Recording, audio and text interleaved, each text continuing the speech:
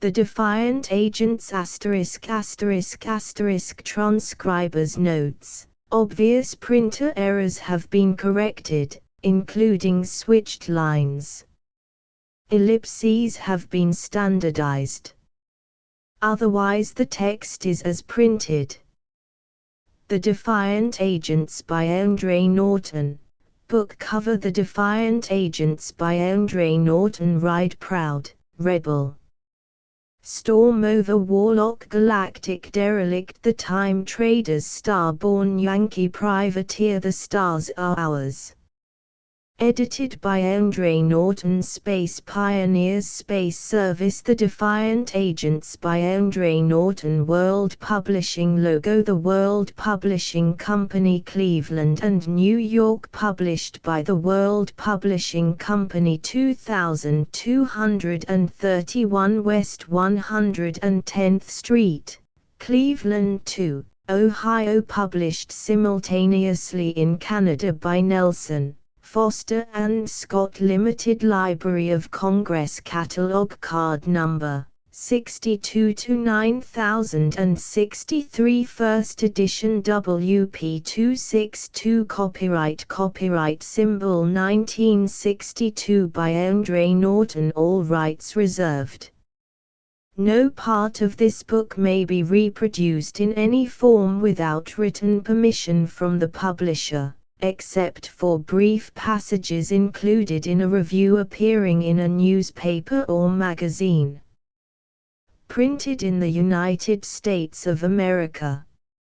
For Peacekeeler Miller, who expressed a wish for some Apache colonists, and Charles F. Kelly, who has a liking for time agent tales.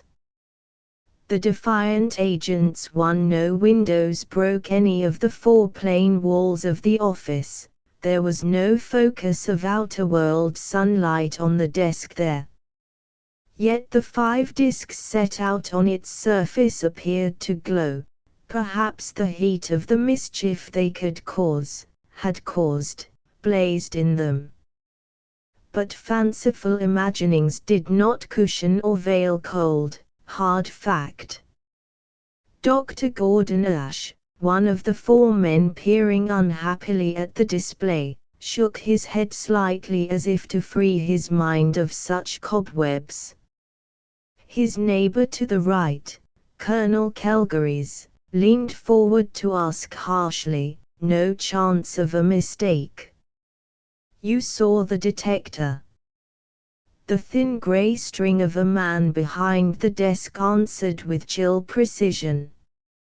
"No, no possible mistake. These 5 have definitely been snooped. And 2 choices among them," Ash murmured.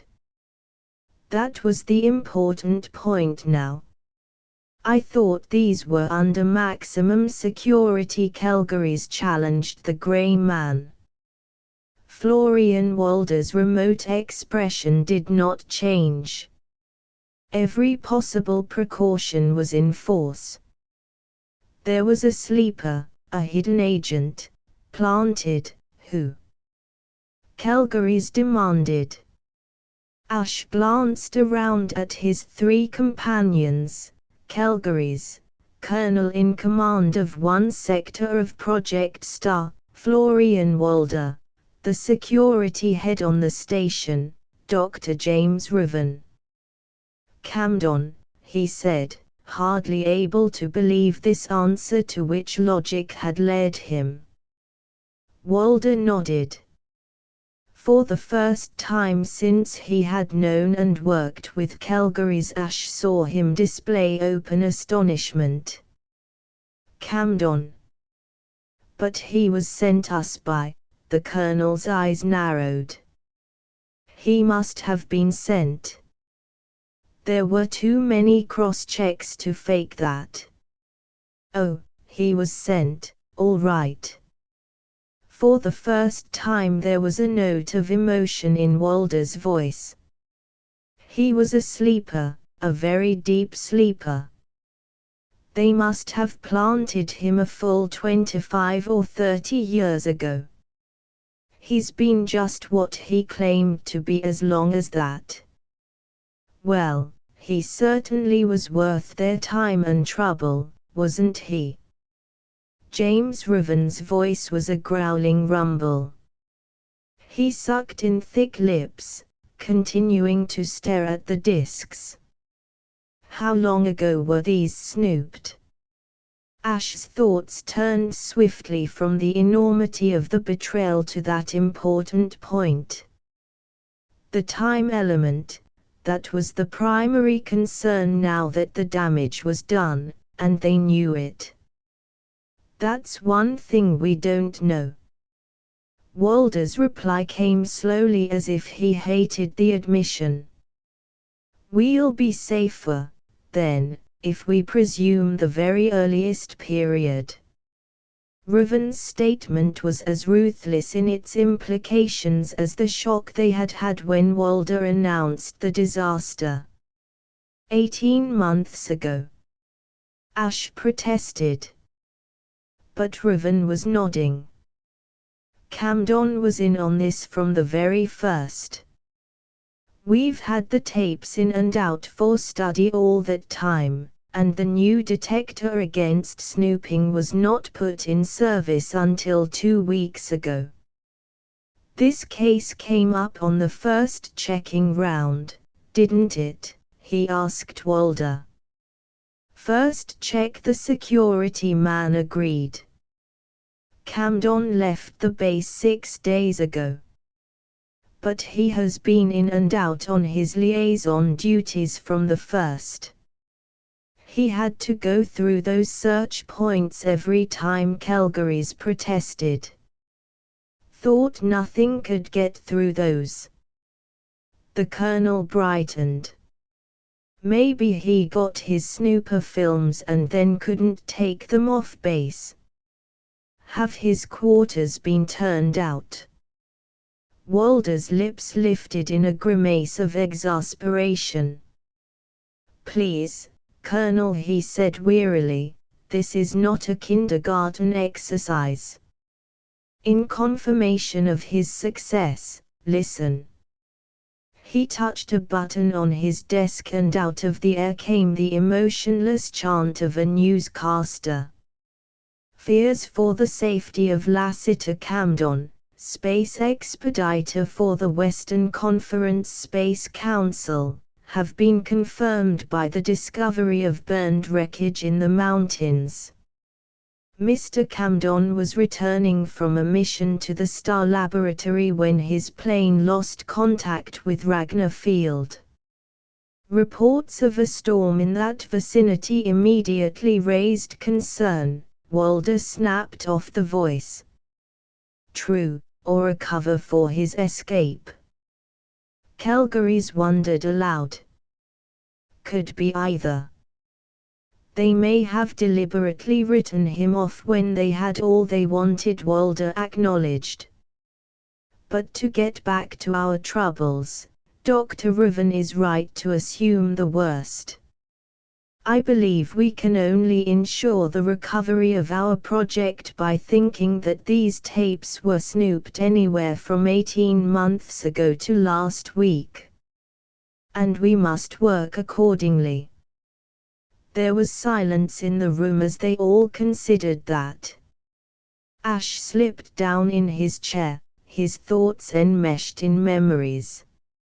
First there had been Operation Retrograde, when specially trained time agents had shuttled back and forth in history, striving to locate and track down the mysterious source of alien knowledge which the Eastern communistic nations had suddenly begun to use.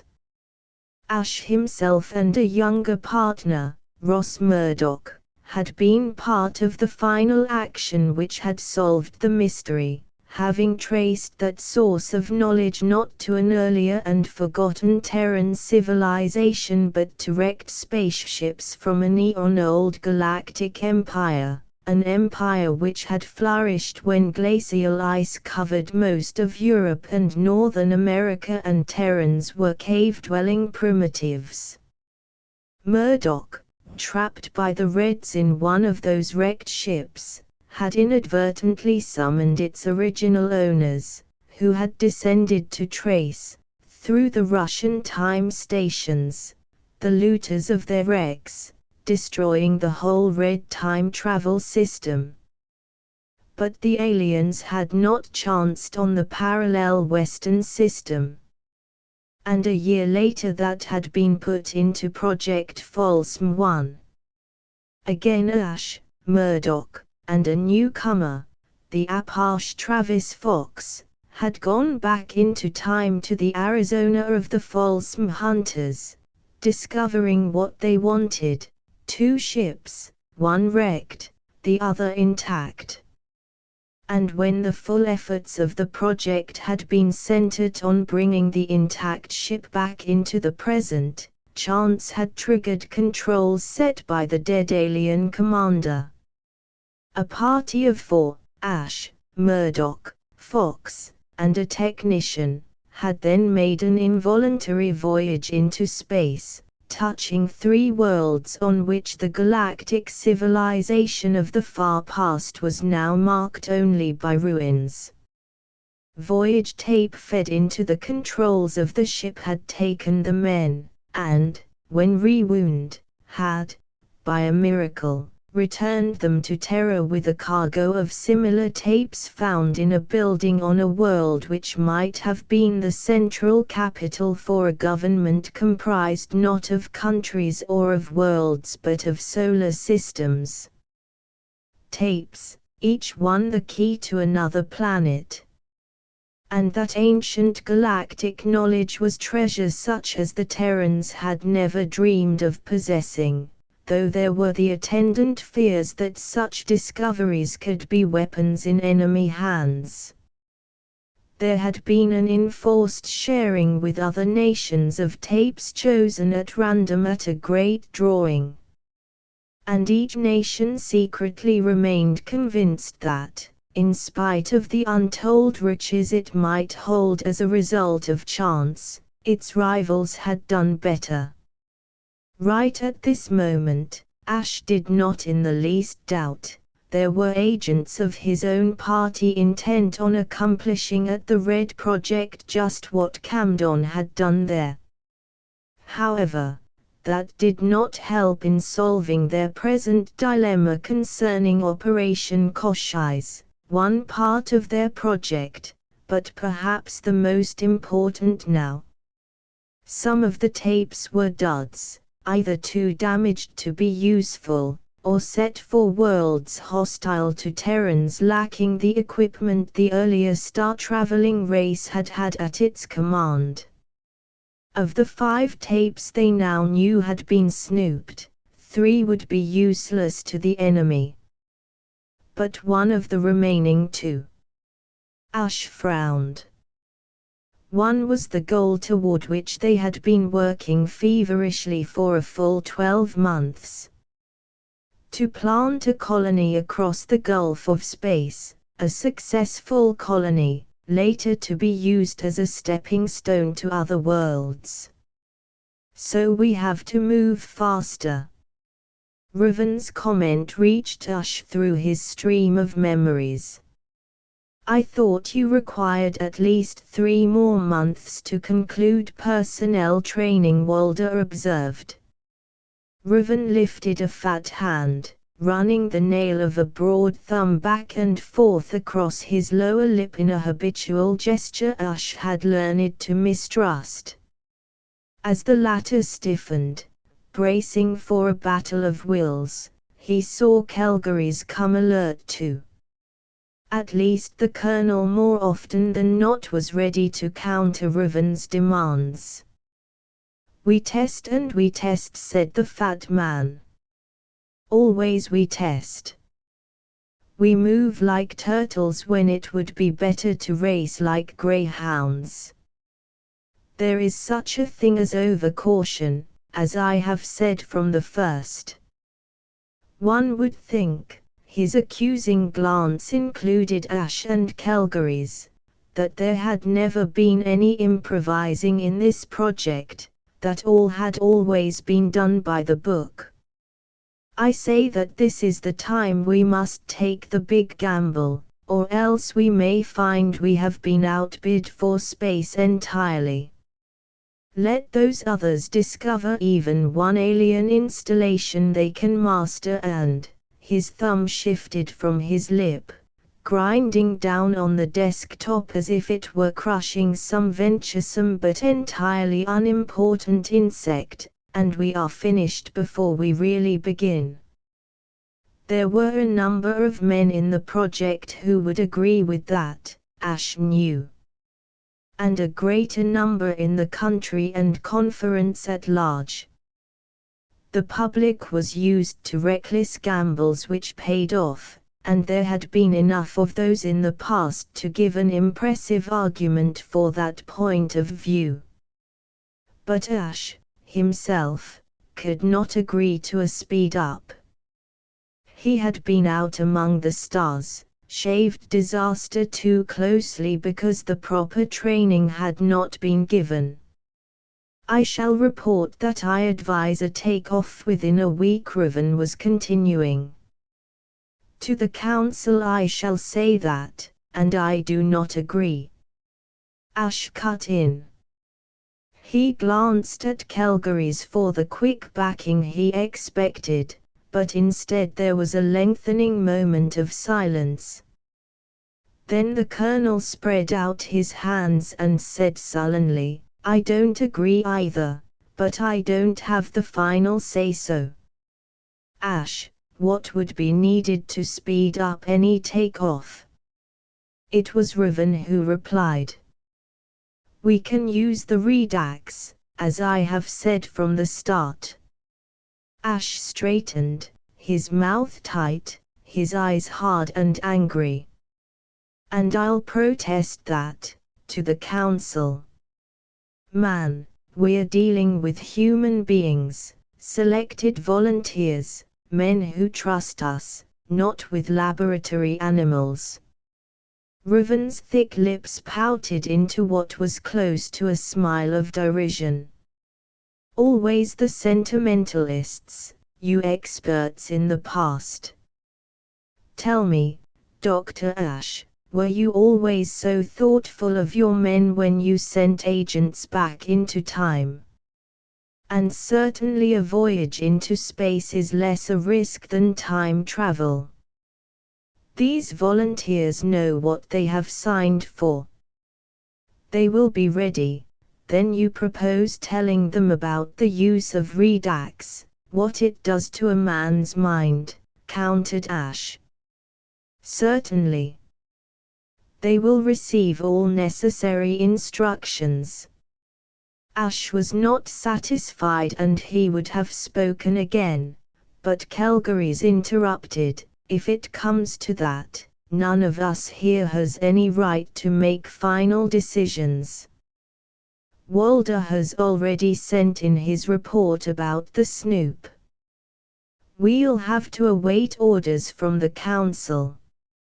Riven levered himself out of his chair, his solid bulk stretching his uniform coveralls. That is correct, Colonel. In the meantime I would suggest we all check to see what can be done to speed up each one's portion of labor. Without another word, he tramped to the door. Walder eyed the other two with mounting impatience. It was plain he had work to do and wanted them to leave. But Ash was reluctant. He had a feeling that matters were slipping out of his control, that he was about to face a crisis which was somehow worse than just a major security leak. Was the enemy always on the other side of the world? Or could he wear the same uniform, even share the same goals? In the outer corridor he still hesitated, and Calgary's, a step or so in advance, looked back over his shoulder impatiently. There's no use fighting, our hands are tied. His words were slurred, almost as if he wanted to disown them. Then you'll agree to use the redax. For the second time within the hour, Ash felt as if he had taken a step only to have firm earth turn into slippery, shifting sand underfoot. It isn't a matter of my agreeing. It may be a matter of getting through or not getting through, now. If they've had 18 months, or even 12. The Colonel's fingers balled into a fist. And they won't be delayed by any humanitarian reasoning, then you believe Riven will win the Council's approval. When you are dealing with frightened men, you're talking to ears closed to anything but what they want to hear. After all, we can't prove that the redax will be harmful. But we've only used it under rigidly controlled conditions. To speed up the process would mean a total disregard of those controls. Snapping a party of men and women back into their racial past and holding them there for too long a period. Ash shook his head. You have been in Operation Retrograde from the start, and we've been remarkably successful, operating in a different way. Educating picked men to return to certain points in history where their particular temperaments and characteristics fitted the roles they were selected to play, yes. And even then we had our percentage of failures. But to try this, returning people not physically into time, but mentally and emotionally into prototypes of their ancestors, that's something else again. The Apaches have volunteered, and they've been passed by the psychologists and the testers. But they're Americans of today, not tribal nomads of 200 or 300 years ago. If you break down some barriers, you might just end up breaking them all. Calgary's was scowling. You mean, they might revert utterly, have no contact with the present at all. That's just what I do mean. Education and training, yes, but full awakening of racial memories, no. The two branches of conditioning should go slowly and hand in hand, otherwise, real trouble. Only we no longer have the time to go slow. I'm certain Riven will be able to push this through, with Walder's report to back him. Then we'll have to warn Fox and the rest. They must be given a choice in the matter. Riven said that would be done. The Colonel did not sound convinced of that. Ash snorted. If I hear him telling them, I'll believe it. I wonder whether we can. Ash half turned and frowned at the Colonel. What do you mean? You said yourself that we had our failures in time travel. We expected those, accepted them, even when they hurt. When we asked for volunteers for this project, we had to make them understand that there was a heavy element of risk involved. 3 teams of recruits, the Eskimos from Point Barren, the Apaches, and the Islanders, all picked because their people had a high survival rating in the past, to be colonists on widely different types of planets. Well, the Eskimos and the Islanders aren't matched to any of the worlds on those snooped tapes, but Topaz is waiting for the Apaches. And we may have to move them in there in a hurry. It's a rotten gamble any way you see it. I'll appeal directly to the Council. Calgary's shrugged.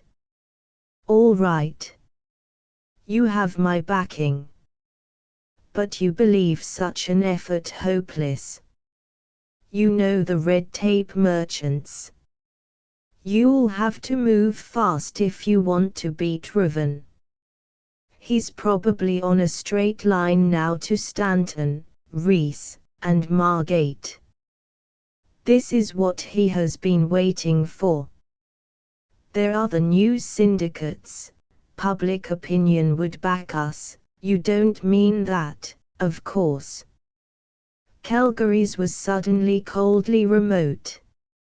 Ash flushed under the heavy brown which overlay his regular features. To threaten a silence break was near blasphemy here. He ran both hands down the fabric covering his thighs as if to rub away some soil on his palms. No, he replied heavily, his voice dull. I guess I don't. I'll contact Huff and hope for the best. Meanwhile, Calgary spoke briskly. We'll do what we can to speed up the program as it now stands. I suggest you take off for New York within the hour, me. Why? Ash asked with a trace of suspicion. Because I can't leave without acting directly against orders, and that would put us wrong immediately. You see Huff and talk to him personally. Put it to him straight. He'll have to have all the facts if he's going to counter any move from Stanton before the council. You know every argument we can use and all the proof on our side, and your authority enough to make it count. If I can do all that, I will.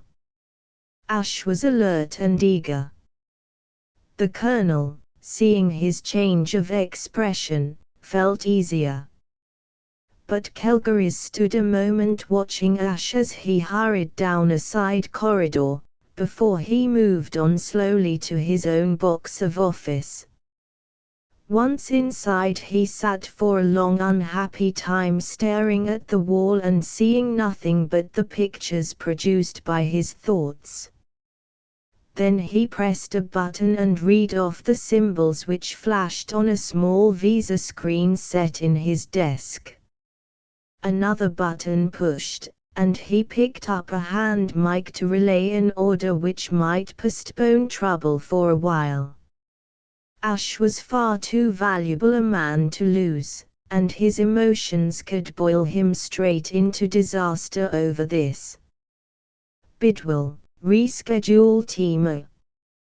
They are to go to the Hypno Lab instead of the reserve in 10 minutes.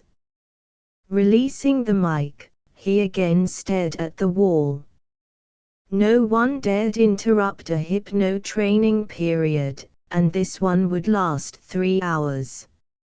Ash could not possibly see the trainees before he left for New York. And that would remove one temptation from his path: he would not talk at the wrong time. Calgary's mouth twisted sourly. He had no pride in what he was doing.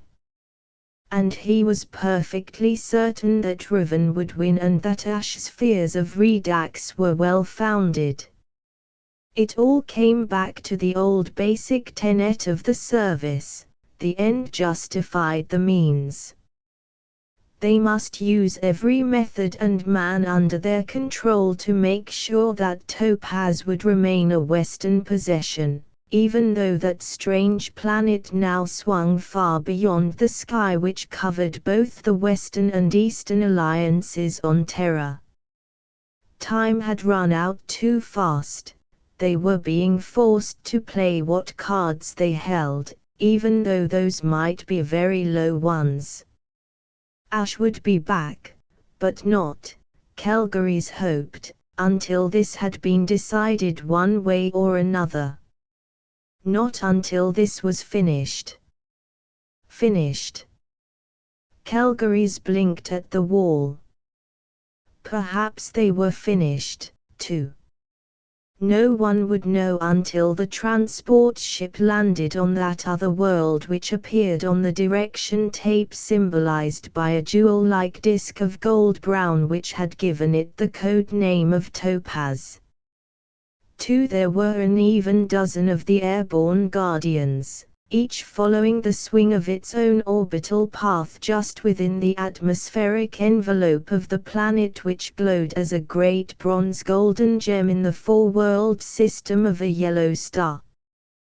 The globes had been launched to form a web of protection around Topaz 6 months earlier, and the highest skill had gone into their production. Just as contact mines sown in a harbor could close that landfall to ships not knowing the secret channel, so was this world supposedly closed to any spaceship not equipped with the signal to ward off the sphere missiles. That was the theory of the new off-world settlers, whose protection they were to be already tested as well as possible, but as yet not put to the ultimate proof. The small bright globes spun undisturbed across a two-moon sky at night and made reassuring blips on an installation screen by day. Then a 13th object winked into being, began the encircling, closing spiral of descent.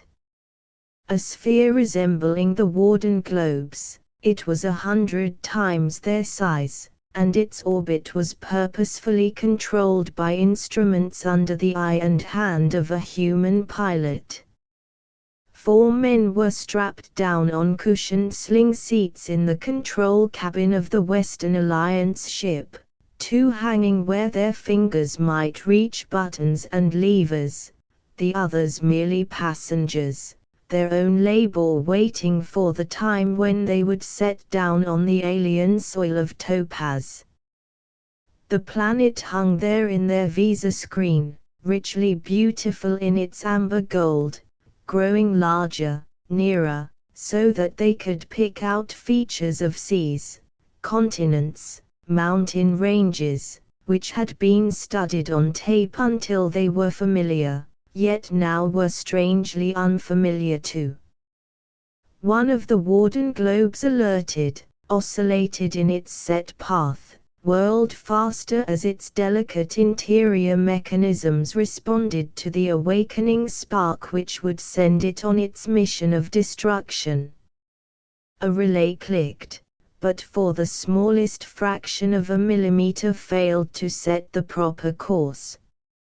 On the instrument, far below, which checked the globe's new course, the mistake was not noted. The screen of the ship spiraling toward Topaz registered a path which would bring it into violent contact with the globe. They were still some hundreds of miles apart when the alarm rang. The pilot's hand clawed out at the bank of controls. Under the almost intolerable pressure of their descent, there was so little he could do. His crooked fingers fell back powerlessly from the buttons and levers, his mouth was a twisted grimace of bleak acceptance as the beat of the signal increased. One of the passengers forced his head around on the padded rest, fought to form words, to speak to his companion. The other was staring ahead at the screen, his thick lips wide and flat against his teeth in a snarl of rage. "They are here." Raven paid no attention to the obvious as stated by his fellow scientist. His fury was a red, pulsing thing inside him, fed by his own helplessness. To be pinned here so near his goal, fastened up as a target for an inanimate but cunningly fashioned weapon, ate into him like a stream of deadly acid. His big gamble would puff out in a blast of fire to light up Topaz's sky, with nothing left, nothing. On the armrest of his sling seat his nails scratched deep. The 4 men in the control cabin could only sit and watch, waiting for the rendezvous which would blot them out. Raven's flaming anger was a futile blaze. His companion in the passenger seat had closed his eyes, his lips moving soundlessly in an expression of his own scattered thoughts.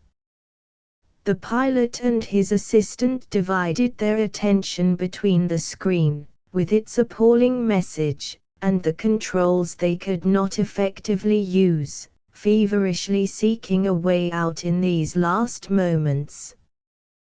Below them in the bowl of the ship were those who would not know the end consciously, save in one compartment.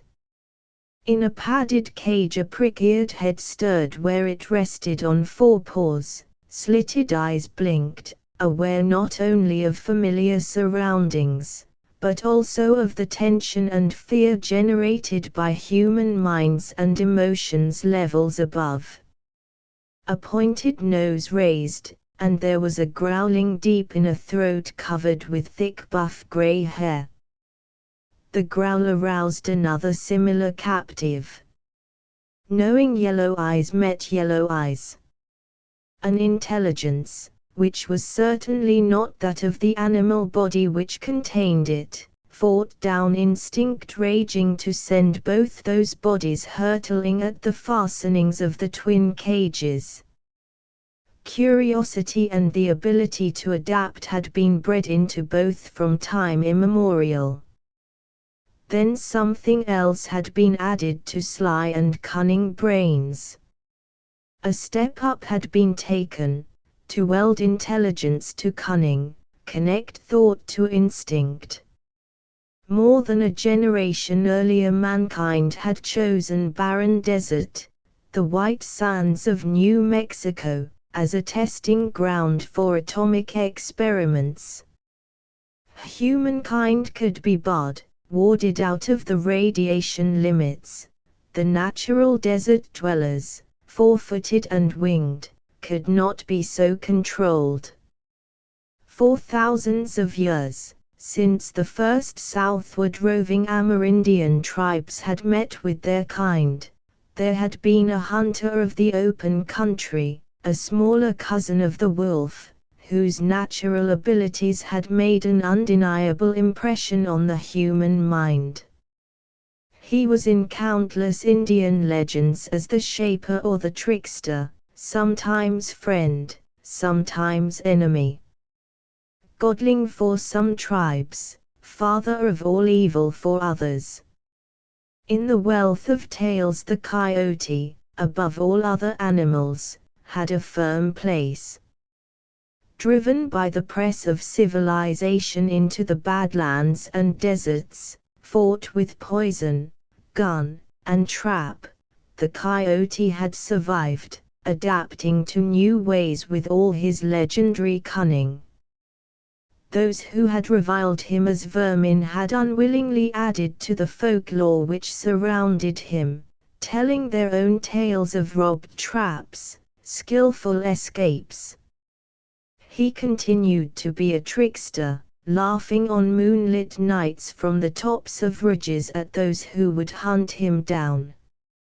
Then, close to the end of the 20th century, when myths were scoffed at, the stories of the coyote's slyness began once more on a fantastic scale. And finally scientists were sufficiently intrigued to seek out this creature that seemed to display in truth all the abilities credited to his immortal namesake by pre-Columbian tribes. What they discovered was indeed shattering to certain closed minds. For the coyote had not only adapted to the country of the White Sands, he had evolved into something which could not be dismissed as an animal, clever and cunning, but limited to beast range. 6 cubs had been brought back on the first expedition, coyote in body, their developing minds different. The grandchildren of those cubs were now in the ship's cages, their mutated senses alert, ready for the slightest chance of escape. Sent to Topaz as eyes and ears for less keenly endowed humans, they were not completely under the domination of man. The range of their mental powers was still uncomprehended by those who had bred, trained, and worked with them from the days their eyes had opened and they had taken their first wobbly steps away from their dams. The male growled again, his lips wrinkling back in a snarl as the emanations of fear from the men he could not see reached panic peak. He still crouched, belly flat, on the protecting pads of his cage, but he strove now to wriggle closer to the door, just as his mate made the same effort. Between the animals and those in the control cabin lay the others, 40 of them. Their bodies were cushioned and protected with every ingenious device known to those who had placed them there so many weeks earlier. Their minds were free of the ship, roving into places where men had not trod before, a territory potentially more dangerous than any solid Earth could ever be.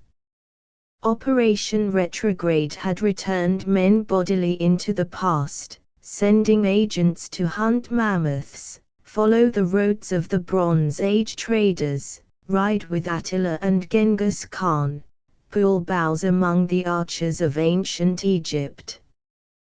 But Redux returned men in mind to the paths of their ancestors, or this was the theory. And those who slept here and now in their narrow boxes, lay under its government, while the men who had arbitrarily set them so could only assume they were actually reliving the lives of Apache nomads in the wide southwestern wastes of the late 18th and early 19th centuries. Above, the pilot's hand pushed out again, fighting the pressure to reach one particular button. That, too, had been a last-minute addition. An experiment which had only had partial testing. To use it was the final move he could make, and he was already half convinced of its uselessness. With no faith and only a very one hope, he sent that round of metal flush with the board. What followed no one ever lived to explain. On the planet the installation which tracked the missiles flashed on a screen bright enough to blind momentarily the duty man on watch, and its tracker was shaken off course. When it jiggled back into line it was no longer the efficient eye in the sky it had been, though its tenders were not to realize that for an important minute or two. While the ship, now out of control, sped in dizzy whirls toward Topaz, engines fought blindly to stabilize, to re-establish their functions. Some succeeded, some wobbled in and out of the danger zone, 2 failed. And in the control cabin 3 dead men spun in prisoning seats.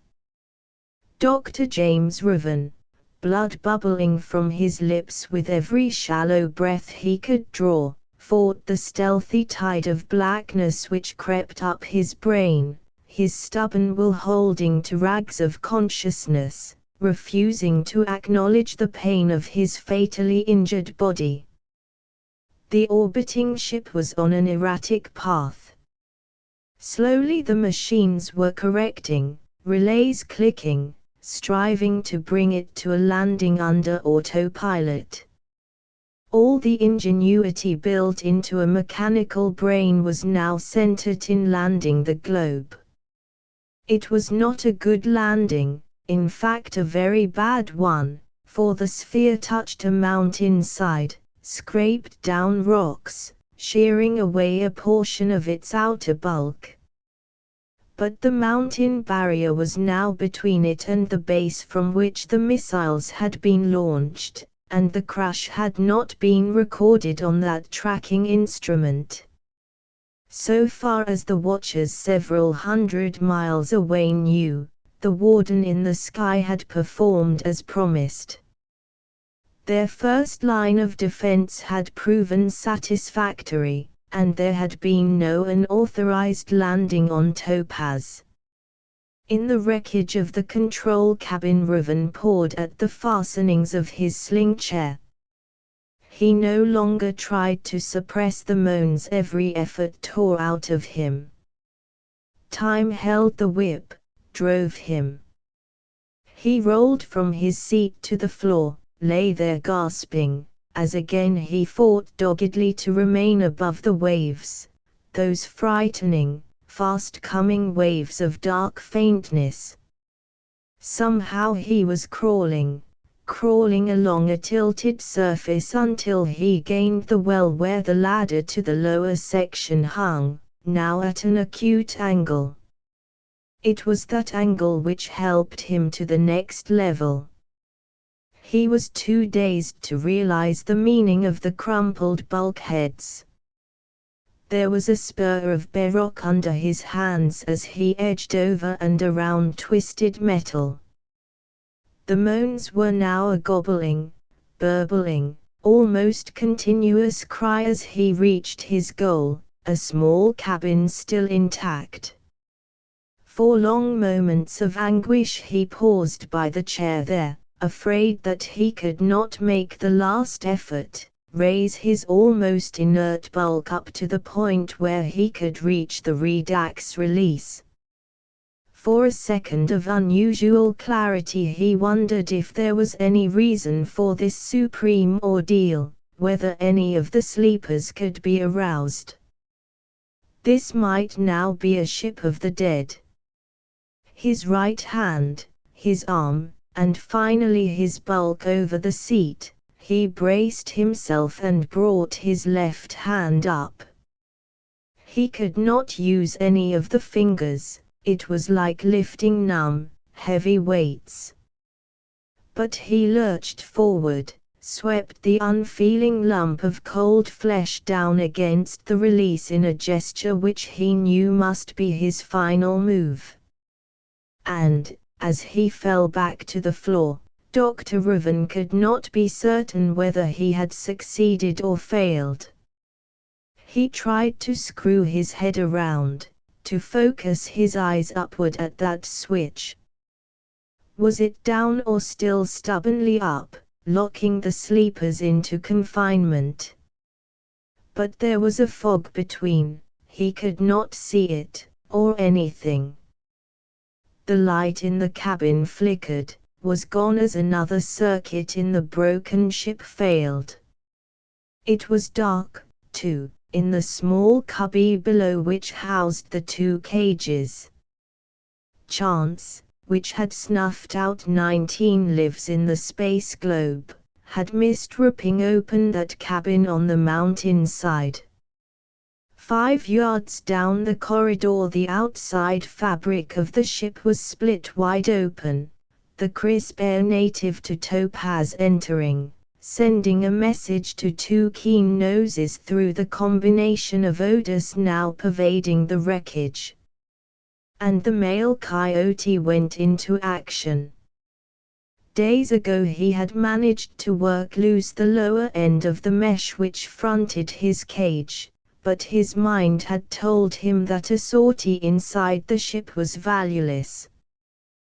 The odd rapport he'd had with the human brains, unknown to them, had operated to keep him to the old role of cunning deception, which in the past had saved countless of his species from sudden and violent death.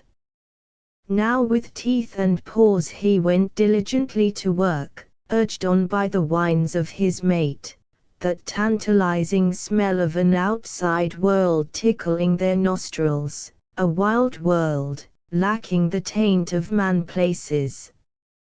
He slipped under the loosened mesh and stood up to paw at the front of the female's cage. One forepaw caught in the latch and pressed it down, and the weight of the door swung against him. Together they were free now to reach the corridor and see ahead the subdued light of a strange moon beckoning them on into the open. The female, always more cautious than her mate, lingered behind as he trotted forward, his ears aprick with curiosity. Their training had been the same since cubhood, to range and explore, but always in the company and at the order of man. This was not according to the pattern she knew, and she was suspicious. But to her sensitive nose the smell of the ship was an offense, and the puffs of breeze from without enticing. Her mate had already slipped through the break, now he barked with excitement and wonder, and she trotted on to join him. Above, the redax, which had never been intended to stand rough usage, proved to be a better survivor of the crash than most of the other installations. Power purred along a network of lines, activated beams, turned off and on a series of fixtures in those coffin beds. For 5 of the sleepers, nothing. The cabin which had held them was a flattened smear against the mountain side. 3 more half aroused, choked, fought for life and breath in a darkness which was a mercifully short nightmare, and succumbed. But in the cabin nearest the rent through which the coyotes had escaped, a young man sat up abruptly, looking into the dark with wide-open, terror-haunted eyes. He clawed for purchase against the smooth edge of the box in which he had lain, somehow got to his knees, weaving weakly back and forth, and half fell, half pushed to the floor where he could stand only by keeping his hold on the box. Dazed, sick, weak, he swayed there, aware only of himself and his own sensations. There were small sounds in the dark, a stilled moan, a gasping sigh. But that meant nothing. Within him grew a compulsion to be out of this place, his terror making him lurch forward. His flailing hand rapped painfully against an upright surface which his questing fingers identified hazily as an exit. Unconsciously he fumbled along the surface of the door until it gave under that weak pressure. Then he was out, his head swimming, drawn by the light behind the wall rent. He progressed toward that in a scrambling crawl, making his way over the splintered skin of the globe. Then he dropped with a jarring thud onto the mound of earth the ship had pushed before it during its downward slide. Limply he tumbled on in a small cascade of clods and sand, hitting against a less movable rock with force enough to roll him over on his back and stun him again. The second and smaller moon of topaz swung brightly through the sky, its weird green rays making the blood-streaked face of the explorer an alien mask.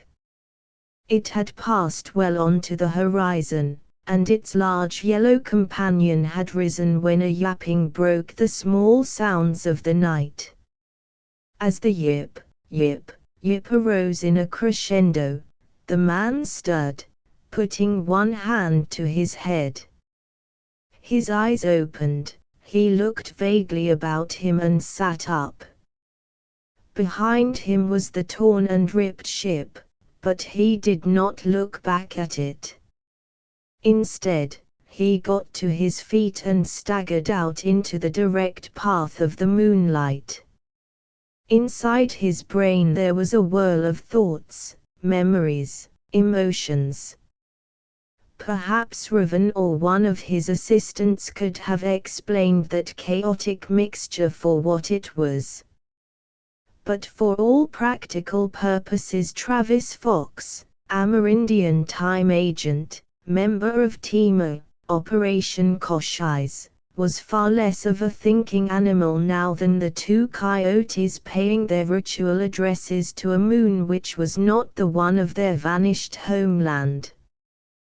Travis wavered on, drawn somehow by that howling. It was familiar, a thread of something real through all the broken clutter in his head. He stumbled, fell, crawled up again, but he kept on. Above, the female coyote lowered her head, drew a test sniff of a new scent. She recognized that as part of the proper way of life. She yapped once at her mate, but he was absorbed in his night song, his muzzle pointed moonward as he voiced a fine wailing. Travis tripped, pitched forward on his hands and knees, and felt the jar of such a landing shoot up his stiffened forearms.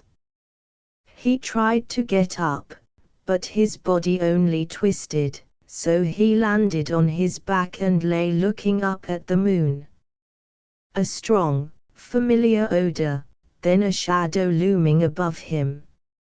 Hot breath against his cheek, and the swift sweep of an animal tongue on his face. He flung up his hand, gripped thick fur, and held on as if he had found one anchor of sanity in a world gone completely mad. Travis, one knee braced against the red earth, blinked as he parted a screen of tall rust-brown grass with cautious fingers to look out into a valley where golden mist clouded most of the landscape. His head ached with dull persistence, the pain fostered in some way by his own bewilderment. To study the land ahead was like trying to see through one picture interposed over another and far different one. He knew what ought to be there, but what was before him was very dissimilar.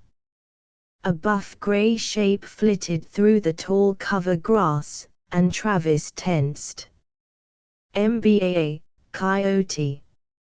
Or were these companions of his actually Gaen, spirits who could choose their shape at will and had, oddly, this time assumed the bodies of man's tricky enemy?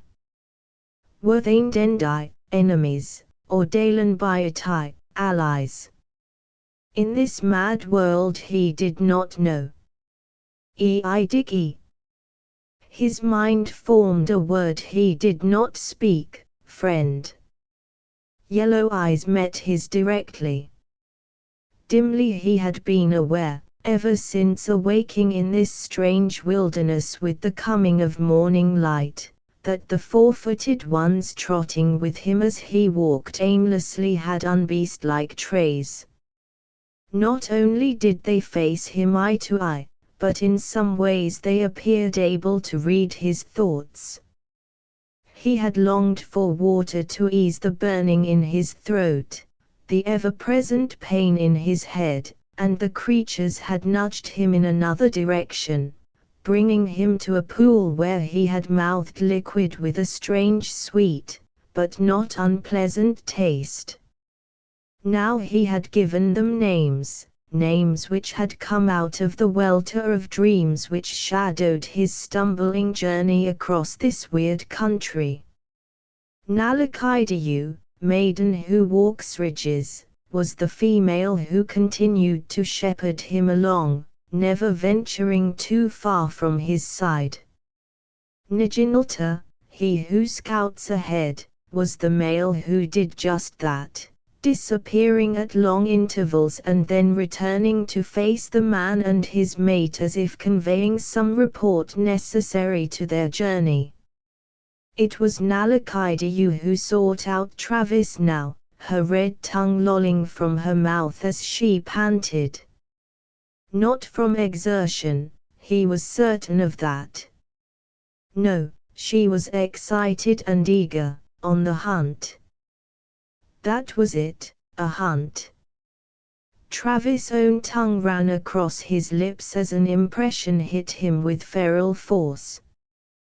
There was meat, rich, fresh, just ahead. Meat that lived, waiting to be killed. Inside him his own avid hunger roused, shaking him farther out of the crusting dream. His hands went to his waist, but the groping fingers did not find what vague memory told him should be there, a belt, heavy with knife in sheath. He examined his own body with attention to find he was adequately covered by breeches of a smooth, dull brown material which blended well with the vegetation about him. He wore a loose shirt, belted in at the narrow waist by a folded strip of cloth, the ends of which fluttered free. On his feet were tall moccasins, the leg pieces extending some distance up his calves, the toes turned up in rounded points. Some of this he found familiar, but these were fragments of memory. Again his mind fitted one picture above another. One thing he did know for sure, he had no weapons. And that realization struck home with a thrust of real and terrible fear which tore away more of the bewilderment cloaking his mind. Nalakaidayu was impatient. Having advanced a step or two, she now looked back at him over her shoulder, yellow eyes slitted, her demand on him as instant and real as if she had voiced understandable words. Meat was waiting, and she was hungry. Also she expected Travis to aid in the hunt, at once. Though he could not match her fluid grace in moving through the grass, Travis followed her, keeping to cover. He shook his head vigorously, in spite of the stab of pain the motion cost him, and paid more attention to his surroundings. It was apparent that the earth under him, the grass around, the valley of the golden haze, were all real, not part of a dream. Therefore that other countryside which he kept seeing in a ghostly fashion was a hallucination. Even the air which he drew into his lungs and expelled again, had a strange smell, or was it taste? He could not be sure which. He knew that hypno-training could produce queer side effects, but this. Travis paused, staring unseeingly before him at the grass still waving from the coyote's passage. Hypno-training. What was that? Now 3 pictures fought to focus in his mind, the 2 landscapes which did not match and a shadowy third. He shook his head again, his hands to his temples. This only was real, the ground, the grass, the valley, the hunger in him, the hunt waiting. He forced himself to concentrate on the immediate present and the portion of world he could see, feel, scent, which lay here and now about him. The grass grew shorter as he proceeded in Nalakaidayu's wake. But the haze was not thinning. It seemed to hang in patches, and when he ventured through the edge of a patch it was like creeping through a fog of golden, dancing motes with here and there a glittering speck whirling and darting like a living thing. Masked by the stuff, Travis reached a line of brush and sniffed. It was a warm scent, a heavy odor he could not identify and yet one he associated with a living creature. Flat to earth, he pushed head and shoulders under the low limbs of the bush to look ahead. Here was a space where the fog did not hold, a pocket of earth clear under the morning sun. and grazing there were 3 animals. Again shock cleared a portion of Travis' bemused brain.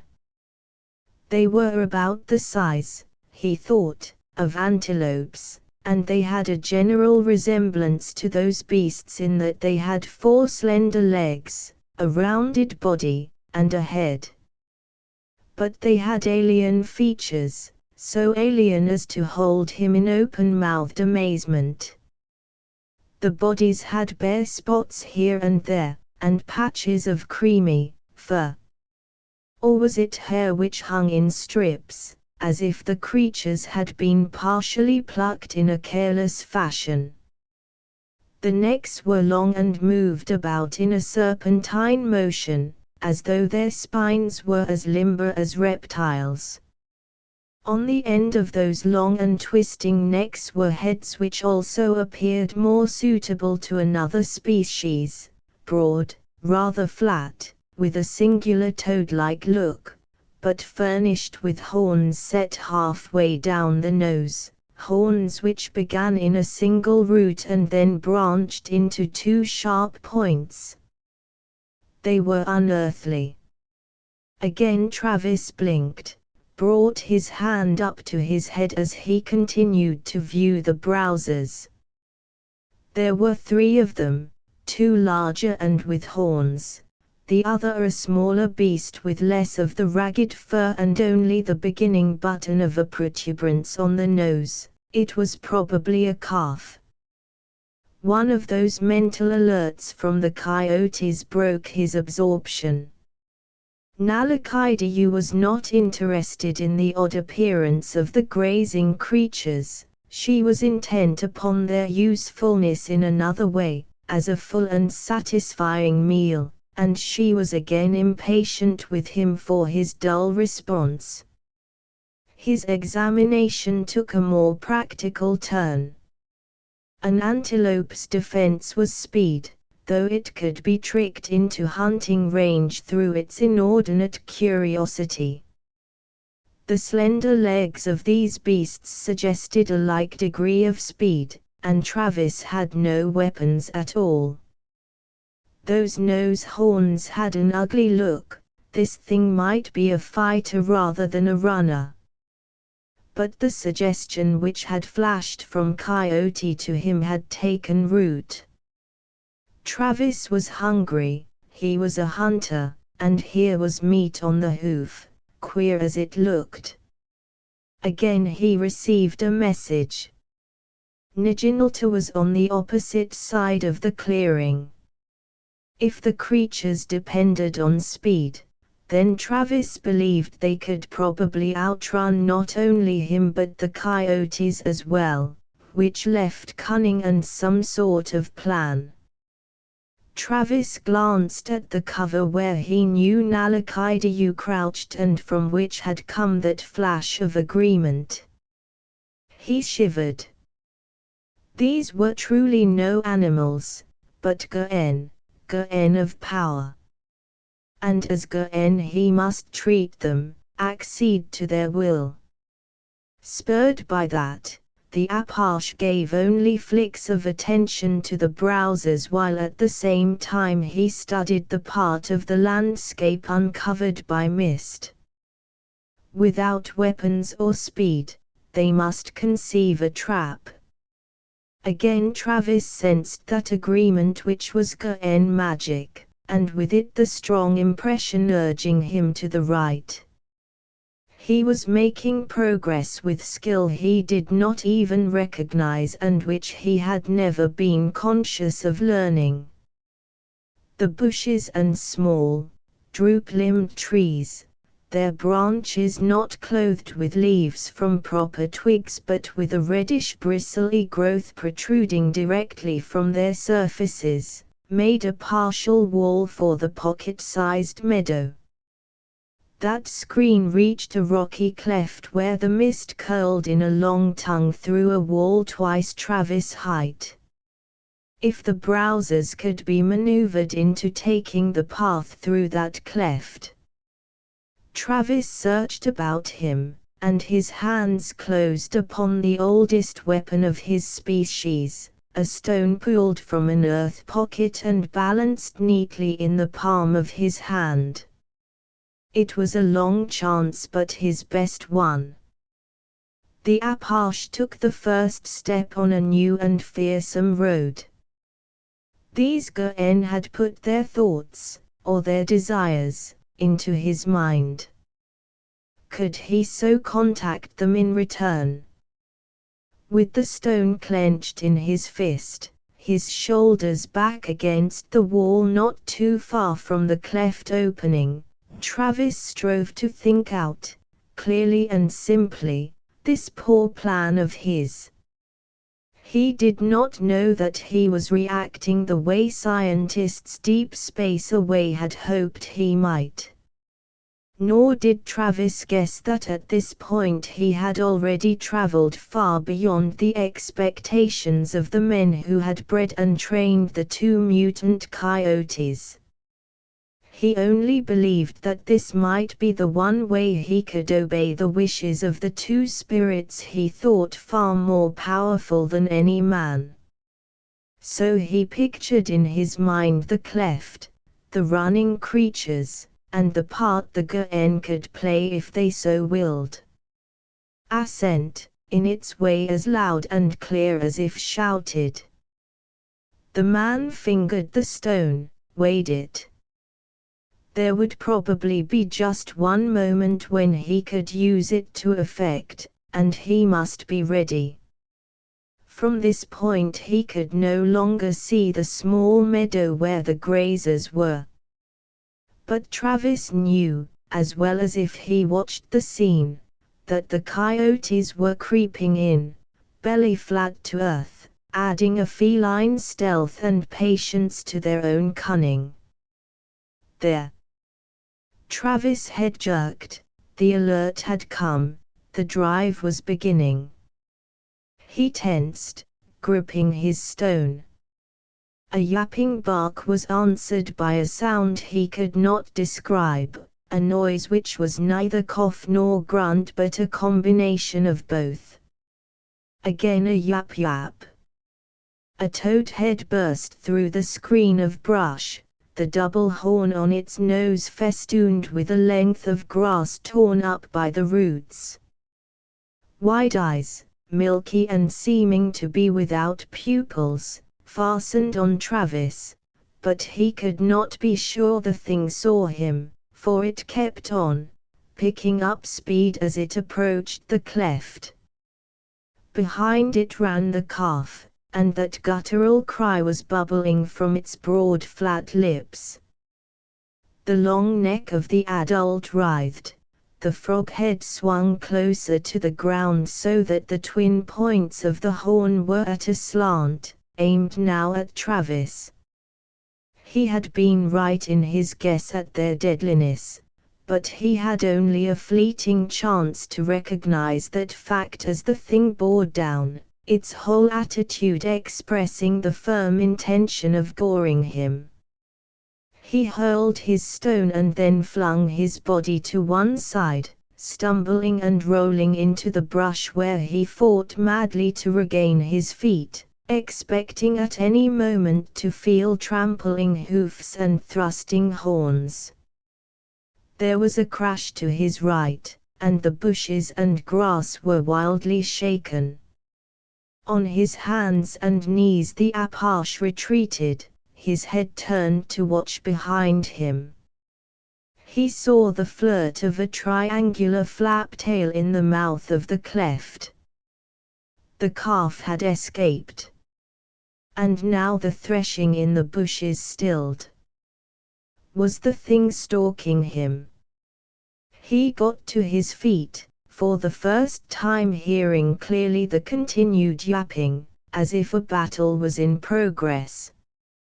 Then the second of the adult beasts came into view, backing and turning, trying to keep lowered head with menacing double horn always pointed to the coyotes dancing a teasing, worrying circle about it.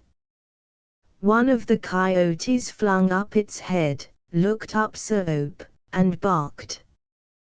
Then, as one, both rushed the fighting beast, but for the first time from the same side, leaving it a clear path to retreat. It made a rush before which they fled easily, and then it whirled with a speed and grace, which did not fit its ungainly, ill-proportioned body, and jumped toward the cleft, the coyotes making no effort to hinder its escape. Travis came out of cover, approaching the brush which had concealed the crash of the other animal. The actions of the coyotes had convinced him that there was no danger now. They would never have allowed the escape of their prey had the first beast not been in difficulties.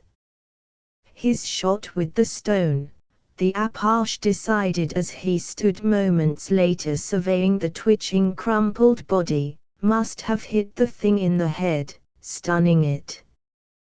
Then the momentum of its charge had carried it full force against the rock to kill it. Blind luck, or the power of the Guen. He pulled back as the coyotes came padding up shoulder to inspect the kill. It was truly more theirs than his. Their prey yielded not only food but a weapon for Travis. Instead of the belt knife he had remembered having, he was now equipped with two. The double horn had been easy to free from the shattered skull, and some careful work with stones had broken off one prong at just the angle he wanted. So now he had a short and a longer tool, defense. At least they were better than the stone with which he had entered the hunt. Nalakidu pushed past him to lap daintily at the water. Then she sat up on her haunches, watching Travis as he smoothed the horn with a stone. "A knife," he said to her, "this will be a knife." And, he glanced up, measuring the value of the wood represented by trees and bushes, then a bow. "With a bow we shall hunt better." The coyote yawned, her yellow eyes half closed, her whole pose one of satisfaction and contentment. "A knife," Travis repeated, "and a bow." He needed weapons, he had to have them. Why? His hand stopped scraping. Why? The toad-faced double horn had been quick to attack, but Travis could have avoided it, and it had not hunted him first. Why was he ridden by this fear that he must not be unarmed? He dipped his hand into the pool of the spring and lifted the water to cool his sweating face. The coyote moved, turned around in the grass, crushing down the growth into a nest in which she curled up, head on paws. But Travis sat back on his heels, his now idle hands hanging down between his knees, and forced himself to the task of sorting out jumbled memories. This landscape was wrong, totally unlike what it should be, but it was real. He had helped kill this alien creature. He had eaten its meat, raw. Its horn lay within touch now. All that was real and unchangeable. Which meant that the rest of it, that other desert world in which he had wandered with his kind, ridden horses, raided invading men of another race, that was not real, or else far, far removed from where he now sat. Yet there had been no dividing line between those two worlds. One moment he had been in the desert place, returning from a successful foray against the Mexicans. Mexicans. Travis caught at that identification, tried to use it as a thread to draw closer to the beginning of his mystery. Mexicans. And he was an Apache, one of the Eagle people, one who rode with Koshais. No. Sweat again beaded his face where the water had cooled it. He was not of that past.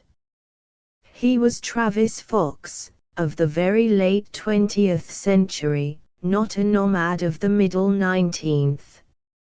He was of teamer of the project. The Arizona desert and then this. From one to the other in an instant. He looked about him in rising fear. Wait. He had been in the dark when he got out of the desert, lying in a box. Getting out, he had crawled down a passage to reach moonlight, strange moonlight. A box in which he had lain, a passage with smooth metallic walls, and an alien world at the end of it. The coyote's ears twitched, her head came up, she was staring at the man's drawn face, at his eyes with their core of fear. She whined. Travis caught up the two pieces of horn, thrust them into his sash belt, and got to his feet. Nalakaidayu sat up, her head cocked a little to one side. As the man turned to seek his own back trail, she padded along in his wake and whined for Naginalta.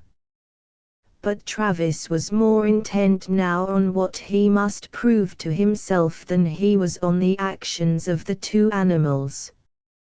It was a wandering trail, and now he did not question his skill in being able to follow it so unerringly. The sun was hot. Winged things buzzed from the bushes, small scuttling things fled from him through the tall grass. Once Naginalta growled a warning which led them all to a detour, and Travis might not have picked up the proper trace again had not the coyote scout led him to it. "Who are you?" he asked once, and then guessed it would have better been said, "What are you?" These were not animals, or rather they were more than the animals he had always known.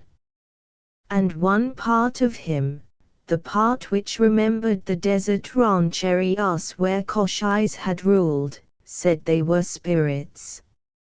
Yet that other part of him. Travis shook his head, accepting them now for what they were, welcome company in an alien place. The day wore on close to sunset, and still Travis followed that wandering trail. The need which drove him kept him going through the rough country of hills and ravines. Now the mist lifted above towering walls of mountains very near him, yet not the mountains of his memory. These were dull brown, with a forbidding look, like sun-dried skulls baring teeth in warning against all comers. With great difficulty, Travis topped a rise. Ahead against the skyline stood both coyotes. And, as the man joined them, first one and then the other flung back its head and sounded the sobbing, shattering cry which had been a part of that other life. The Apache looked down. His puzzle was answered in part. The wreckage crumpled on the mountain's side was identifiable, a spaceship. Cold fear gripped him and his own head went back. From between his tight lips came a cry as desolate and despairing as the one the animals had voiced. For fire, mankind's oldest ally, weapon, tool, leaped high before the naked stone of the mountain's side. Men sat cross-legged about it, 15 of them. And behind, guarded by the flames and that sombre circle, were the women. There was a uniformity in this gathering. The members were plainly all of the same racial stock, of medium height, stocky yet fine down to the peak of stamina and endurance, their skin brown, their shoulder-length hair black. And they were all young, none over 30, some still in their late teens. Alike, too, was a certain drawn look in their faces, a tenseness of the eyes and mouth as they listened to Travis. So we must be on Topaz. Do any of you remember boarding the ship? No. Only that we awoke within it. Across the fire one chin lifted, the eyes which caught Travis held a deep, smoldering anger. This is more trickery of the Pindalikoyi, the white eyes. Between us there has never been fair dealing. They have broken their promise as a man breaks a rotten stick, for their words are as rotten. And it was you, Fox, who brought us to listen to them. A stir about the circle, a murmur from the women. And do I not also sit here with you in this strange wilderness? He countered. I do not understand. Another of the men held out his hand, palm up, in a gesture of asking, what has happened to us? We were in the old Apache world. I, Jill Lee, was riding with Cuchillo Negro as we went down to the taking of Ramos. And then I was here, in a broken ship, and beside me a dead man who was once my brother. How did I come out of the past of our people into another world across the stars? Pindalikoyi tricks. The first speaker spat into the fire. It was the Redux, I think, Travis replied. I heard Dr. Ash discuss this. A new machine which could make a man remember not his own past, but the past of his ancestors. While we were on that ship we must have been under its influence, so we lived as our people lived 100 years or more ago, and the purpose of such a thing? Jill Lee asked. To make us more like our ancestors, perhaps. It is part of what they told us at the project. To venture into these new worlds requires a different type of man than lives on Terra today. Traits we have forgotten are needed to face the dangers of wild places.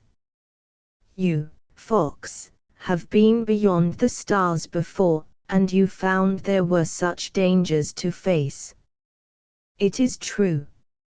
You have heard of the 3 worlds I saw when the ship from the old days took us off, unwilling, to the stars. Did you not all volunteer to pioneer in this manner so you could also see strange and new things?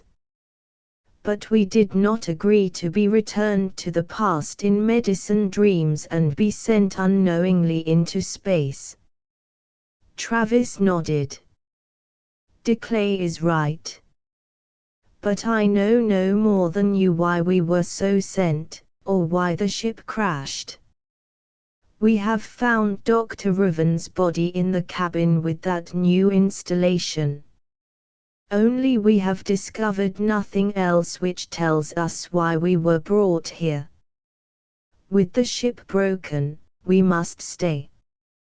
They were silent now, men and women alike. Behind them lay several days of activity, nights of exhausted slumber. Against the cliff wall lay the packs of supplies they had salvaged from the wreck. By mutual consent they had left the vicinity of the broken globe, following their old custom of speedily withdrawing from a place of death. This is a world empty of men. Jill Lee wanted to know. So far we have found only animal signs, and the Ga'en have not warned us of anything else, those devil ones. Again de Clay spat into the fire. I say we should have no dealings with them. The MBAA is no friend to the people. Again a murmur which seemed one of agreement answered that outburst. Travis stiffened. Just how much influence had the Redux had over them? He knew from his own experience that sometimes he had an odd double reaction, two different feelings which almost sickened him when they struck simultaneously. And he was beginning to suspect that with some of the others the return to the past had been far more deep and lasting.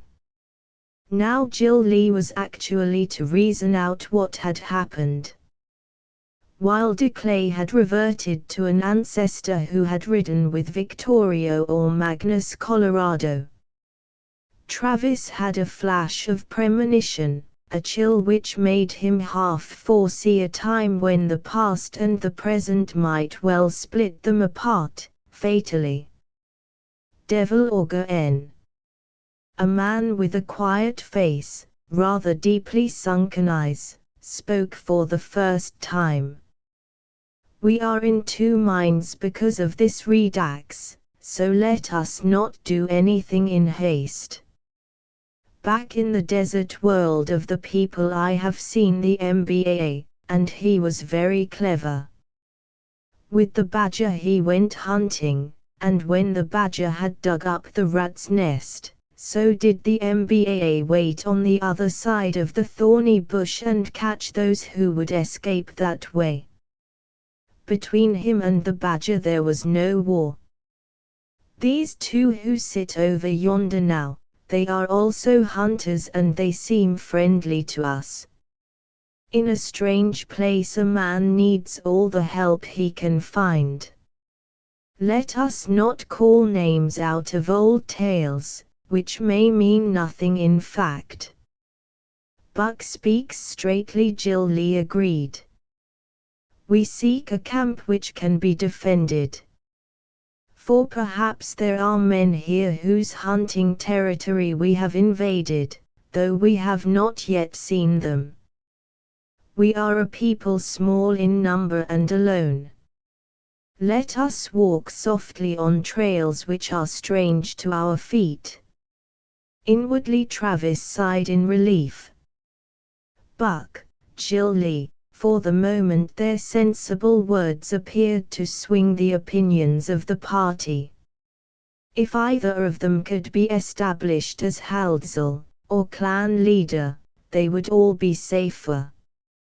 He himself had no aspirations in that direction and dared not push too hard. It had been his initial urging which had brought them as volunteers into the project. Now he was doubly suspect, and especially by those who thought as de Clay, he was considered too alien to their old ways. So far their protests had been fewer than he anticipated. Although brothers and sisters had followed each other into the team after the immemorial desire of Apaches to cling to family ties, they were not a true clan with solidity of that to back them, but representatives of half a dozen. Basically, back on Terra, they had all been among the most progressive of their people, progressive, that is, in the white man's sense of the word. Travis had a fleeting recognition of his now oblique way of thinking. He, too, had been marked by the Redux. They had all been educated in the modern fashion and all possessed a spirit of adventure which marked them over their fellows. They had volunteered for the team and successfully passed the tests to weed out the temperamentally unfit or faint-hearted. But all that was before Redux.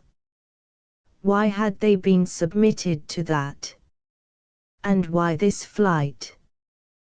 What had pushed Dr. Ash and Murdoch and Colonel Kelgaries, time agents he knew and trusted, into dispatching them without warning to Topaz. Something had happened, something which had given Dr. Riv an ascendancy over those others and had started them on this wild trip. Travis was conscious of a stir about the fire-lit circle. The men were rising, moving back into the shadows, stretching out on the blankets they had found among other stores on the ship.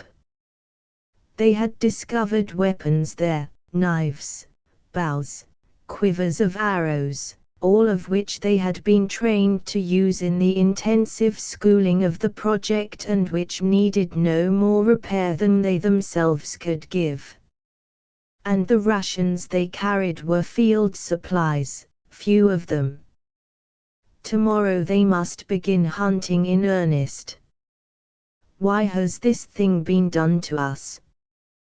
Buck was beside Travis, those quiet eyes sliding past him to seek the fire once more. I do not think you were told when the rest of us were not, Travis seized upon that. There are those who say that I knew, agreed.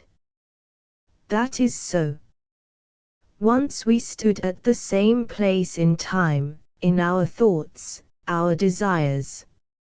Now we stand at many places, as if we climbed a stairway, each at his own speed, a stairway the Pindalikoyi has set us upon. Some here, some there, some yet farther above. He sketched a series of step outlines in the air. And in this there is trouble, the truth, Travis agreed. Yet it is also true that I knew nothing of this, that I climb with you on these stairs. So I believe. But there comes a time when it is best not to be a woman stirring a pot of boiling stew but rather one who stands quietly at a distance, you mean? Travis pressed. I say that alone among us you have crossed the stars before, therefore new things are not so hard to understand. And we need a scout.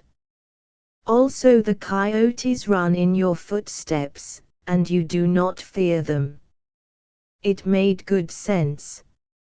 Let him scout ahead of the party, taking the coyotes with him. Stay away from the camp for a while and speak small, until the people on Buck's stairway were more closely united. I go in the morning, Travis agreed. He could slip away tonight, but just now he could not force himself away from the fire, from the companionship. You might take Zoe with you, Buck continued. Travis waited for him to enlarge on that suggestion. Zoe was one of the youngest of their group, Buck's own cross-cousin and near brother. It is well, Buck explained, that we learn this land, and it has always been our custom that the younger walk in the footprints of the older. Also, not only should trails be learned, but also men. Travis caught the thought behind that. Perhaps by taking the younger men as scouts, one after another, he could build up among them a following of sorts. Among the Apaches, leadership was wholly a matter of personality. Until the reservation days, chieftains had gained their position by force of character alone, though they might come successively from one family clan over several generations. He did not want the chieftainship here. No, but neither did he want growing whispers working about him to cut him off from his people. To every Apache severance from the clan was a little death. He must have those who would back him if Declay, or those who thought like Declay, turned grumbling into open hostility. So A is one quick to learn, Travis agreed. We go at dawn, along the mountain range. Buck inquired. If we seek a protected place for the rancheria, yes. The mountains have always provided good strongholds for the people. And you think there is need for a fort? Travis shrugged. I have been one day's journey out into this world. I saw nothing but animals. But that is no promise that elsewhere there are no enemies. The planet was on the tapes we brought back from that other world, and so it was known to the others who once rode between star and star as we rode between ranch and town. If they had this world set on a journey tape, it was for a reason. That reason may still be in force. Yet it was long ago that these star people rode so. Buck mused. Would the reason last so long? Travis remembered two other worlds, one of weird desert inhabited by beast things, or had they once been human to the point of possessing intelligence, that had come out of sand burrows at night to attack a spaceship. And the second world where the ruins of a giant city had stood choked with jungle vegetation, where he had made a blowgun from tubes of rustless metal as a weapon gift for small winged men, but were they men? Both had been remnants of that ancient galactic empire. Some things could so remain, he answered soberly. If we find them, we must be careful. But first a good site for the rancheria. There is no return to home for us, Buck stated flatly. Why do you say that? There could be a rescue ship later. The other raised his eyes again to Travis. When you slept under the redux, how did you ride? As a warrior, raiding, living. And I was one with Gondi, Buck returned simply. But the white man has assured us that such power, the power of a chief, does not exist. Yes, the Pindalikoyi has told us so many things. He is busy with his tools, his machines, always busy. And those who think in another fashion cannot be measured by his rules, so they are foolish dreamers. Not all white men think so. There was Dr. Ash, he was beginning to understand a little. Perhaps I, too, am standing still, halfway up the stairway of the past. But of this I am very sure, for us, there will be no return to our own place. And the time will come when something new shall grow from the seed of the past. Also it is necessary that you be one of the tenders of that growth. So I urge you, take Zoe, and the next time, loop. For the young who may be swayed this way and that by words, as the wind shakes a small tree, must be given firm roots. In Travis, education wrought with instinct, just as the picture Redux had planted in his mind had wrought with his awaking to this alien landscape. Yet now he believed he must be guided by what he felt. And he knew that no man of his race would claim Gondi, the power of spirit known only to a great chief, unless he had actually felt it swell within him. It might have been fostered by hallucination in the past, but the aura of it carried into the here and now. And Travis had no doubts that Buck believed implicitly in what he said, and that belief carried credulity to others. This is wisdom, Nanton. Buck shook his head. I am no Nanton, no chief. But of some things I am sure. You also be sure of what lies within you, younger brother. On the third day, ranging eastward along the base of the mountain range, Travis found what he believed would be an acceptable campsite. There was a canyon with a good spring of water cut round by well-marked game trails. A series of ledges brought him up to a small plateau where scrub wood could be used to build the wickiups.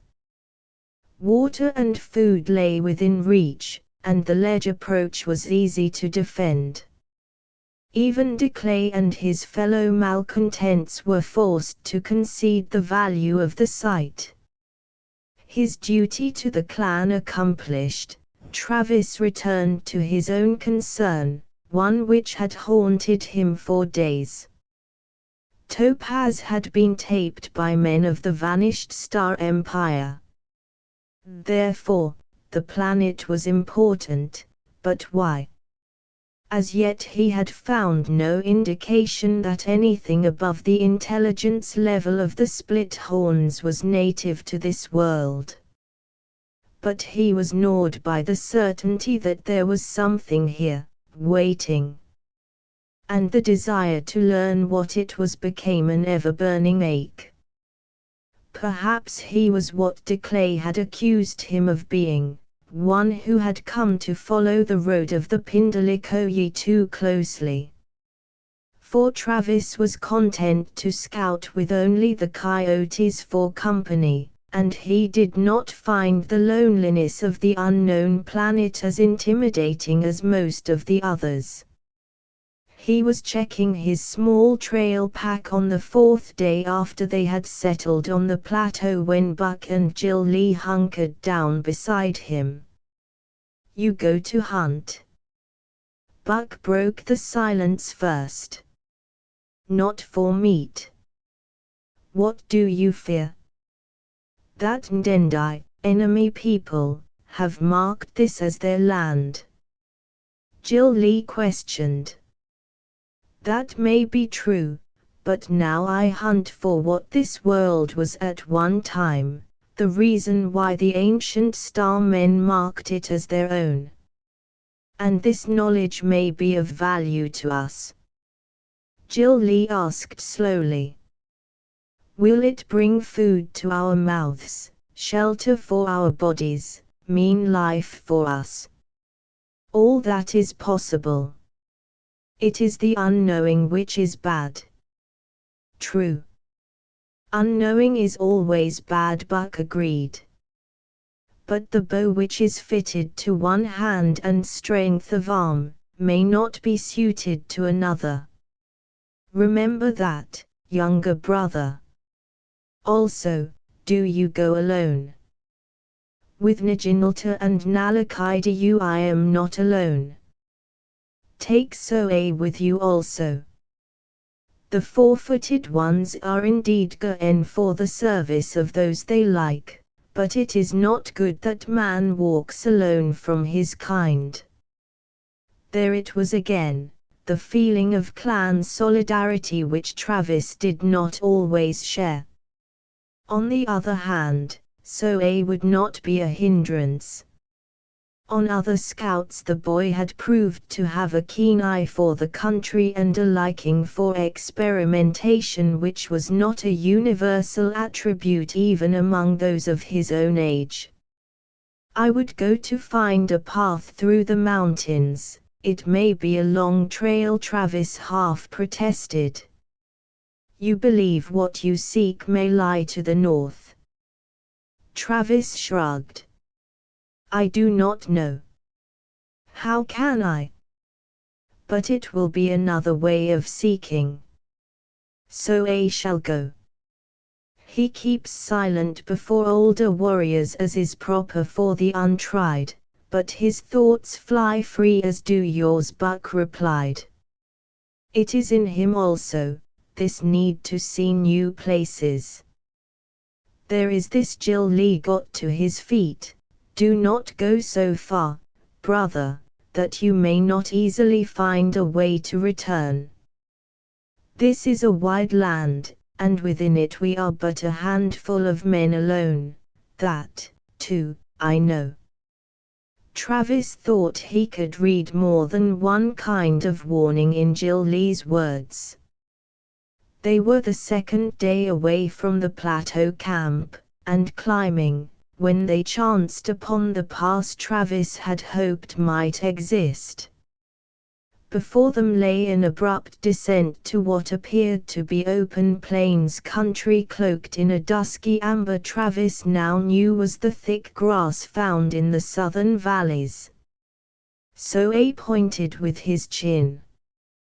Wide land, good for horses, cattle, ranches. But all those lay far beyond the black space surrounding them. Travis wondered if there was any native animal which could serve man in place of the horse. "Do we go down?" So A asked. From this point Travis could sight no break far out on the amber plain, no sign of any building or any disturbance of its smooth emptiness. Yet it drew him. "We go," he decided. Close as it had looked from the pass, the plain was yet a day and a night, spent in careful watching by turns, ahead of them. It was mid-morning of the second day that they left the foothill breaks, and the grass of the open country was waist-high about them. Travis could see it rippling where the coyotes threaded ahead. Then he was conscious of a persistent buzzing, a noise which irritated faintly until he was compelled to trace it to its source. The grass had been trampled flat for an irregular patch, with a trail of broken stalks out of the heart of the plain. At one side was a buzzing, seething mass of glitter-winged insects which Travis already knew as carrion eaters.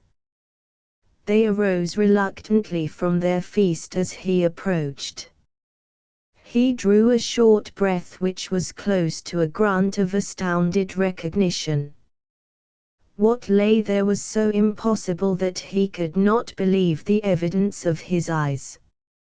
So A gave a sharp exclamation, went down on one knee for a closer examination, then looked at Travis over his shoulder, his eyes wide, more than a trace of excitement in his voice. "Horse dung, and fresh." 5. There was one horse, unshod but ridden. It came here from the plains and it had been ridden hard, going lame. There was a rest here, maybe shortly after dawn. Travis sorted out what they had learned by a careful examination of the ground. Nalakidu and Najinalta, so A, watched and listened as if the coyotes as well as the boy could understand every word. "There is that also," so A indicated the one trace left by the unknown rider, an impression blurred as if some attempt had been made to conceal it. "Small and light, the rider is both. Also in fear, I think. We follow?" So A asked. "We follow," Travis assented. He looked to the coyotes, and as he had learned to do, thought out his message. This trail was the one to be followed. When the rider was sighted they were to report back if the Apaches had not yet caught up. There was no visible agreement, the coyotes simply vanished through the wall of grass. "Then there are others here," so A said as he and Travis began their return to the foothills. "Perhaps there was a second ship, that horse," Travis said, shaking his head. There was no provision in the project for the shipping of horses. Perhaps they have always been here. Not so. To each world its own species of beasts. But we shall know the truth when we look upon that horse, and its rider. It was warmer this side of the mountains, and the heat of the plains beat at them. Travis thought that the horse might well be seeking water if allowed his head. Where did he come from? And why had his rider gone in haste and fear? This was rough, broken country, and the tired, limping horse seemed to have picked the easiest way through it, without any hindrance from the man with him. Travis spotted a soft patch of ground with a deep-set impression. This time there had been no attempt at erasure, the boot track was plain. The rider had dismounted and was leading the horse, yet he was moving swiftly. They followed the tracks around the bend of a shallow cut and found Nalakaidayu waiting for them. Between her forefeet was a bundle still covered with smears of soft earth, and behind her were drag marks from a hole under the overhang of a bush. The coyote had plainly just disinterred her find. Travis squatted down to examine it, using his eyes before his hands. It was a bag made of hide, probably the hide of one of the split horns by its color and the scraps of long hair which had been left in a simple decorative fringe along the bottom. The sides had been laced together neatly by someone used to working in leather, the closing flap lashed down tightly with braided thong loops. As the Apache leaned closer to it he could smell a mixture of odors, the hide itself, horse, wood smoke, and other scents, strange to him.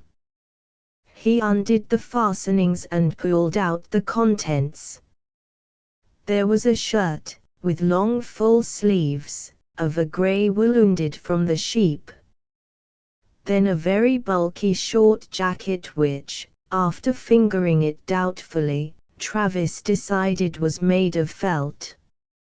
It was elaborately decorated with highly colorful embroidery, and there was no mistaking the design, a heavy antlered Terran deer in mortal combat with what might be a puma. It was bordered with a geometric pattern of beautiful, oddly familiar work. Travis smoothed it flat over his knee and tried to remember where he had seen its like before, a book. An illustration in a book. But which book, when? Not recently, and it was not a pattern known to his own people. Twisted into the interior of the jacket was a silk-like scarf, clear, light blue, the blue of Terra's cloudless skies on certain days, so different from the yellow shield now hanging above them. A small case of leather, with silhouetted designs cut from hide and affixed to it, designs as intricate and complex as the embroidery on the jacket, art of a high standard. In the case a knife and spoon, the bowl and blade of dull metal, the handles of horn carved with horse heads, the tiny wide-open eyes set with glittering stones. Personal possessions dear to the owner, so that when they must be abandoned for flight they were hidden with some hope of recovery. Travis slowly repacked them, trying to fold the garments into their original creases. He was still puzzled by those designs. Who? So he touched the edge of the jacket with one finger, his admiration for it plain to read. I don't know. But it is of our own world. That is a deer, though the horns are wrong, so I agreed. And the puma is very well done. the one who made this knows animals well. Travis pushed the jacket back into the bag and laced it shut. But he did not return it to the hiding place. Instead, he made it a part of his own pack. If they did not succeed in running down the fugitive, he wanted an opportunity for closer study, a chance to remember just where he had seen that picture before. The narrow valley where they had discovered the bag sloped upward, and there were signs that their quarry found the ground harder to cover. The second discard lay in open sight, again a leather bag which Nalakaidayu sniffed and then began to lick eagerly, thrusting her nose into its flaccid interior. Travis picked it up, finding it damp to the touch. It had an odd smell, like that of sour milk.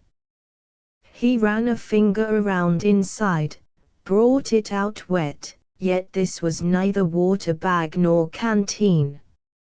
And he was completely mystified when he turned it inside out, for though the inner surface was wet, the bag was empty. He offered it to the coyote, and she took it promptly. Holding it firmly to the earth with her forepaws, she licked the surface, though Travis could see no deposit which might attract her. It was clear that the bag had once held some sort of food. Here they rested, Soe said. Not too far ahead now, but now they were in the kind of country where a man could hide in order to check on his back trail. Travis studied the terrain and then made his own plans. They would leave the plainly marked trace of the fugitive, strike out up slope to the east and try to parallel the other's route. In that maze of rock outcrops and wood copses there was tricky going. Nalakaidayu gave a last lick to the bag as Travis signaled her. She regarded him, then turned her head to survey the country before them. At last she trotted on, her buff coat melting into the vegetation. With Naginalta she would scout the quarry and keep watch, leaving the men to take the longer way around. Travis pulled off his shirt, folding it into a packet and tucking it beneath the folds of his sash belt, just as his ancestors had always done before a fight. Then he cached his pack and Soe's. As they began the stiff climb they carried only their bows, the quivers slung on their shoulders, and the long-bladed knives. But they flitted like shadows and, like the coyotes, their red-brown bodies became indistinguishable against the bronze of the land. They should be, Travis judged, not more than an hour away from sundown. And they had to locate the stranger before the dark closed in. His respect for their quarry had grown. The unknown might have been driven by fear, but he held to a good pace and headed intelligently for just the kind of country which would serve him best. If Travis could only remember where he had seen the like of that embroidery. It had a meaning which might be important now. Soe slipped behind a wind-gnarled tree and disappeared. Travis stooped under a line of bush limbs. Both were working their way south, using the peak ahead as an agreed landmark, pausing at intervals to examine the landscape for any hint of a man and horse. Travis squirmed snake fashion into an opening between two rock pillars and lay there, the westering sun hot on his bare shoulders and back, his chin propped on his forearm. In the band holding back his hair he had inserted some concealing tufts of wiry mountain grass, the ends of which drooped over his rugged features. Only seconds earlier he had caught that fragmentary warning from one of the coyotes. What they sought was very close, it was right down there. Both animals were in ambush, awaiting orders. And what they found was familiar, another confirmation that the fugitive was Terran, not native to Topaz. With searching eyes, Travis examined the site indicated by the coyotes.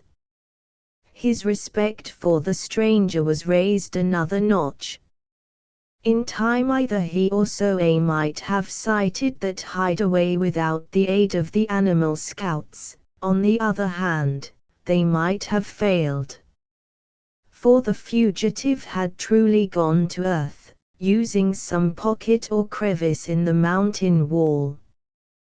There was no sign of the horse, but a branch here and there had been pulled out of place, the scars of their removal readable when one knew where to look.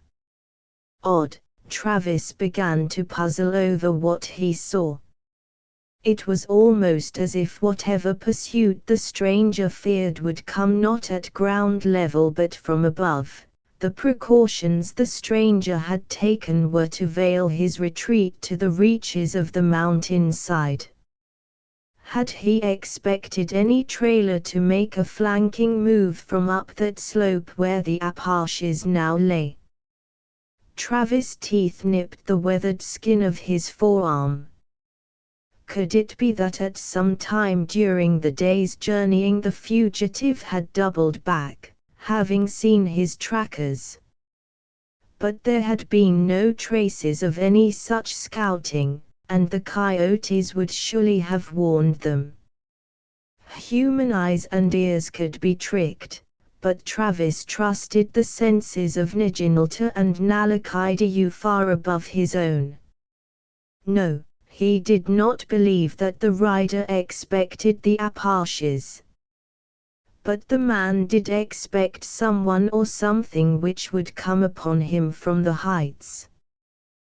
The heights. Travis rolled his head slightly to look at the upper reaches of the hills about him, with suspicion. In their own journey across the mountains and through the pass they had found nothing threatening. Dangerous animals might roam there. There had been some paw marks, one such trail the coyotes had warned against. But the type of precautions the stranger had taken were against intelligent, thinking beings, not against animals more likely to track by scent than by sight. And if the stranger expected an attack from above, then Travis and Zoe must be alert. Travis analyzed each feature of the hillside, setting in his mind a picture of every inch of ground they must cross. Just as he had wanted daylight as an ally before, so now was he willing to wait for the shadows of twilight. He closed his eyes in a final check, able to recall the details of the hiding place, knowing that he could reach it when the conditions favored, without mistake. Then he edged back from his vantage point, and raising his fingers to his lips, made a small angry chittering, 3 times repeated. One of the species inhabiting these heights, as they had noted earlier, was a creature about as big as the palm of a man's hand, resembling nothing so much as a round ball of ruffled feathers, though its covering might actually have been a silky, fluffy fur. Its short legs could cover ground at an amazing speed, and it had the bold impudence of a creature with few natural enemies. This was its usual cry. Zoe's hand waved Travis onto where the younger man had taken position behind the bleached trunk of a fallen tree. "He hides," Zoe whispered. against trouble from above. Travis added his own observation. But not us, I think. So-A had come to that conclusion too. Travis tried to gauge the nearness of twilight. There was a period after the passing of Topaz's sun when the dusky light played odd tricks with shadows. That would be the first time for their move. He said as much, and So-A nodded eagerly. They sat with their backs to a boulder, the tree trunk serving as a screen, and chewed methodically on ration tablets. There was energy and sustenance in the tasteless squares which would support men, even though their stomachs continued to demand the satisfaction of fresh meat. Taking turns, they dozed a little. But the last banners of Topaz's sun were still in the sky when Travis judged the shadows cover enough. He had no way of knowing how the stranger was armed. Though he used a horse for transportation, he might well carry a rifle and the most modern Terran sidearms. The Apache's bows were little use for infighting, but they had their knives. However, Travis wanted to take the fugitive unharmed if he could. There was information he must have. So he did not even draw his knife as he started downhill. When he reached a pool of violet dusk at the bottom of the small ravine, Naginalta's eyes regarded him knowingly. Travis signaled with his hand and thought out what would be the coyote's part in this surprise attack. The prick-eared silhouette vanished. Uphill the chitter of a fluff fur sounded twice, So-A was in position. A howl, wailing, sobbing, was heard, one of the keening songs of the NBA. Travis darted forward. He heard the nicker of a frightened horse, a clicking which could have marked the pawing of hoof on gravel, saw the brush hiding the stranger's hole tremble, a portion of it fall away. Travis sped on, his moccasins making no sound on the ground. One of the coyotes gave tongue for the second time, the eerie wailing rising to a yapping which echoed from the rocks about them. Travis poised for a dive. Another section of those artfully heaped branches had given way and a horse reared, its upflung head plainly marked against the sky. A blurred figure weaved back and forth before it, trying to control the mount. The stranger had his hands full, certainly no weapon drawn. This was it. Travis leaped. His hands found their mark, the shoulders of the stranger. There was a shrill cry from the other as he tried to turn in the Apache's hold, to face his attacker. But Travis bore them both on, rolling almost under the feet of the horse, sliding downhill, the unknown's writhing body pinned down by the Apache's weight and his clasp, tight as an iron grip, about the other's chest and upper arms. He felt his opponent go limp, but was suspicious enough not to release that hold, for the heavy breathing of the stranger was not that of an unconscious man.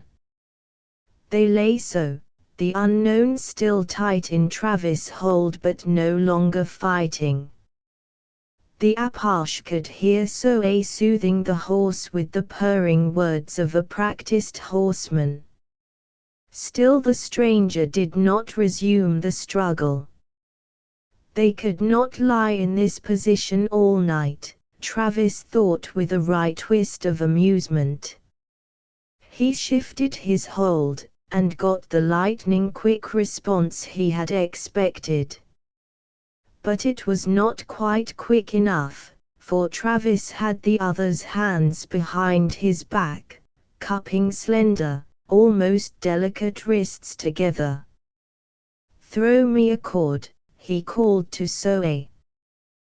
The younger man ran up with an extra bow cord, and in a moment they had bonds on the struggling captive. Travis rolled their catch over, reaching down for a fistful of hair to pull the head into a patch of clearer light. In his grasp that hair came loose, a braid unwinding. He grunted as he looked down into the stranger's face. Dust marks were streaked now with tear runnels, but the grey eyes which turned fiercely on him said that their owner cried more in rage than fear. His captive might be wearing long trousers tucked into curved-toed boots, and a loose over-blouse, but she was certainly not only a woman, but a very young and attractive one. Also, at the present moment, an exceedingly angry one. And behind that anger was fear, the fear of one fighting hopelessly against insurmountable odds. But as she eyed Travis now her expression changed. He felt she had expected another captor altogether and was astounded at the sight of him. Her tongue touched her lips, moistening them, and now the fear in her was another kind, the wary fear of one facing a totally new and perhaps dangerous thing. "Who are you?" Travis spoke in English, for he had no doubts that she was Terran. Now she sucked in her breath with a gasp of pure astonishment. "Who are you?" she parroted his question in a marked accent. English was not her native tongue, he was sure. Travis reached out, and again his hands closed on her shoulders. She started to twist and then realized he was merely pulling her up to a sitting position. Some of the fear had left her eyes, an intent interest taking its place. "You are not sons of the Blue Wolf," she stated in her heavily accented speech. Travis smiled. "I am the fox, not the wolf," he returned. "And the coyote is my brother." He snapped his fingers at the shadows, and the two animals came noiselessly into sight. Her gaze widened even more at Naginalta and Nalakidayu, and she deduced the bond which must exist between her captor and the beasts. "This woman is also of our world." Zoe spoke in Apache, looking over their prisoner with frank interest. "Only she is not of the people." "Sons of the Blue Wolf." Travis thought again of the embroidery designs on the jacket. Who had called themselves by that picturesque title, where, and when in time? "What do you fear, daughter of the Blue Wolf?" he asked. And with that question he seemed to touch some button activating terror. She flung back her head so that she could see the darkening sky. "The flyer." Her voice was muted as if more than a whisper would carry to the stars just coming into brilliance above them. "They will come, tracking. I did not reach the inner mountains in time." There was a despairing note in that which cut through to Travis, who found that he, too, was searching the sky, not knowing what he looked for or what kind of menace it promised, only that it was real danger. "The night comes," Zoe spoke slowly in English. "Do these you fear hunt in the dark?" She shook her head to free her forehead from a coil of braid, pulled loose in her struggle with Travis. They do not need eyes or such noses as those four-footed hunters of yours. They have a machine to track. Then what purpose is this brush pile of yours?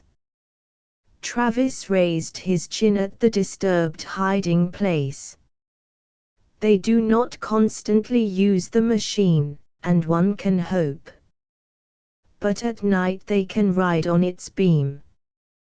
We are not far enough into the hills to lose them. Behavior went lame, and so I was slowed. And what lies in these mountains that those you fear dare not invade them? Travis continued. I do not know, save if one can climb far enough inside, one is safe from pursuit. I ask it again, who are you? The Apache leaned forward, his face in the fast-fading light now only inches away from hers. She did not shrink from his close scrutiny but met him eye to eye. This was a woman of proud independence, truly a chief's daughter, Travis decided. I am of the people of the Blue Wolf. We were brought across the star lanes to make this world safe for the. She hesitated, and now there was a shade of puzzlement on her face. There is a reason, a dream. No, there is the dream and there is reality. I am Cadissa of the Golden Horde, but sometimes I remember other things. Like this speech of strange words I am mouthing now, the Golden Horde. Travis knew now. The embroidery, Sons of the Blue Wolf, all fitted into a special pattern.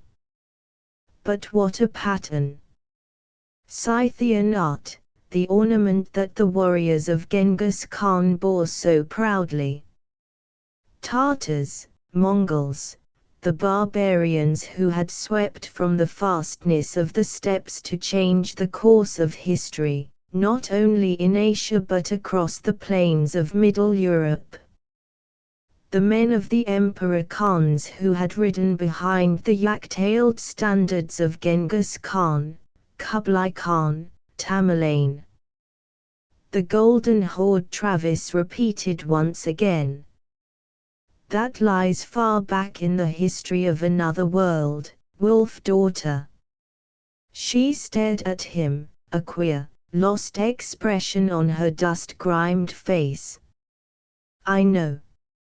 Her voice was so muted he could hardly distinguish the words. My people live in two times, and many do not realize that. So A had crouched down beside them to listen. Now he put out his hand, touching Travis' shoulder. Redax. Or it's like. For Travis was sure of one point. The project, which had been training 3 teams for space colonization, one of Eskimos, one of Pacific Islanders, and one of his own Apaches, had no reason or chance to select Mongols from the wild past of the raiding hordes. There was only one nation on Terra which could have picked such colonists. You are Russian. He studied her carefully, intent on noting the effect of his words. But she did not lose that lost look. Russian. Russian. She repeated, as if the very word was strange. Travis was alarmed. Any Russian colony planted here could well possess technicians with machines capable of tracking a fugitive, and if mountain heights were protection against such a hunt, he intended to gain them, even by night traveling. He said this to Zoe, and the other emphatically agreed. The horse is too lame to go on, the younger man reported. Travis hesitated for a long second. Since the time they had stolen their first mounts from the encroaching Spanish, horses had always been wealth to his people. To leave an animal which could well serve the clan was not right.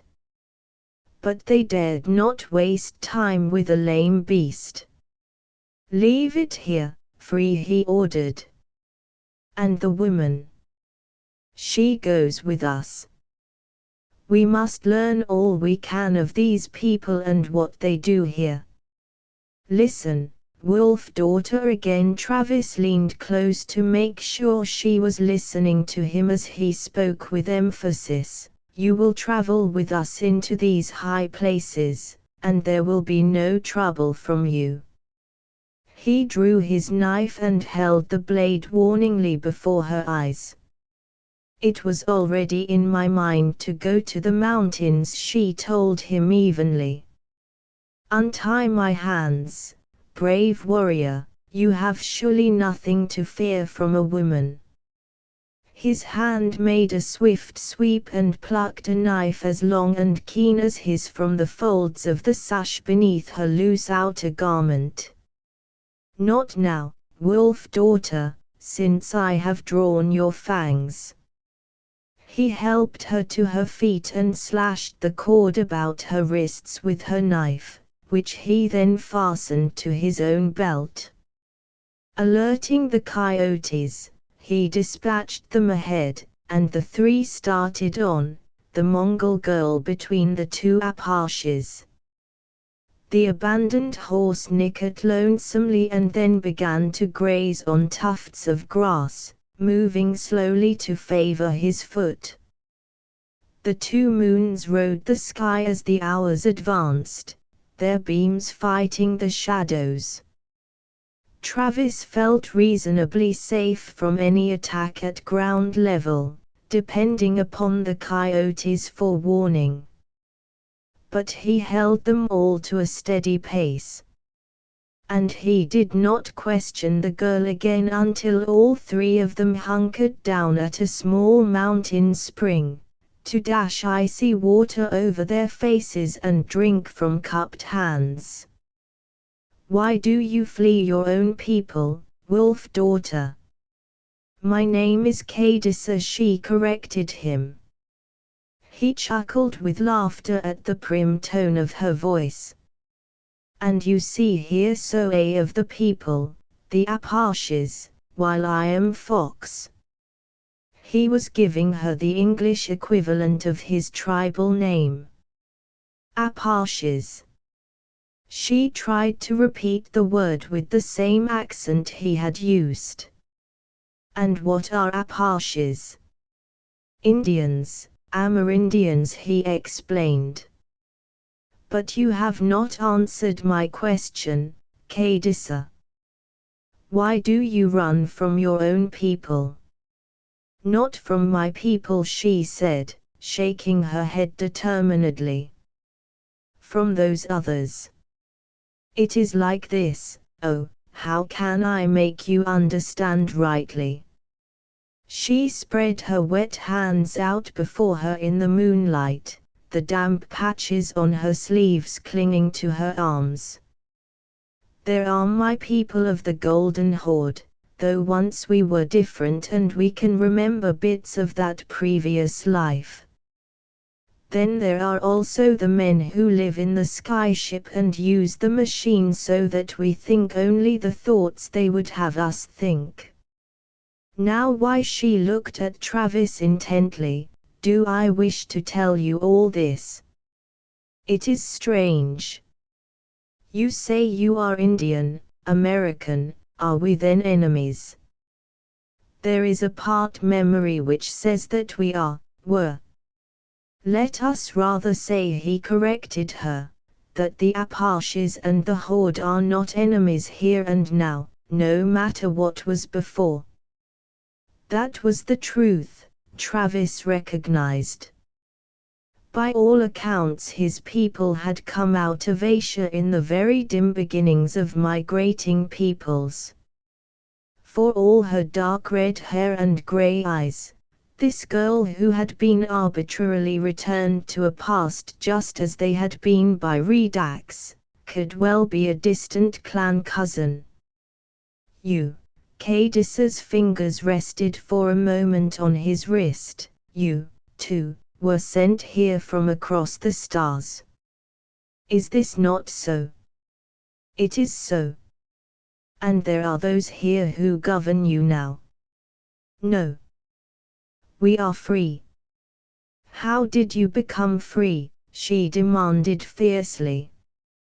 Travis hesitated. He did not want to tell of the wrecked ship, the fact that his people possessed no real defenses against the Russian-controlled colony. We went to the mountains, he replied evasively. Your governing machine failed. Cadissa laughed. Ah, they are so great, those men of the machines. But they are smaller and weaker when their machines cannot obey them. It is so with your camp. Travis probed gently. He was not quite sure of her meaning, but he dared not ask more detailed questions without dangerously revealing his own ignorance. In some manner their control machine, it can only work upon those within a certain distance. They discovered that in the days of the first landing, when hunters went out freely and many of them did not return. After that, when hunters were sent out to learn how lay this land, they went along in the flyer with a machine so that there would be no more escapes. But we knew. Cadis's fingers curled into small fists.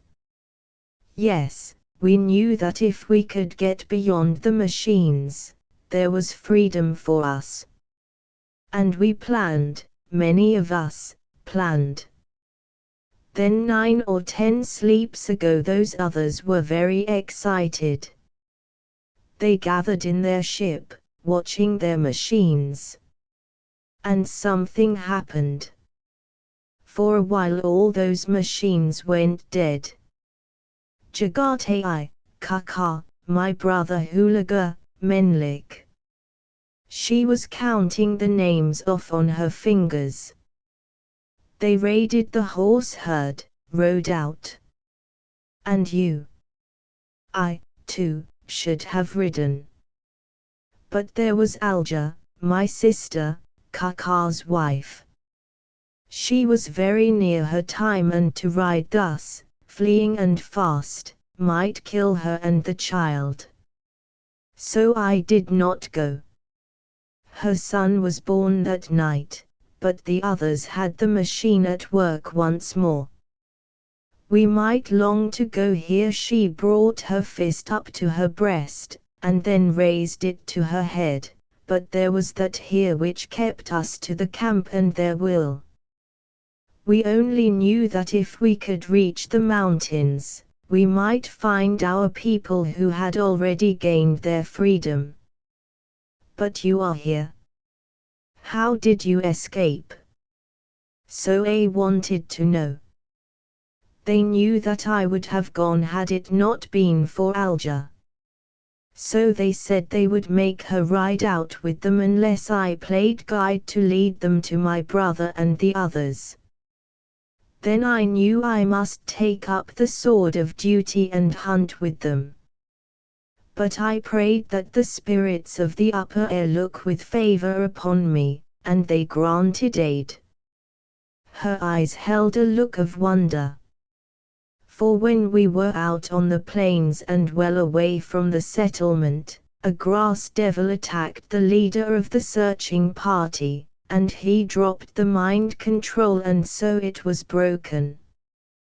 Then I rode. Blue sky above knows how I rode. And those others are not with their horses as are the people of the wolf. When did this happen? 3 suns ago. Travis counted back in his mind. Her date for the failure of the machine in the Russian camp seemed to coincide with the crash landing of the American ship. Had one thing any connection with the other? It was very possible. The planeting spacer might have fought some kind of weird duel with the other colony before it plunged to Earth on the other side of the mountain range. Do you know where in these mountains your people hide? Cadissa shook her head. Only that I must head south, and when I reach the highest peak make a signal fire on the north slope. But that I cannot do now, for those in the flyer may see it. I know they are on my trail, for twice I have seen it. Listen, Fox, I ask this of you, I, Cadissa, who am eldest daughter to the Khan, for you are like unto us, a warrior and a brave man, that I believe. It may be that you cannot be governed by their machine, for you have not rested under their spell, nor are of our blood. Therefore, if they come close enough to send forth the call I must obey as if I were a slave dragged upon a horse rope. Then do you bind my hands and feet and hold me here, no matter how much I struggle to follow that command. For that which is truly me does not want to go. Will you swear this by the fires which expel demons?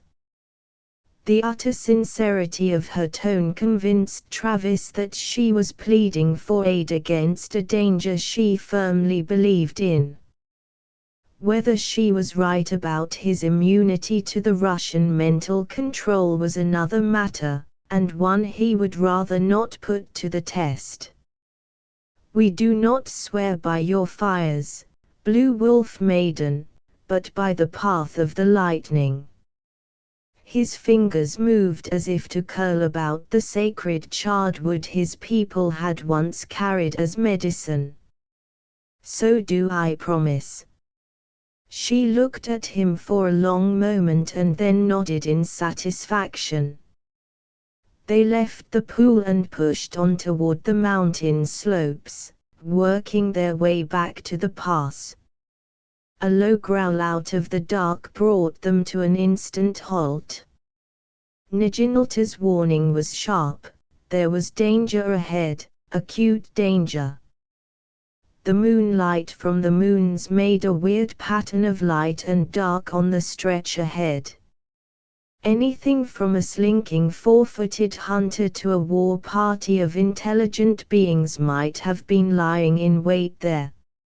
A flitting shadow out of shadows. Nalakaidayu pressed against Travis' legs, making a barrier of her warm body, attracting his attention to a spot at the left perhaps 100 yards on. There was a great splotch of dark there, large enough to hide a really formidable opponent. That wordless communication between animal and man told Travis that such an opponent was just what was lurking there. Whatever lay in ambush beside the upper track was growing impatient as its destined prey ceased to advance, the coyotes reported. Your left, beyond that pointed rock, in the big shadow, do you see it? Soe demanded. No. But the MBAA do.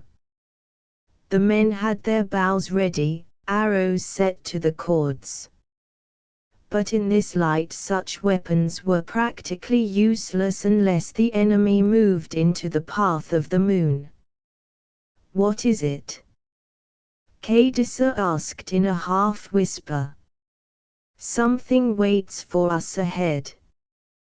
Before he could stop her, she set her fingers to her lips and gave a piercing whistle. There was answering movement in the shadow. Travis shot at that, his arrow followed instantly by one from Soe. There was a cry, scaling up in a throat-scalding scream which made Travis flinch. Not because of the sound, but because of the hint which lay behind it. Could it have been a human cry? The thing flopped out into a patch of moonlight. It was four-limbed, its body silvery, and it was large.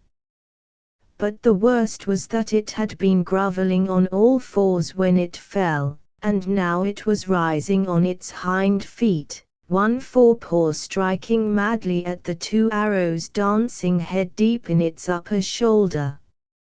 Man. No. But something sufficiently man-like to chill the three down trail.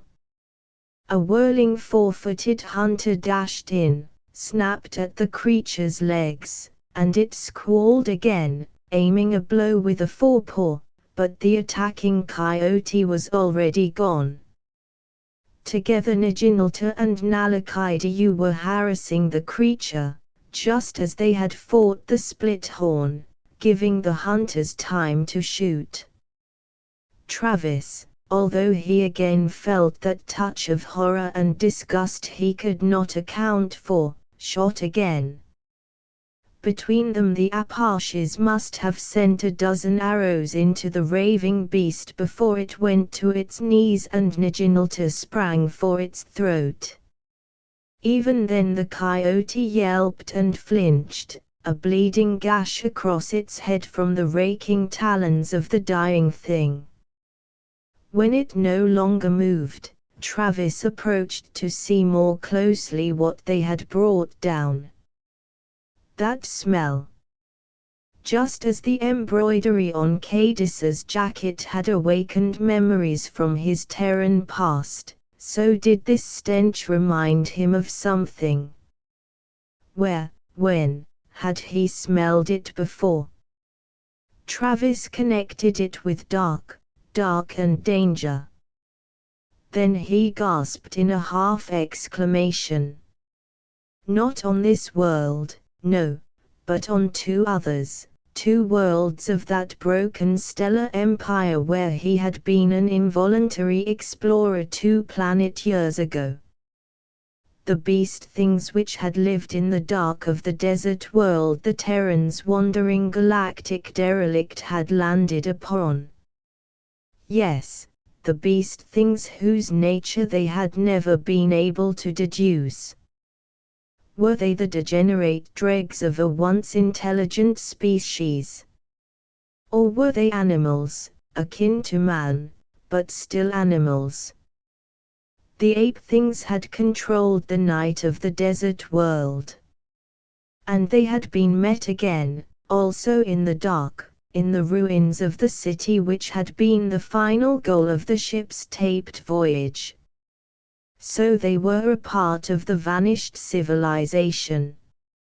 And Travis' own vague surmise concerning Topaz was proven correct.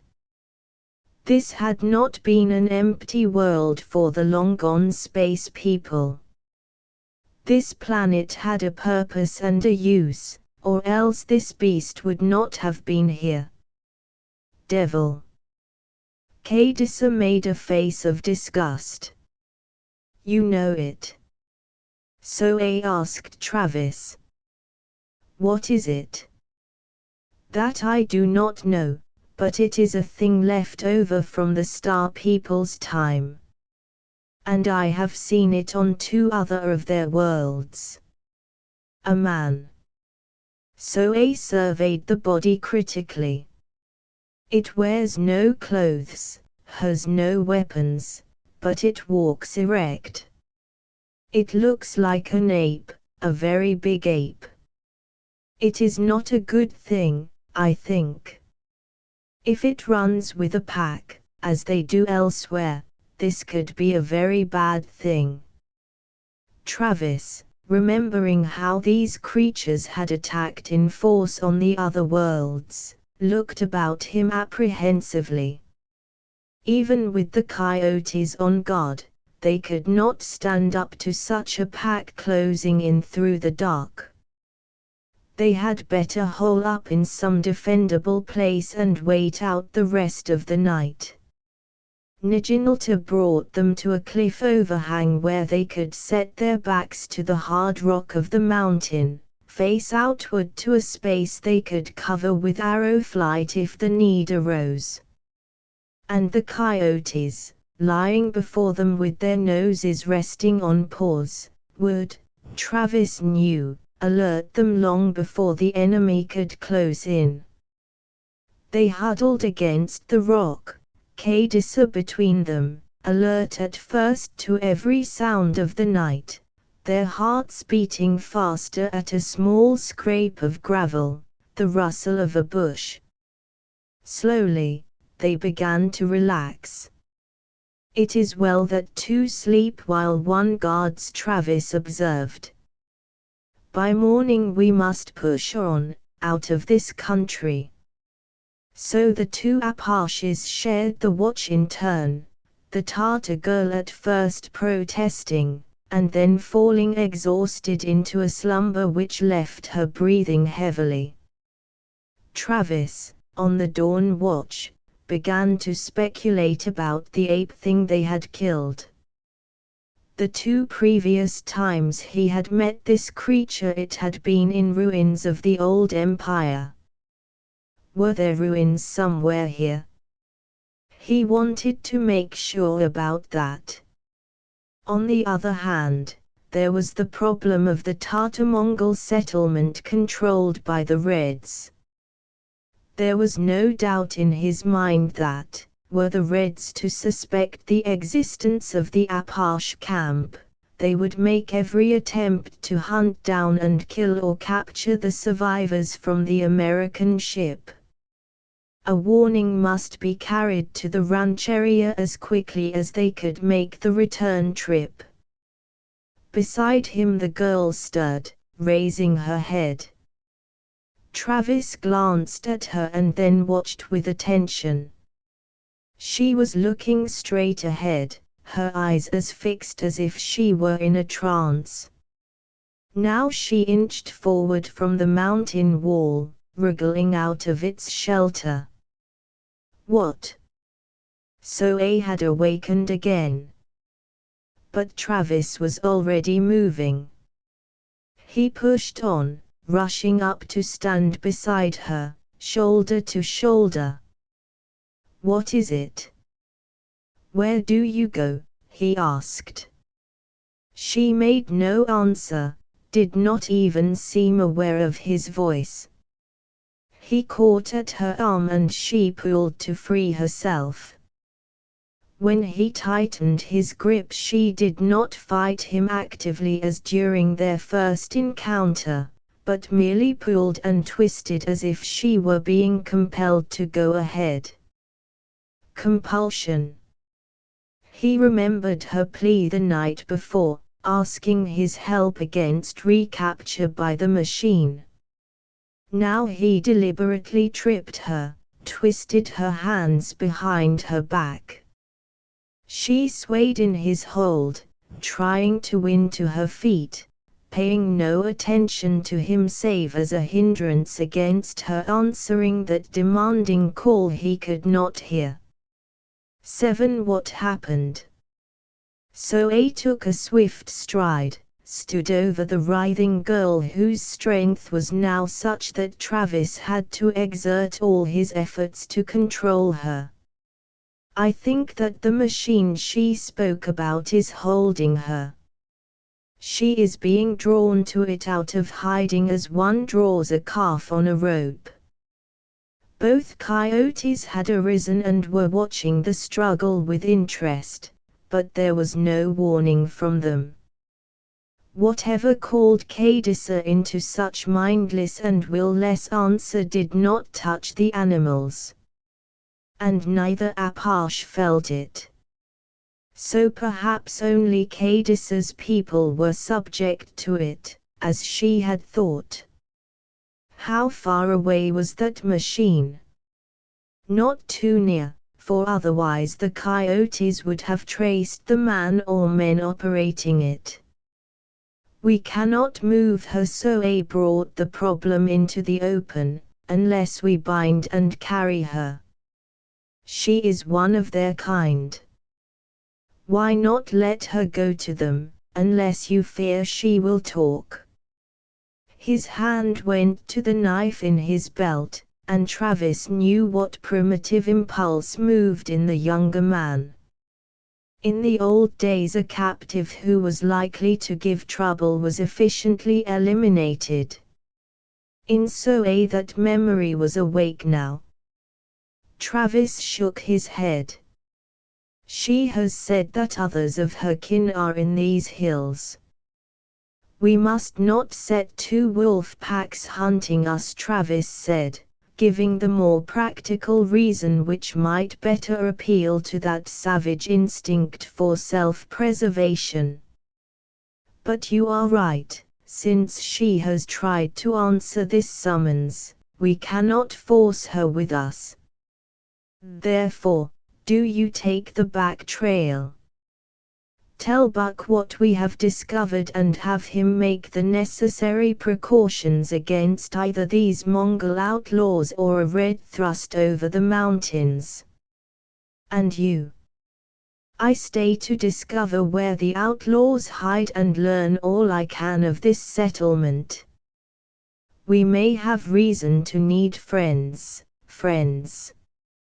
So I spat. The people need no friends. If we have warning, we can hold our own country. As the Pindalikoyi have discovered before. Bows and arrows against guns and machines.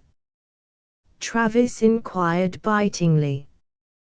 We must know more before we make any warrior boasts for the future.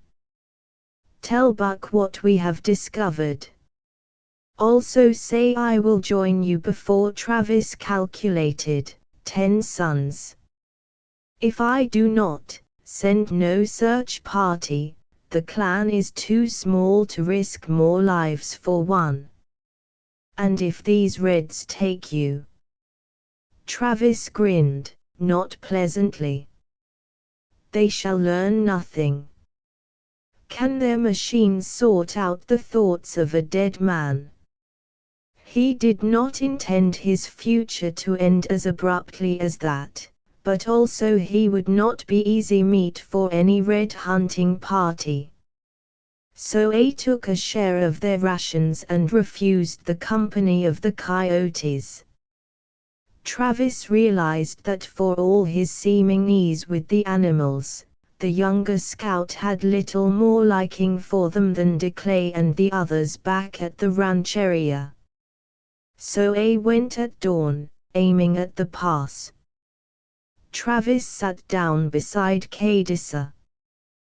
They had bound her to a small tree, and she strove incessantly to free herself, turning her head at an acute and painful angle, only to face the same direction in which she had been tied.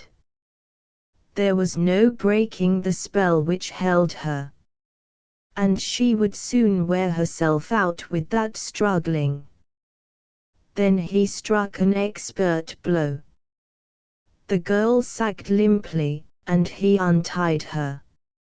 It all depended now on the range of the beam or broadcast of that diabolical machine. From the attitude of the coyotes, he assumed that those using the machine had not made any attempt to come close. They might not even know where their quarry was, they would simply sit and wait in the foothills for the caller to reel in a helpless captive. Travis thought that if he moved Cadissa farther away from that point, sooner or later they would be out of range and she would awake from the knockout, free again. Although she was not light, he could manage to carry her for a while. So burdened, Travis started on, with the coyotes scouting ahead. He speedily discovered that he had set himself an ambitious task. The going was rough, and carrying the girl reduced his advance to a snail-paced crawl. But it gave him time to make careful plans. As long as the Reds held the balance of power on this side of the mountain range, the rancheria was in danger. Bows and knives against modern armament was no contest at all. And it would only be a matter of time before exploration on the part of the northern settlement, or some tracking down of Tartar fugitives, would bring the enemy across the pass. The Apaches could move farther south into the unknown continent below the wrecked ship, thus prolonging the time before they were discovered. But that would only postpone the inevitable showdown. Whether Travis could make his clan believe that, was also a matter of concern. On the other hand, if the Red Overlords could be met in some practical way, Travis' mind fastened on that more attractive idea, worrying it as Naginalta worried a prey, tearing out and devouring the more delicate portions. Every bit of sense and prudence argued against such an approach, whose success could rest only between improbability and impossibility, yet that was the direction in which he longed to move. Across his shoulder Cadissa stirred and moaned. The Apache doubled his efforts to reach the outcrop of rock he could see ahead, chiseled into high relief by the winds. In its lee they would have protection from any sighting from below. Panting, he made it, lowering the girl into the guarded cup of space, and waited. She moaned again, lifted one hand to her head. Her eyes were half open, and still he could not be sure whether they focused on him and her surroundings intelligently or not. Cadissa. Her heavy eyelids lifted, and he had no doubt she could see him. But there was no recognition of his identity in her gaze, only surprise and fear, the same expression she had worn during their first meeting in the foothills. Daughter of the wolf, he spoke slowly. Remember. Travis made that an order, an emphatic appeal to the mind under the influence of the caller. She frowned, the struggle she was making naked on her face. Then she answered, "You, Fox." Travis grunted with relief, his alarm subsiding. Then she could remember. Yes, he responded eagerly. But she was gazing about, her puzzlement growing. Where is this? We are higher in the mountains. Now fear was pushing out bewilderment. How did I come here? I brought you. Swiftly he outlined what had happened at their night camp. The hand which had been at her head was now pressed tight across her lips as if she were biting furiously into its flesh to still some panic of her own, and her grey eyes were round and haunted. You are free now, Travis said. Cadissa nodded, and then dropped her hand to speak. You brought me away from the hunters. You did not have to obey them. I heard nothing. You do not hear, you feel. She shuddered. Please. She clawed at the stone beside her, pulling up to her feet. Let us go quickly.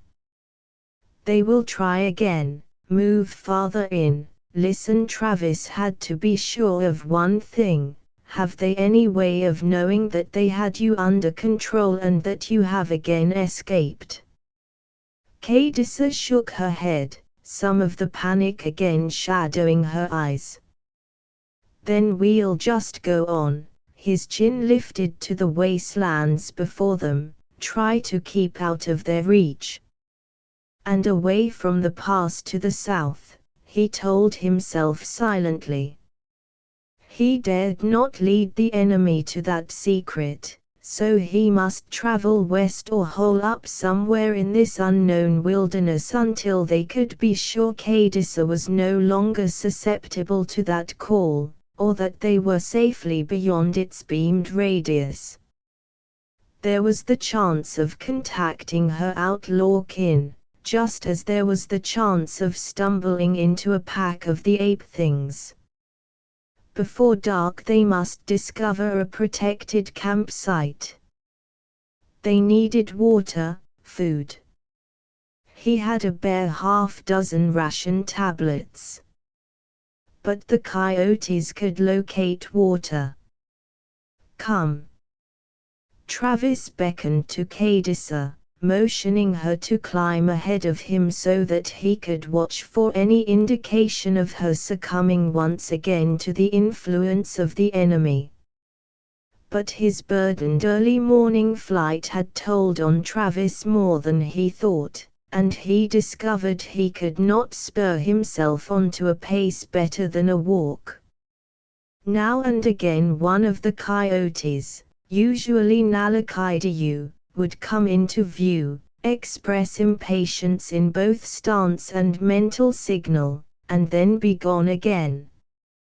The Apache was increasingly aware that the animals were disturbed, yet to his tentative gropings at contact they did not reply.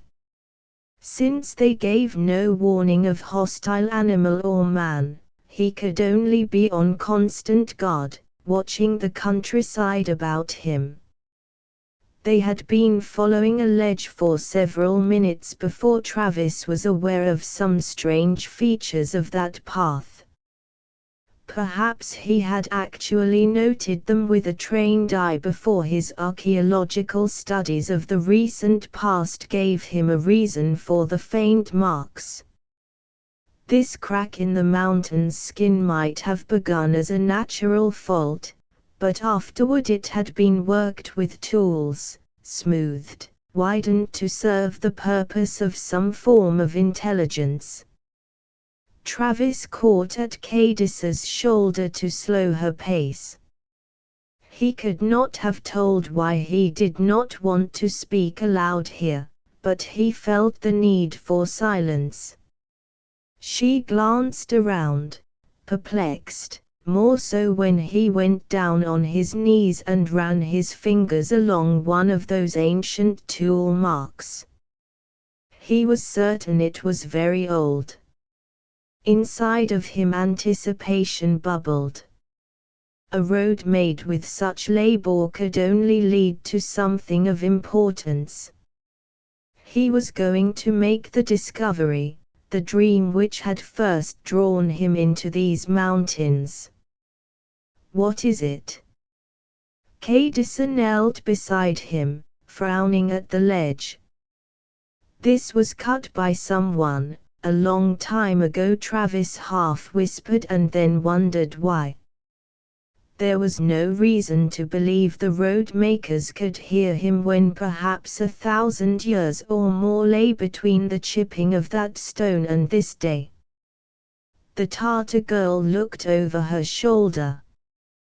Perhaps she too was troubled by the sense that here time was subtly telescoped, that past and present might be meeting. Or was that feeling with them both because of their enforced conditioning? Who? Now her voice sank in turn. Listen, he regarded her intently. Did your people or the Reds ever find any traces of the old civilization here, ruins? No.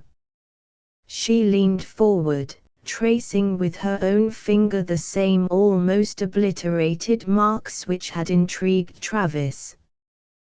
But I think they have looked. Before they discovered that we could be free, they sent out parties, to hunt, they said, but afterward they always asked many questions about the country. Only they never asked about ruins. Is that what they wished us to find? But why? Of what value are old stones piled on one another? In themselves, little, save for the knowledge they may give us of the people who piled them. But for what the stones might contain, much value. And how do you know what they might contain, Fox? Because I have seen such treasure houses of the star men, he returned absently. To him the marks on the ledge were a pledge of greater discoveries to come. He must find where that carefully constructed road ran, to what it led. Let us see where this will take us.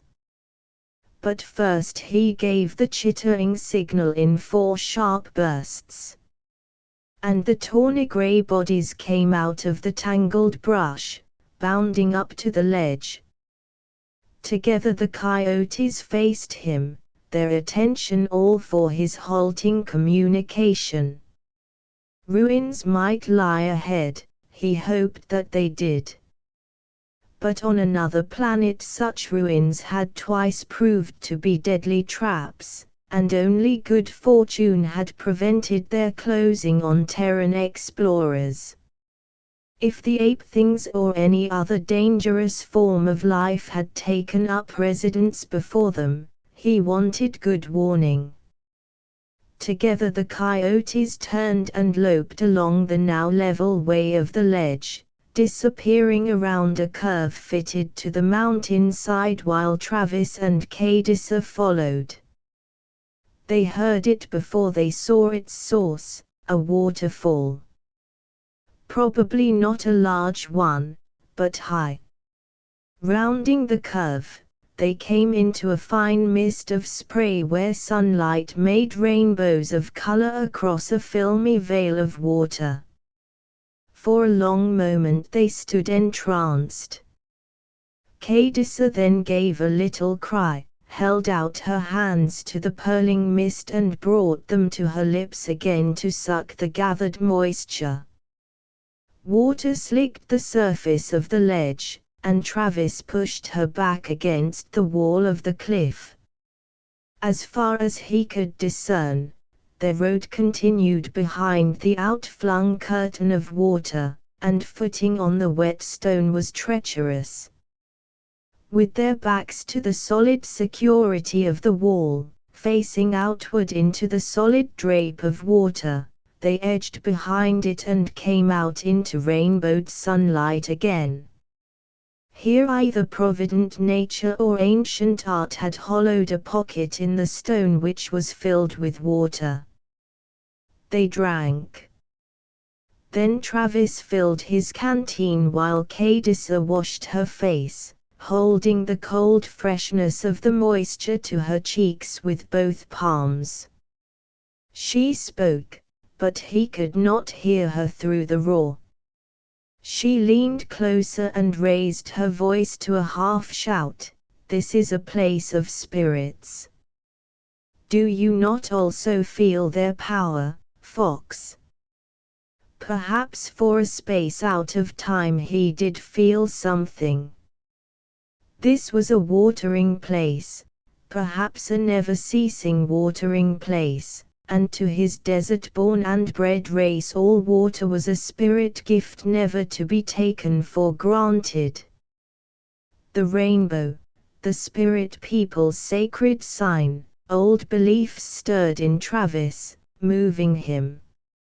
"I feel," he said, nodding in emphasis to his agreement. They followed the ledge road to a section where a landslide of an earlier season had choked it. Travis worked a careful way across the debris, Cadissa obeying his guidance in turn. Then they were on a sloping downward way which led to a staircase, the treads weather-worn and crumbling, the angle so steep Travis wondered if it had ever been intended for beings with a physique approximating the Terran's. They came to a cleft where an arch of stone was chiseled out as a roofing. Travis thought he could make out a trace of carving on the capstone, so worn by years and weather that it was now only a faint shadow of design. The cleft was a door into another valley. Here, too, golden mist swirled in tendrils to disguise and cloak what stood there. Travis had found his ruins. Only the structures were intact, not breached by time. Mist flowed in lapping tongues back and forth, confusing outlines, now shuttering, now bearing oval windows which were spaced in diamonds of 4 on round tower surfaces. There were no visible cracks, no cloaking of climbing vegetation, nothing to suggest age and long roots in the valley. Nor did the architecture he could view match any he had seen on those other worlds. Travis strode away from the cleft doorway. Under his moccasins was a block pavement, yellow and green stone set in a simple pattern of checks. This, too, was level, unchipped and undisturbed, save for a drift or two of soil driven in by the wind. And nowhere could he see any vegetation. The towers were of the same green stone as half the pavement blocks, a glassy green which made him think of jade, if jade could be mined in such quantities as these 5-story towers demanded. Nalakaidu padded to him, and he could hear the faint click of her claws on the pavement. There was a deep silence in this place, as if the air itself swallowed and digested all sound. The wind which had been with them all the day of their journeying was left beyond the cleft. Yet there was life here. The coyote told him that in her own way. She had not made up her mind concerning that life. Wariness and curiosity wrought in her now as her pointed muzzle lifted toward the windows overhead. The windows were all well above ground level, but there was no opening in the first stories as far as Travis could see. He debated moving into the range of those windows to investigate the far side of the towers for doorways. The mist and the message from Nalakaidu nourished his suspicions. Out in the open he would be too good a target for whatever or whoever might be standing within the deep-welled frames. The silence was shattered by a boom. Travis jumped, slewed half around, knife in hand. Boom boom, a second heavy beat, then a clangor with a swelling echo. Cadissa flung back her head and called, her voice rising up as if tunneled by the valley walls. She then whistled as she had done when they fronted the ape thing and ran on to catch at Travis' sleeve, her face eager. "My people. Come, it is my people." She tugged him on before breaking into a run, weaving fearlessly around the base of one of the towers. Travis ran after her, afraid he might lose her in the mist.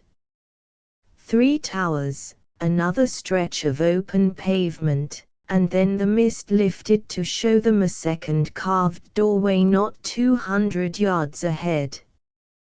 The boom boom seemed to pull Cadissa, and Travis could do nothing but trail her, the coyotes now trotting beside him. 8 They burst through a last wide band of mist into a wilderness of tall grass and shrubs. Travis heard the coyotes give tongue, but it was too late. Out of nowhere whirled a leather loop, settling about his chest, snapping his arms tight to his body, taking him off his feet with a jerk to be dragged helplessly along the ground behind a galloping horse. A tawny fury sprang in the air to snap at the horse's head. Travis kicked fruitlessly, trying to regain his feet as the horse reared, and fought against the control of his shouting rider. All through the melee the Apache heard Cadisa shrilly screaming words he did not understand. Travis was on his knees, coughing in the dust, exerting the muscles in his chest and shoulders to loosen the lariat.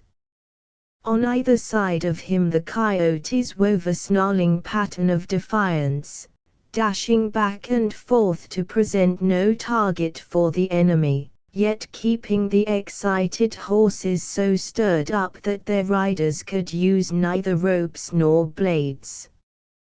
Then Cadisa ran between two of the ringing horses to Travis and jerked at the loop about him. The tough, braided leather eased its hold, and he was able to gasp in full lungfuls of air. She was still shouting, but the tone had changed from one of recognition to a definite scolding. Travis won to his feet just as the rider who had lassoed him finally got his horse under rein and dismounted. Holding the rope, the man walked hand over hand toward them, as Travis back on the Arizona range would have approached a nervous, unschooled pony. The Mongol was an inch or so shorter than the Apache, and his face was young, though he had a drooping mustache bracketing his mouth with slender spear points of black hair.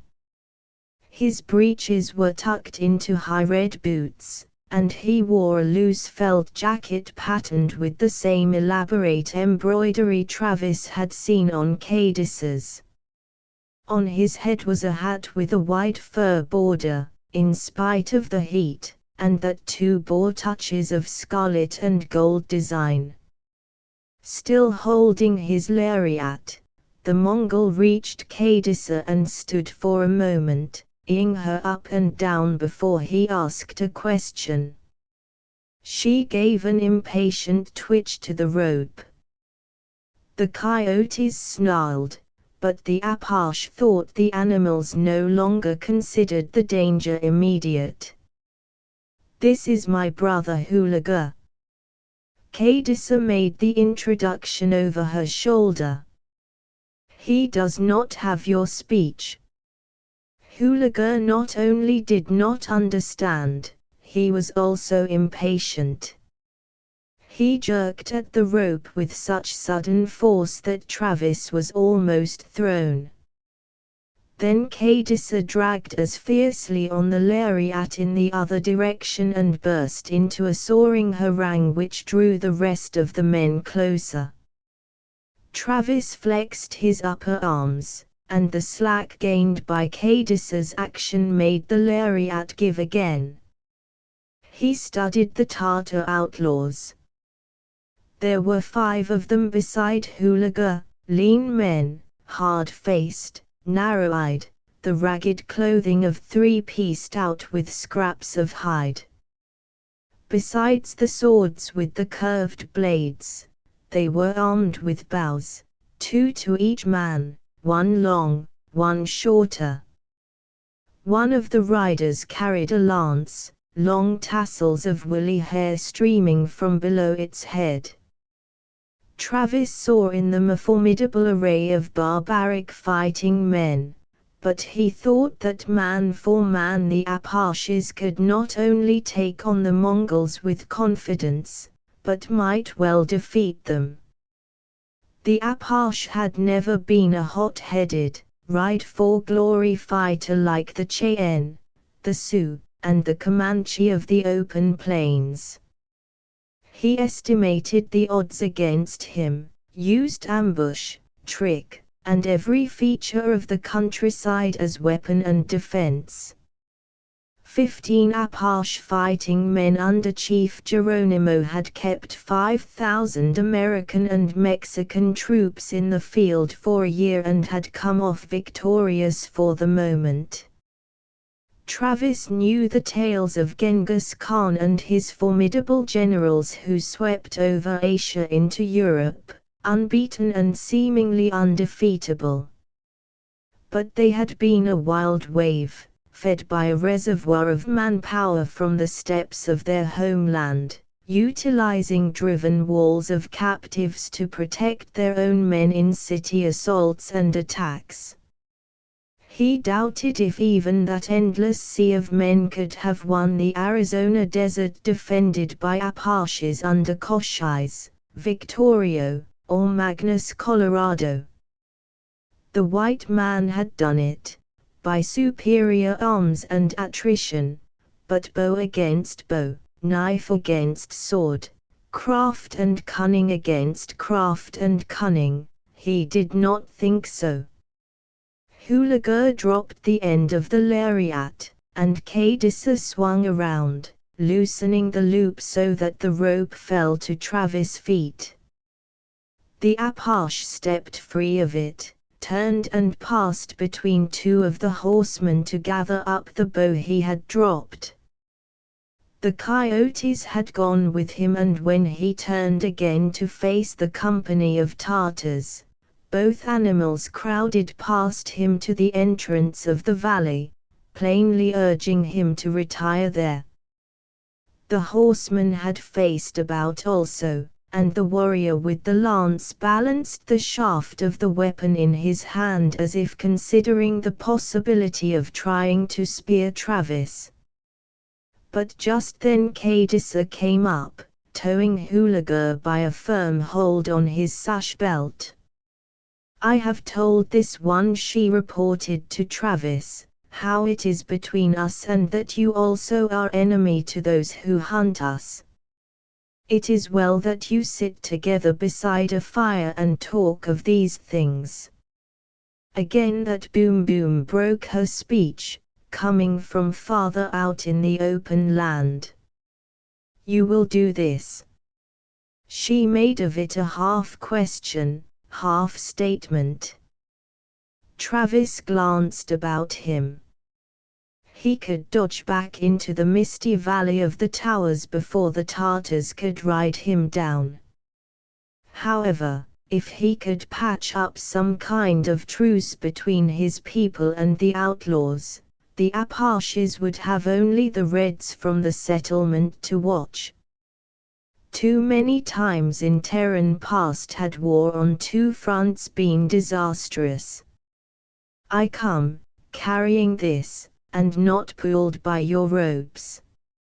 He held up his bow in an exaggerated gesture so that Hulagur could understand.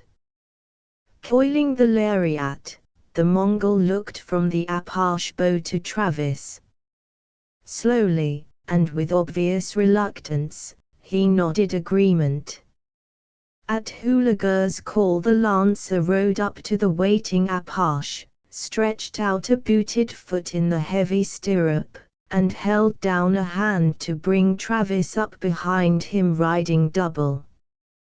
Cadissa mounted in the same fashion behind her brother. Travis looked at the coyotes. Together the animals stood in the door to the Tower Valley, and neither made any move to follow as the horses trotted off. He beckoned with his hand and called to them. Heads up, they continued to watch him go in company with the Mongols. Then, without any reply to his coaxing, they melted back into the mists. For a moment Travis was tempted to slide down and run the risk of taking a lance point between the shoulders as he followed Nijinalta and Nalakaidayu into retreat. He was startled, jarred by the new awareness of how much he had come to depend on the animals. Ordinarily, Travis Fox was not one to be governed by the wishes of a MBA, intelligent and animal-like as it might be. This was an affair of men, and coyotes had no part in it. Half an hour later Travis sat in the outlaw camp. There were 15 Mongols in sight, a half-dozen women and 2 children adding to the count. On a hillock near their yurts, the round brush and hide shelters, not too different from the wickiups of Travis' own people, was a crude drum, a hide stretched taut over a hollowed section of log. And next to that stood a man wearing a tall pointed cap, a red robe, and a girdle from which swung a fringe of small bones, tiny animal skulls, and polished bits of stone and carved wood. It was this man's efforts which sent the boom-boom sounding at intervals over the landscape. Was this a signal, part of a ritual? Travis was not certain, though he guessed that the drummer was either medicine man or shaman, and so of some power in this company. Such men were credited with the ability to prophesy and also endowed with mediumship between man and spirit in the old days of the great hordes. The Apache evaluated the rest of the company. As was true of his own party, these men were much the same age, young and vigorous. And it was also apparent that Hulagur held a position of some importance among them, if he were not their chief. After a last resounding roll on the drum, the shaman thrust the sticks into his girdle and came down to the fire at the center of the camp. He was taller than his fellows, pole-thin under his robes, his face narrow, clean-shaven, with brows arched by nature to give him an unchanging expression of skepticism. He strode along, his tinkling collection of charms providing him with a not unmusical accompaniment, and came to stand directly before Travis, eyeing him carefully. Travis copied his silence in what was close to a duel of wills. There was that in the shaman's narrowed green eyes which suggested that if Hulagur did in fact lead these fighting men, he had an advisor of determination and intelligence behind him. This is Menlik. Kadisa did not push past the men to the fireside, but her voice carried. Hulagur growled at his sister, but his admonition made no impression on her, and she replied in as hot a tone. The shaman's hand went up, silencing both of them. You are, who? Like Kadisa, Menlik spoke a heavily accented English. I am Travis Fox, of the Apaches. The Apaches, the shaman repeated. You are of the West, the American West, then. You know much, man of spirit talk. One remembers. At times one remembers, Menlik answered almost absently. How does an Apache find his way across the stars? The same way Menlik and his people did, Travis returned. You were sent to settle this planet, and so were we. There are many more of you, countered Menlik swiftly. Are there not many of the horde? Would 1 man, or 3, or 4, be sent to hold a world? Travis fenced. You hold the north, we the south of this land. But they are not governed by a machine. Kadisa cut in. They are free. Menlik frowned at the girl. Woman, this is a matter for warriors. Keep your tongue silent between your jaws. She stamped one foot, standing with her fists on her hips. I am a daughter of the blue wolf. And we are all warriors, men and women alike, so shall we be as long as the horde is not free to ride where we wish. These men have won their freedom, it is well that we learn how. Menelik's expression did not change, but his lids drooped over his eyes as a murmur of what might be agreement came from the group. More than one of them must have understood enough English to translate for the others. Travis wondered about that. Had these men and women who had outwardly reverted to the life of their nomad ancestors once been well educated in the modern sense, educated enough to learn the basic language of the nation their rulers had set up as their principal enemy? So you ride the land south of the mountains, the shaman continued. That is true. Then why did you come hither? Travis shrugged. Why does anyone ride or travel into new lands?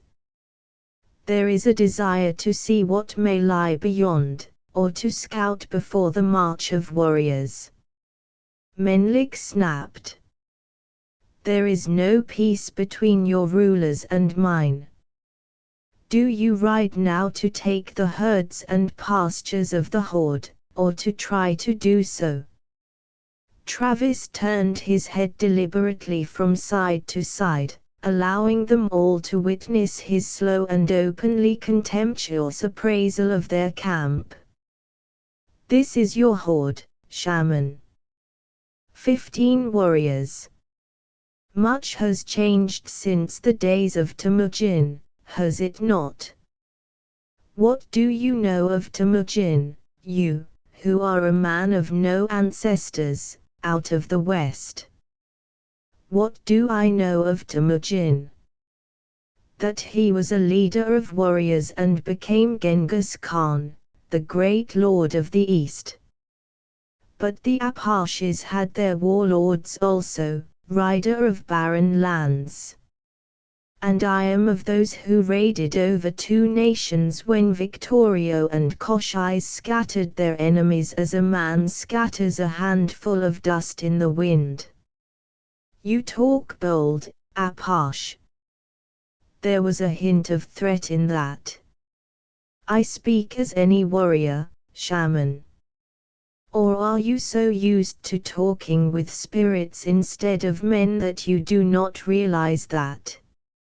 He might have been alienating the shaman by such a sharp reply, but Travis thought he judged the temper of these people. To face them boldly was the only way to impress them. They would not treat with an inferior, and he was already at a disadvantage coming on foot, without any backing in force, into a territory held by horsemen who were suspicious and jealous of their recently acquired freedom.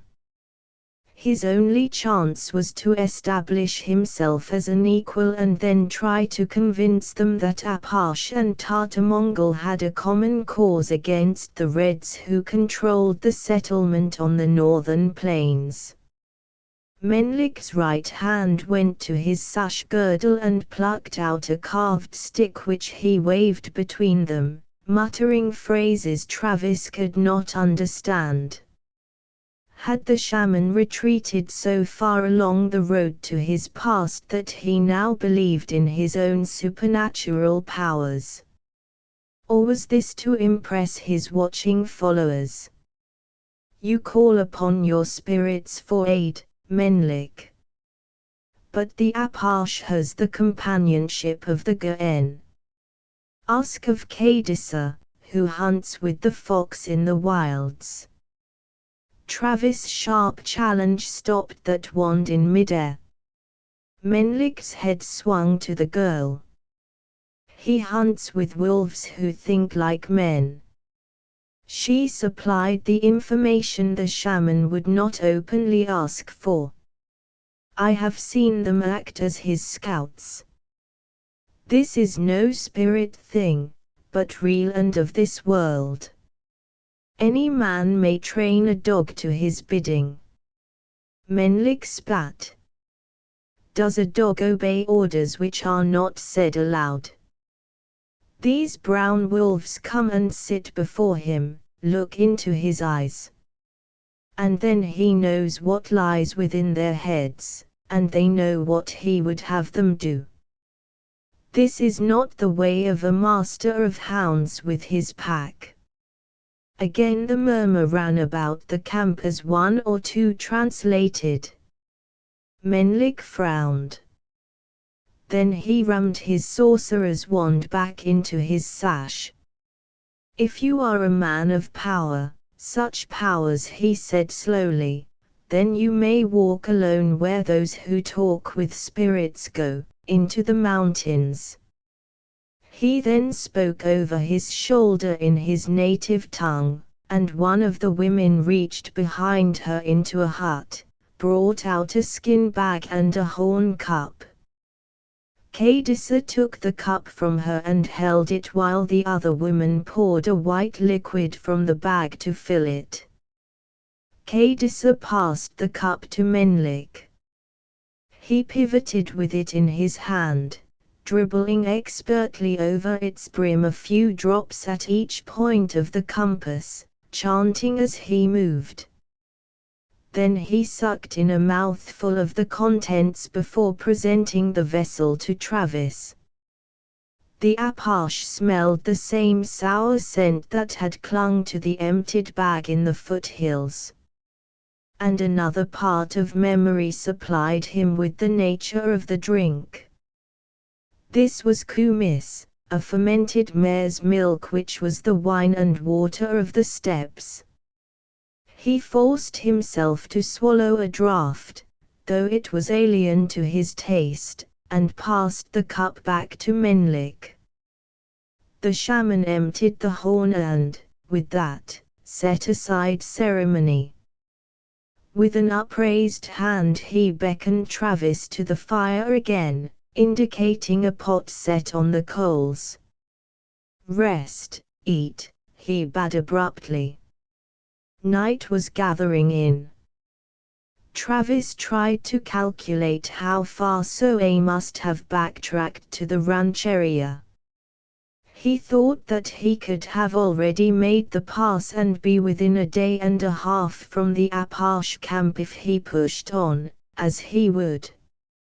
As to where the coyotes were, Travis had no idea. But it was plain that he himself must remain in this encampment for the night or risk rousing the Mongols' suspicion once more.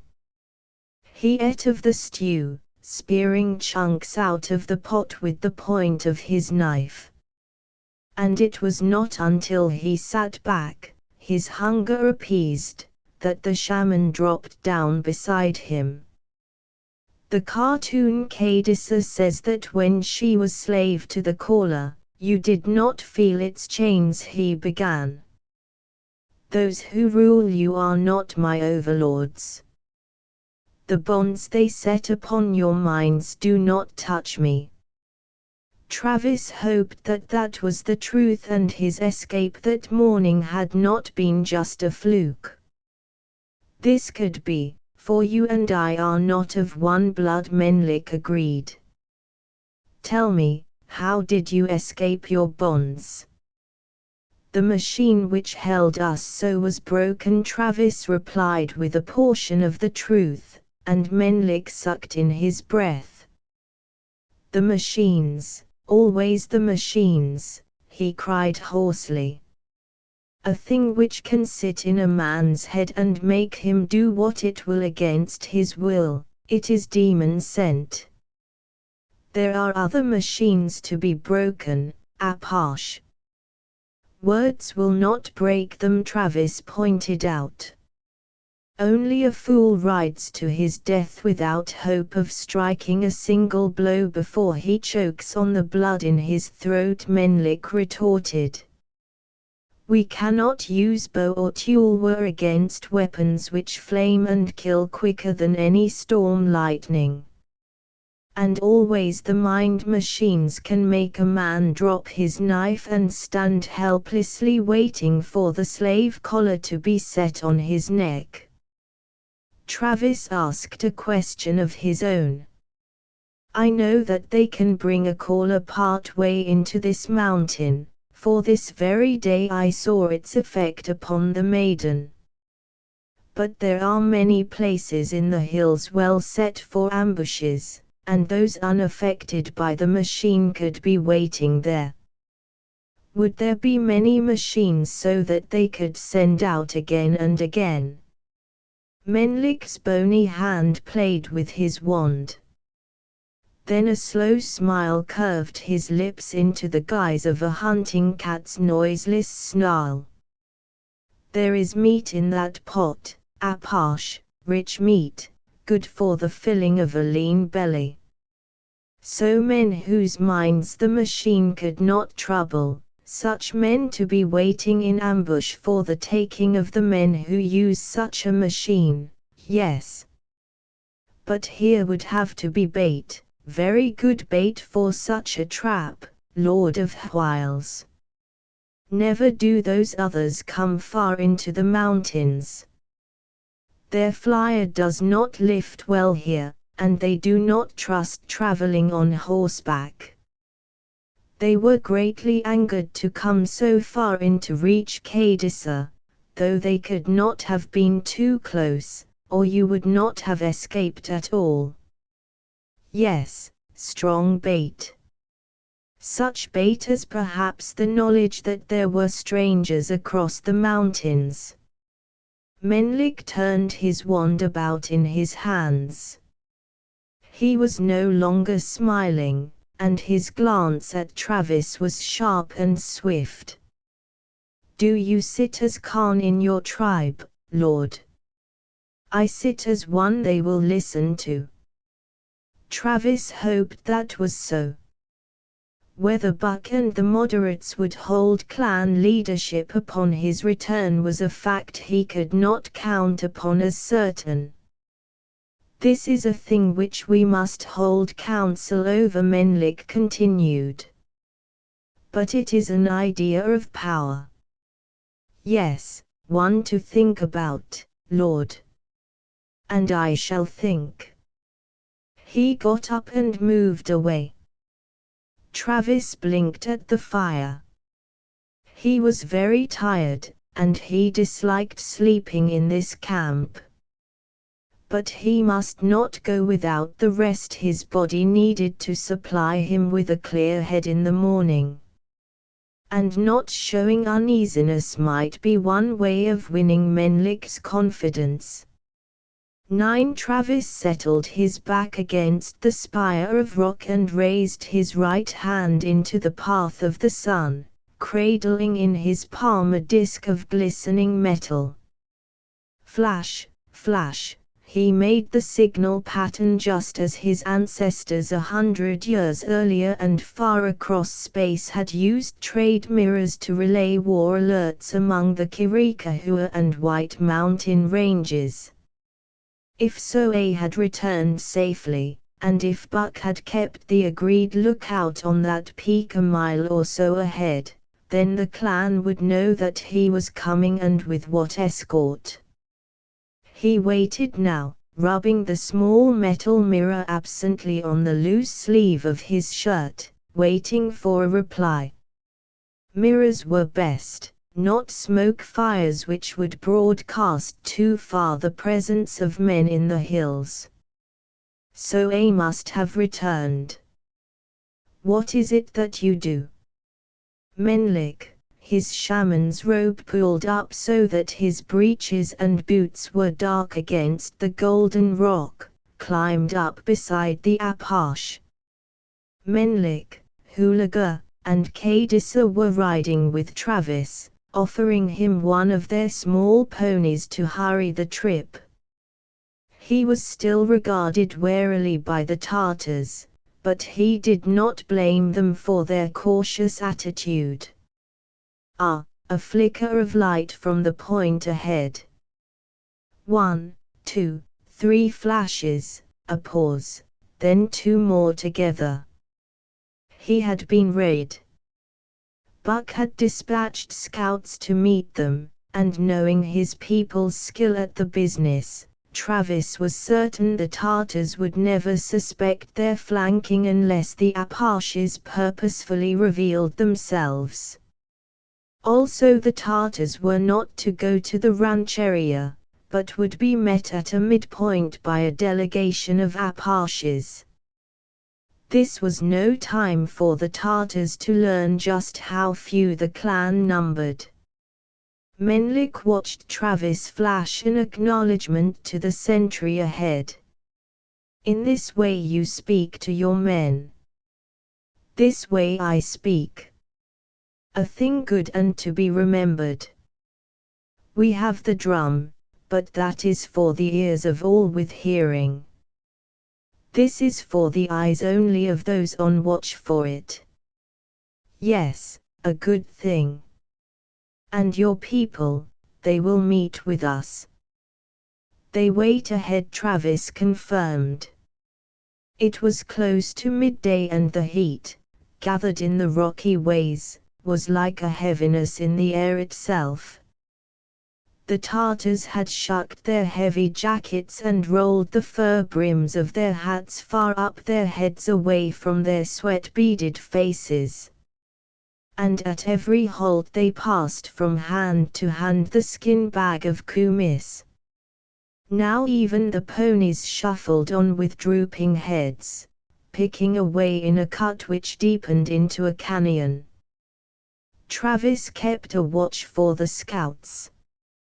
And not for the first time he thought of the disappearance of the coyotes. Somehow, back in the Tartar camp, he had counted confidently on the animals rejoining him once he had started his return over the mountains.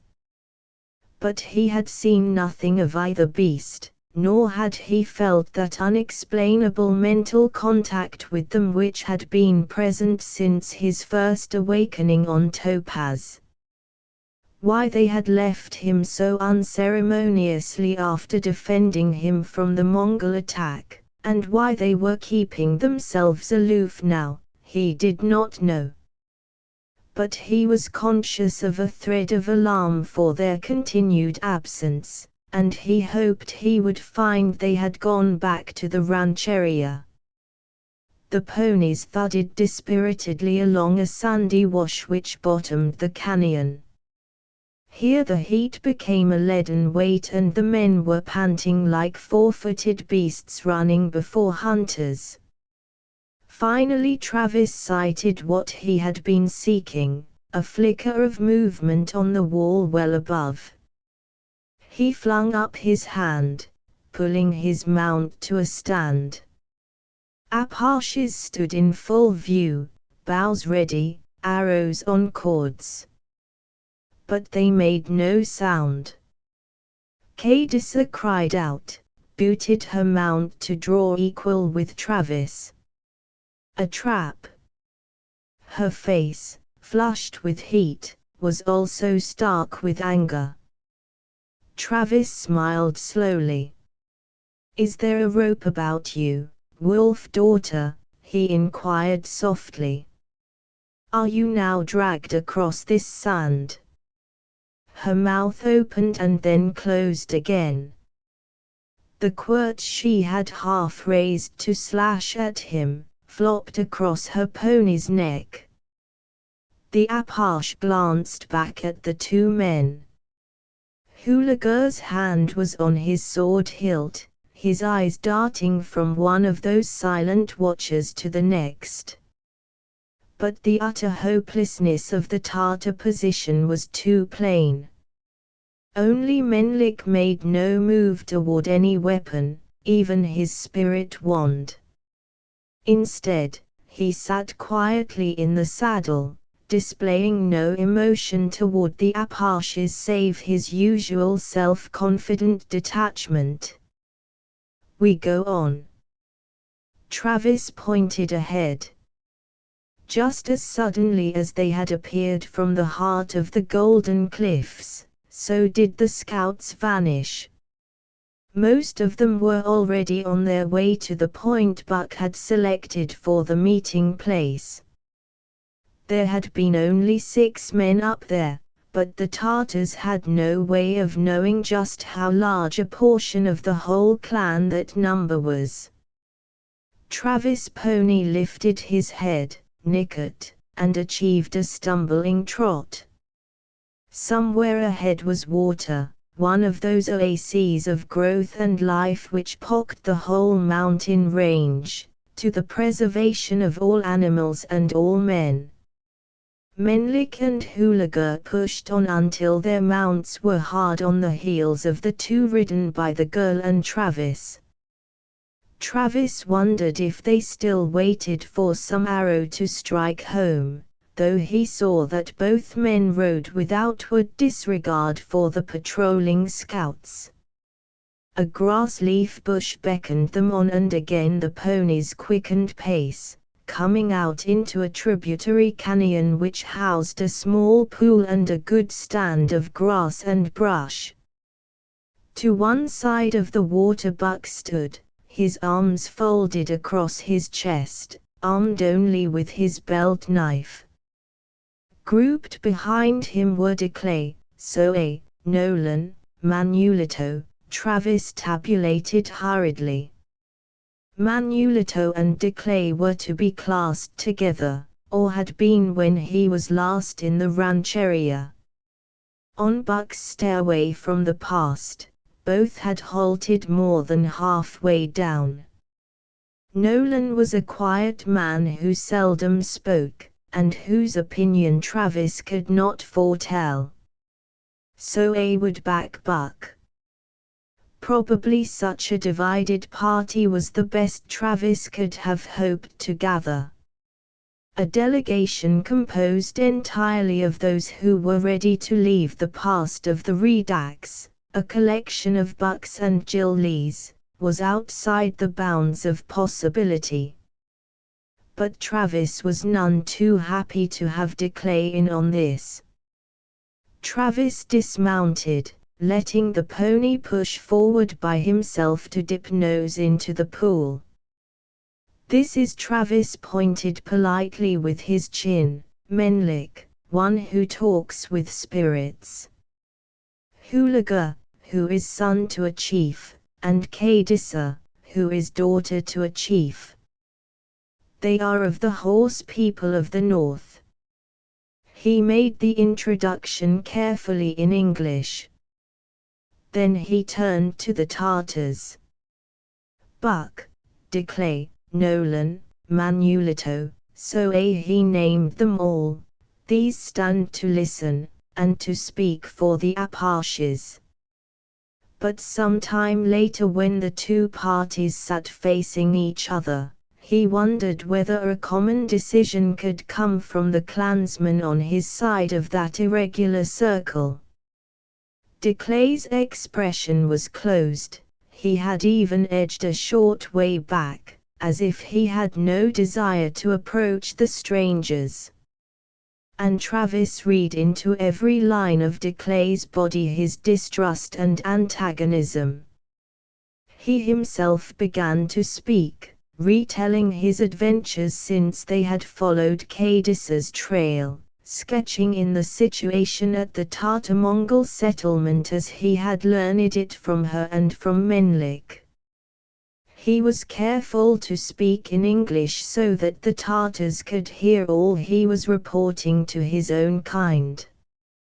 And the Apaches listened blank-faced, though Soe must already have reported much of this. When Travis was done, it was Declay who asked a question: "What have we to do with these people?" "There is this." Travis chose his words carefully, thinking of what might move a warrior still conditioned to riding with the raiders of 100 years earlier. "The Pindalikoyi, whom we call Reds, are never willing to live side by side with any who are not of their mind. And they have weapons such as make our bow cords bits of rotten string, our knife slivers of rust. They do not kill, they enslave. And when they discover that we live, then they will come against us. De Clay's lips moved in a wolf grin.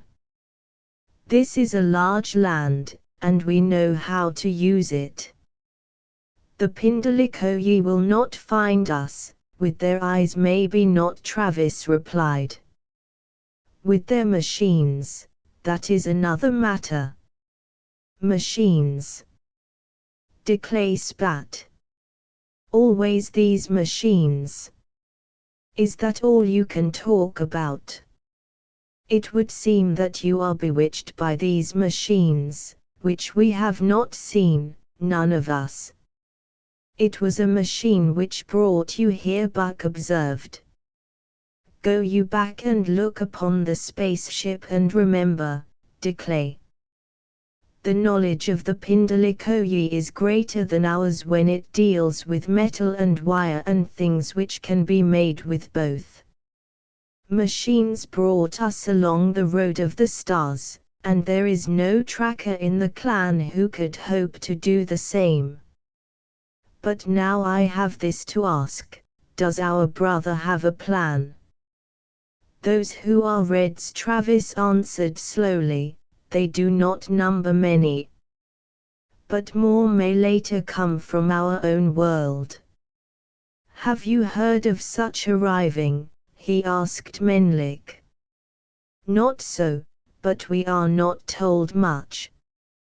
We live apart and no one of us goes to the ship unless he is summoned. For they have weapons to guard them, or long since they would have been dead. It is not proper for a man to eat from the pot, ride in the wind, sleep easy under the same sky with him who has slain his brother. They have then killed among your people. They have killed, Menlik returned briefly. Kadisa stirred and muttered a word or two to her brother. Hulagur's head came up, and he exploded into violent speech. What does he say? De Clay demanded. The girl replied, he speaks of our father who aided in the escape of 3 and so afterward was slain by the leader as a lesson to us, since he was our Whitebeard the Khan. We have taken the oath in blood, under the wolf head standard, that they will also die, Menlik added. But first we must shake them out of their ship shell. That is the problem, Travis elaborated for the benefit of his clansmen. We must get these Reds away from their protected camp, out into the open. When they now go they are covered by this collar which keeps the Tartars under their control, but it has no effect on us. So, again I say, what is all this to us? De Clay got to his feet. This machine does not hunt us, and we can make our camps in this land where no Pindalikoyi can find them. We are not Dobiguzandahi, invulnerable. Nor do we know the full range of machines they can use. It does no one well to say Dokzatha, this is not so, when he does not know all that lies in an enemy's wiki-up. To Travis' relief he saw agreement mirrored on Buck's face, so is Nolan's. From the beginning he had had little hope of swaying De Clay, he could only trust that the verdict of the majority would be the accepted one. It went back to the old Apache institution of prestige. A Nantan chief had the Gondi, the high power, as a gift from birth. Common men could possess horse power or cattle power. They might have the gift of acquiring wealth so they could make generous gifts, be Akadantlazi, the wealthy ones who spoke for their family groups within the loose network of the tribe. but there was no hereditary chieftainship or even an undivided rule within a rancheria. The Nagunalkadnatan, or war chief, often led only on the war path and had no voice in clan matters save those dealing with a raid. And to have a split now would fatally weaken their small clan. De Clay and those of a like mind might elect to withdraw, and not one of the rest could deny him that right. "We shall think on this," Buck said. "Here is food, water, pasturage for horses, a camp for our visitors. They will wait here." He looked at Travis. "You will wait with them, Fox, since you know their ways." Travis' immediate reaction was objection, but then he realized Buck's wisdom. To offer the proposition of alliance to the Apaches needed an impartial spokesman. And if he himself did it, De Clay might automatically oppose the idea. Let Buck talk and it would be a statement of fact. "It is well," Travis agreed. Buck looked about, as if judging time from the lie of sun and shadow on the ground. "We shall return in the morning when the shadow lies here." With the toe of his high moccasin he made an impression in the soft earth. Then, without any formal farewell, he strode off, the others fast on his heels. "He is your chief, that one?" Cadisa asked, pointing after Buck. "He is one having a large voice in council," Travis replied. He set about building up the cooking fire, bringing out the body of a split-horn calf which had been left them. Menlik sat on his heels by the pool, dipping up drinking water with his hand. Now he squinted his eyes against the probe of the sun. "It will require much talking to win over the short one," he observed. "That one does not like us or your plan. Just as there will be those among the horde who will not like it either." He flipped water drops from his fingers. "But this I do know, man who calls himself Fox, if we do not make a common cause, then we have no hope of going against the Reds. It will be for them as a man crushing fleas." He brought his hand down on his knee in emphatic slaps. "So, and so, and so. This do I think also," Travis admitted. "So let us both hope that all men will be as wise as we," Menlik said, smiling. "And since we can take a hand in that decision, this remains a time for rest." The shaman might be content to sleep the afternoon away, but after he had eaten, Hooliger wandered up and down the valley, making a lengthy business of rubbing down their horses with twists of last season's grass. Now and then he paused beside Cadisa and spoke, his uneasiness plain to Travis although he could not understand the words. Travis had settled down in the shade, half dozing, yet alert to every movement of the three Tartars. He tried not to think of what might be happening in the rancheria by switching his mind to that misty valley of the towers.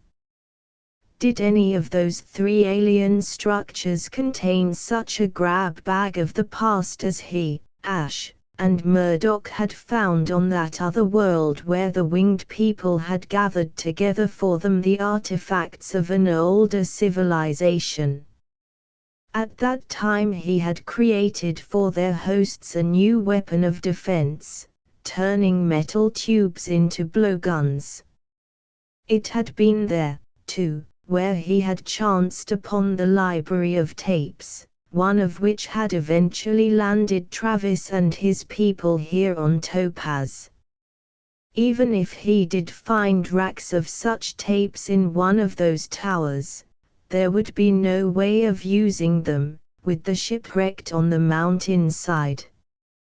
Only, Travis' fingers itched where they lay quiet on his knees. There might be other things waiting. If he were only free to explore. He reached out to touch Menlik's shoulder. The shaman half turned, opening his eyes with the languid effort of a sleepy cat. But the spark of intelligence awoke in them quickly. What is it? For a moment Travis hesitated, already regretting his impulse. He did not know how much Menlik remembered of the present. Remember of the present. One part of the Apash's mind was wryly amused at that snarled estimate of their situation. Men who had been dropped into their racial and ancestral pasts until the present time was less real than the dreams conditioning them had a difficult job evaluating any situation. But since Menlik had clung to his knowledge of English, he must be less far down that stairway. When we met you, Cadissa and I, it was outside that valley. Travis was still of two minds about this questioning, but the Tartar camp had been close to the towers and there was a good chance the Mongols had explored them. And inside were buildings, very old. Menlik was fully alert now. He took his wand, played with it as he spoke. That is, or was, a place of much power, Fox. Oh, I know that you question my kinship with the spirits and the powers they give. But one learns not to dispute what one feels here, and here. His long, somewhat grimy fingers went to his forehead and then to the bare brown chest where his shirt fell open. I have walked the stone path in that valley, and there have been the whispers. Menlik twirled the wand. Whispers which are too low for many ears to distinguish. You can hear them as one hears the buzzing of an insect, but never the words, no, never the words. But that is a place of great power. A place to explore. But Menlik watched only his wand. That I wonder, Fox, truly do I wonder. This is not our world. And here there may be that which does not welcome us. Tricks in trade of a shaman. Or was it true recognition of something beyond human description? Travis could not be sure, but he knew that he must return to the valley and see for himself. Listen, Menlik said, leaning closer, I have heard your tale, that you were on that first ship, the one which brought you unwilling along the old star paths. Have you ever seen such a thing as this? He smoothed a space of soft earth and with the narrow tip of his wand began to draw. Whatever role Menlik had played in the present before he had been reconditioned into a shaman of the horde, he had had the ability of an artist, for with a minimum of lines he created a figure in that sketch. It was a man, or at least a figure with general human outlines. But the round, slightly oversized skull was bare, the clothing skin-tight to reveal unnaturally thin limbs. There were large eyes, small nose and mouth, rather crowded into the lower third of the head, giving an impression of an over-expanded brain case above.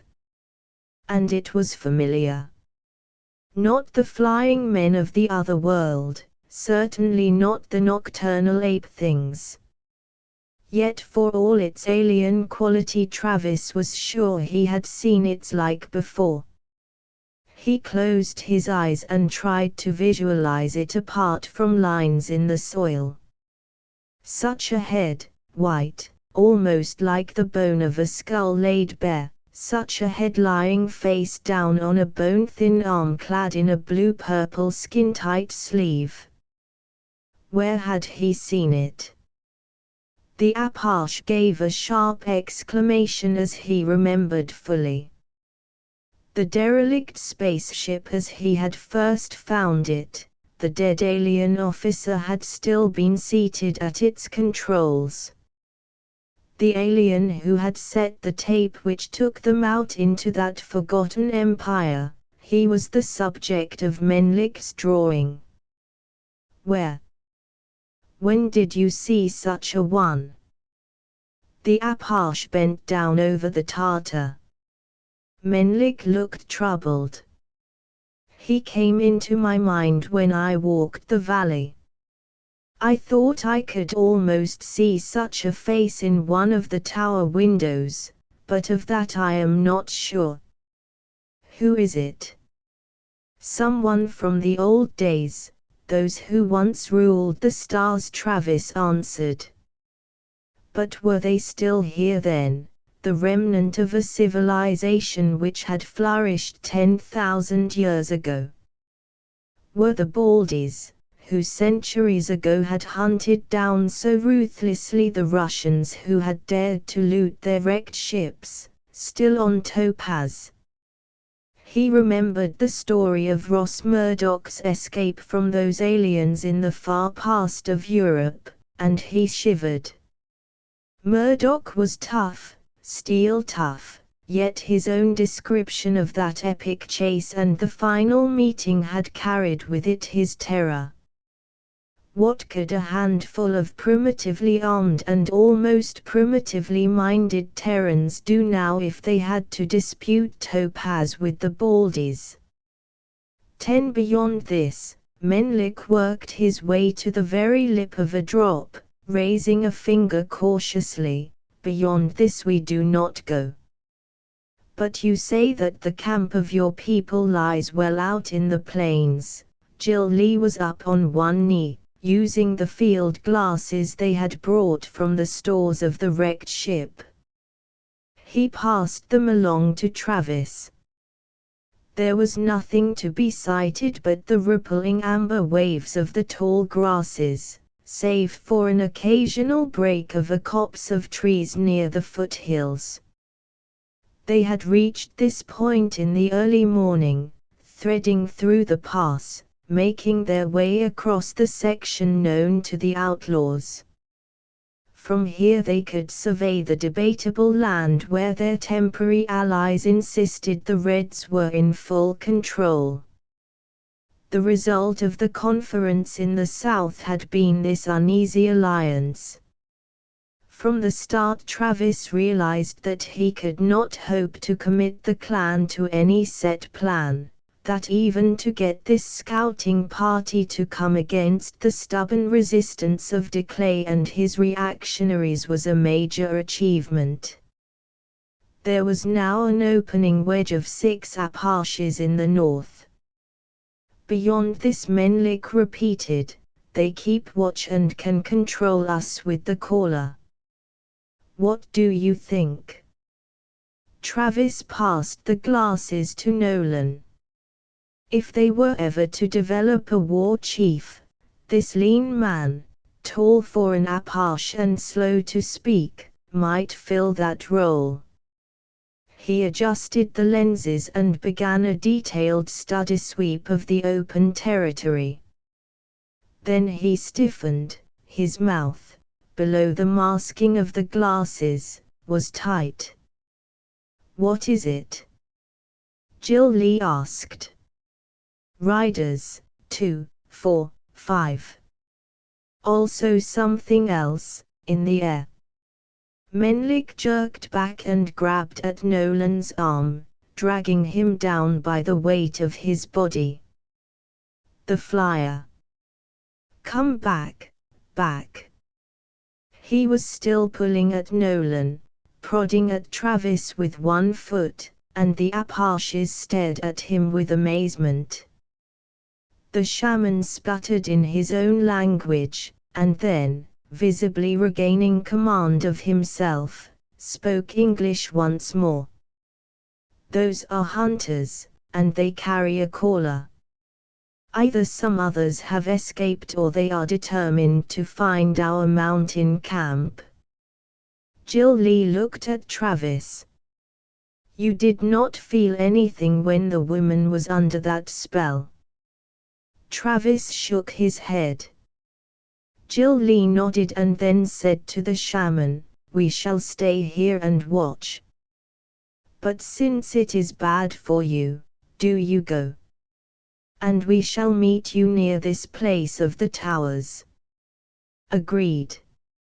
For a moment Menlik's face held a shadowy expression Travis tried to read. Was it resentment? Resentment that he was forced to retreat when the others could stand their ground? Did the Tartar believe that he lost face this way? But the shaman gave a grunt of what they took as assent and slipped over the edge of the lookout point. A moment later they heard him speaking the Mongol tongue, warning Hulagur and Lochu, his companions on the scout. Then came the clatter of pony hoofs as they rode their mounts away. The Apaches settled back in the cup, which gave them a wide view over the plains. Soon it was not necessary to use the glasses in order to sight the advancing party of hunters, 5 riders, 4 wearing Tartar dress. The 5th had such an odd outline that Travis was reminded of Menlik's sketch of the alien. Under the sharper vision of the glasses he saw that the rider was equipped with a pack strapped between his shoulders and a bulbous helmet covering most of his head. Highly specialized equipment for communication, Travis guessed. "That is a copter up above," Nolan said. "Different shape from ours." They had been familiar with helicopters back on Terra. Ranchers used them for range inspection, and all of the Apache volunteers had flown in them. But Nolan was correct, this one possessed several unfamiliar features. "The Tartars say they don't bring those very far into the mountains," Jill Lee mused. "That could explain their man on horseback, he gets in where they don't fly." Nolan fingered his bow. "If these Reds depend upon their machine to control what they seek, then they may be taken by surprise, but not yet." Travis spoke sharply. Nolan frowned at him. Jill Lee chuckled. "The way is not so dark for us, younger brother, that we need your torch held for our feet." Travis swallowed back any retort, accepting the fairness of that rebuke. He had no right to believe that he alone knew the best way of handling the enemy. Biting on the sourness of that realization, he lay quietly with the others, watching the riders enter the foothills perhaps a quarter of a mile to the west. The helicopter was circling now over the men riding into a cut between 2 rises. When they were lost to view, the pilot made wider casts, and Travis thought the flyer's crew were probably in communication with the helmeted one of the quintet on the ground. He stirred. "They are heading for the Tartar camp, just as if they know exactly where it is." "That also may be true," Nolan replied. "What do we know of these Tartars?" "They have freely said that the Reds can hold them in mind ropes when they wish. Already they may be so bound. I say, let us go back to our own country."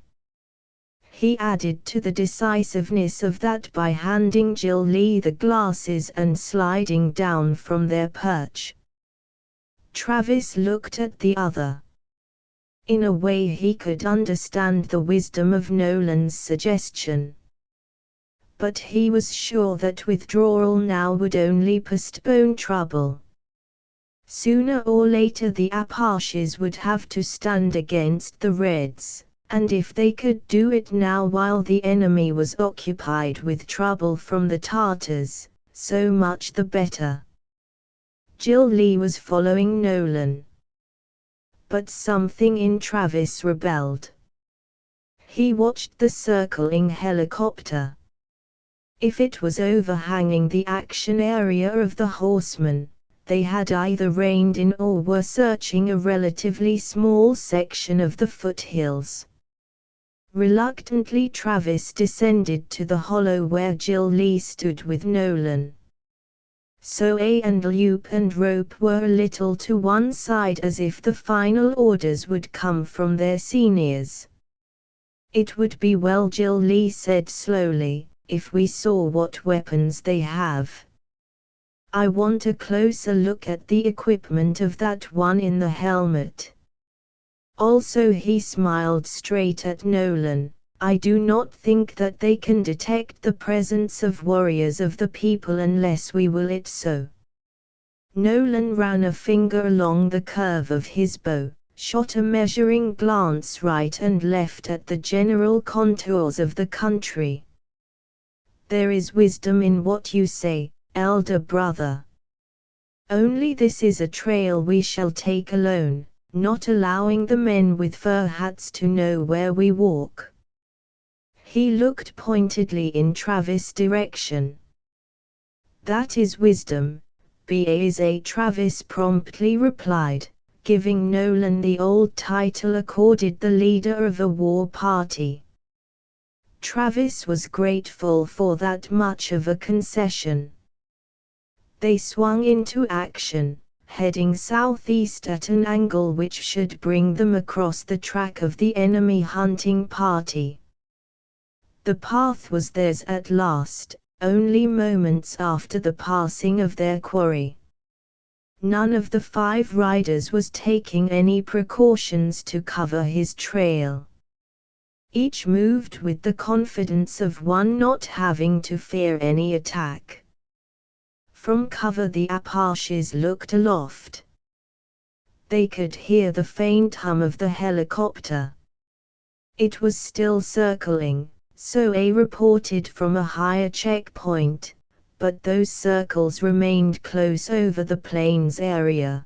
The riders had already passed beyond the limits of that aerial sentry. 3 to a side, the Apaches advanced with the trail between them. They were carefully hidden when they caught up with the hunters. The 4 Tartars were grouped together. The 5th man, heavily burdened by his pack, had climbed from the saddle and was sitting on the ground, his hands busy with a flat plate which covered him from upper chest to belt. Now that he had a chance to see them closely, Travis noted the lack of expression on the broad Tartar faces. The 4 men were blank of eye, astride their mounts with no apparent awareness of their present surroundings. Then as one, their heads swung around to the helmeted leader before they dismounted and stood motionless for a long moment in a way which reminded Travis of the coyote's attitude when they endeavored to pass some message to him. But these men even lacked the signs of thinking intelligence the animals had. The helmeted man's hand moved across his chest plate, and instantly his followers came into a measure of life. One put his hand to his forehead with an odd, half-dazed gesture. Another half crouched, his lips wrinkling back in a snarl. And the leader, watching him, laughed. Then he snapped an order, his hand poised over his control plate. One of the four took the horse reins, made the mounts fast to nearby bushes. Then as one they began to walk forward, the red bringing up the rear several paces behind the nearest Tartar. They were going up slope to the crest of a small ridge. The Tartar who first reached the crest put his hands to cup his mouth, sent a ringing cry southward, and the faint hoo-hoo-hoo echoed on and on through the hills. Either Menelik had reached the camp in time, or his people were not to be so easily enticed. For though the hunters waited for a long time, there was no answer to that hail. At last the helmeted man called his captives, bringing them sullenly down to mount and ride again, a move which suited the Apaches. They could not tell how close was the communication between the rider and the helicopter. And they were still too near the planes to attack unless it was necessary for their own protection. Travis dropped back to join Nolan. "He controls them by that plate on his chest," he said. "If we would take them, we must get at that. These Tartars use lariats in fighting. Did they not rope you as a calf is roped for branding? Then why do they not so take this red," binding his arms to his sides. The suspicion in Nolan's voice was plain. "Perhaps in them is some conditioned control making it so that they cannot attack their rulers. I do not like this matter of machines which can play this way and that with minds and bodies," flared Nolan. "A man should only use a weapon, not be one." Travis could agree to that. Had they by the wreck of their own ship and the death of Riven, escaped just such an existence as these Tartars now endured? If so, why? He and all the Apaches were volunteers, eager and willing to form new world colonies. What had happened back on Terra that they had been so ruthlessly sent out without warning and under redacts? Another small piece of that puzzle, or maybe the heart of the whole picture snapped into place. Had the project learned in some way of the Tartar settlement on Topaz and so been forced to speed up that translation from late 20th century Americans to primitives? That would explain a lot. Travis returned abruptly to the matter now at hand as he saw a peak ahead. The party they were trailing was heading directly for the outlaw hideout. Travis hoped Menelik had warned them in time. There, that wall of cliff to his left must shelter the Valley of the Towers, though it was still miles ahead. Travis did not believe the hunters would be able to reach their goal unless they traveled at night. They might not know of the ape things which could menace the dark. But the enemy, whether he knew of such dangers or not, did not intend to press on. As the sun pulled away, leaving crevices and crannies shadow dark, the hunters stopped to make camp. The Apaches, after their custom on the war trail, gathered on the heights above. This red seems to think that he shall find those he seeks sitting waiting for him, as if their feet were nipped tight in a trap, so A remarked. It is the habit of the Pindalico Yilup added, to believe they are greater than all others. Yet this one is a stupid fool walking into the arms of a she-bear with a cub. He chuckled. A man with a rifle does not fear a man armed only with a stick. Travis cut in quickly. This one is armed with a weapon which he has good reason to believe makes him invulnerable to attack. If he rests tonight, he probably leaves his machine on guard. At least we are sure of one thing, Nolan said in half agreement. This one does not suspect that there are any in these hills save those he can master. And his machine does not work against us. Thus at dawn, he made a swift gesture, and they smiled in concert. At dawn, the old time of attack. An Apache does not attack at night. Travis was not sure that any of them could break that old taboo and creep down upon the camp before the coming of new light. But tomorrow morning they would take over this confident red, strip him of his enslaving machine. Travis' head jerked. It had come as suddenly as a blow between his eyes, to half stun him. What was it? Not any physical impact, no, something which was dazing but still immaterial. He braced his whole body, awaiting its return, trying frantically to understand what had happened in that instant of vertigo and seeming disembodiment. Never had he experienced anything like it, or had he? 2 years or more ago, when he had gone through the time transfer to enter the Arizona of the false men some 10,000 years earlier, that moment of transfer had been something like this, a sensation of being awry in space and time with no stable footing to be found. Yet he was lying here on very tangible rock and soil, and nothing about him in the shadow-hung landscape of topaz had changed in the slightest.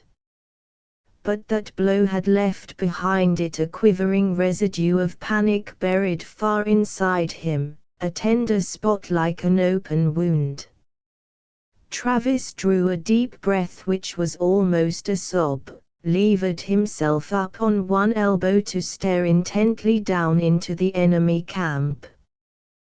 Was this some attack from the other's unknown weapon? Suddenly he was not at all sure what might happen when the Apaches made that dawn rush. Jill Lee was in station on his right. Travis must compare notes with him to be sure that this was not indeed a trap. Better to retreat now than to be taken like fish in a net. He crept out of his place, gave the chittering signal call of the fluff ball, and heard Jill Lee's answer in a cleverly mimicked trill of a night insect. "Did you feel something just now, in your head?" Travis found it difficult to put that sensation into words. "Not so." "But you did." He had, of course, he had. The remains of it were still in him, that point of panic. "Yes." "The machine?" "I don't know." Travis' confusion grew. It might be that he alone of the party had been struck. If so, he could be a danger to his own kind. "This is not good. I think we had better hold council, away from here." Jill Lee's whisper was the merest ghost of sound. He chirped again to be answered from Soap, who passed on the signal. The first moon was high in the sky as the Apaches gathered together. Again Travis asked his question, had any of the others felt that odd blow? He was met by negatives. But Nolan had the final word. "This is not good," he echoed Jill Lee's comment. "If it was the red machine at work, then we may all be swept into his net along with those he seeks." Perhaps the longer one remains close to that thing, the more influence it gains over him. We shall stay here until dawn. If the enemy would reach the place they seek, then they must pass below us, for that is the easiest road. Burdened with his machine, that Red has ever taken the easiest way. So, we shall see if he also has a defense against these when they come without warning. He touched the arrows in his quiver. To kill from ambush meant that they might never learn the secret of the machine, but after his experience Travis was willing to admit that Nolan's caution was the wise way. Travis wanted no part of a second attack like that which had shaken him so. And Nolan had not ordered a general retreat. It must be in the war chief's thoughts as it was in Travis that if the machine could have an influence over Apaches, it must cease to function. They set their ambush with the age-old skill the Redux had grafted into their memories. Then there was nothing to do but wait. It was an hour after dawn when Soe signaled that the enemy was coming, and shortly after, they heard the thud of ponies' hoofs. The first Tartar plodded into view, and by the stance of his body in the saddle, Travis knew the Red had him under full control. 2. Then 3 Tartars passed between the teeth of the Apache trap. The 4th one had allowed a wider gap to open between himself and his fellows. Then the Red leader came. His face below the bulge of the helmet was not happy. Travis believed the man was not a horseman by inclination. The Apache set arrow to bow cord, and at the chirp from Nolan, fired in concert with his clansmen. Only one of those arrows found a target. The Red's pony gave a shrill scream of pain and terror, reared, pawing at the air, toppled back, pinning its shouting rider under it. The Red had had a defense right enough, one which had somehow deflected the arrows. But he neither had protection against his own awkward seat in the saddle nor the arrow which had seriously wounded the now threshing pony. Ahead the Tartars twisted and writhed, mouthed tortured cries, then dropped out of their saddles to lie limply on the ground as if the arrows aimed at the master had instead struck each to the heart. 11 Either the Red was lucky, or his reactions were quick. He had somehow rolled clear of the struggling horse as Aleut leaped from behind a boulder, knife out and ready. To the eyes of the Apaches the helmeted man lay easy prey to Aleut's attack. Nor did he raise an arm to defend himself, though one hand lay free across the plate on his chest. But the young Apache stumbled, rebounding back as if he had run into an unseen wall, when his knife was still 6 inches away from the other.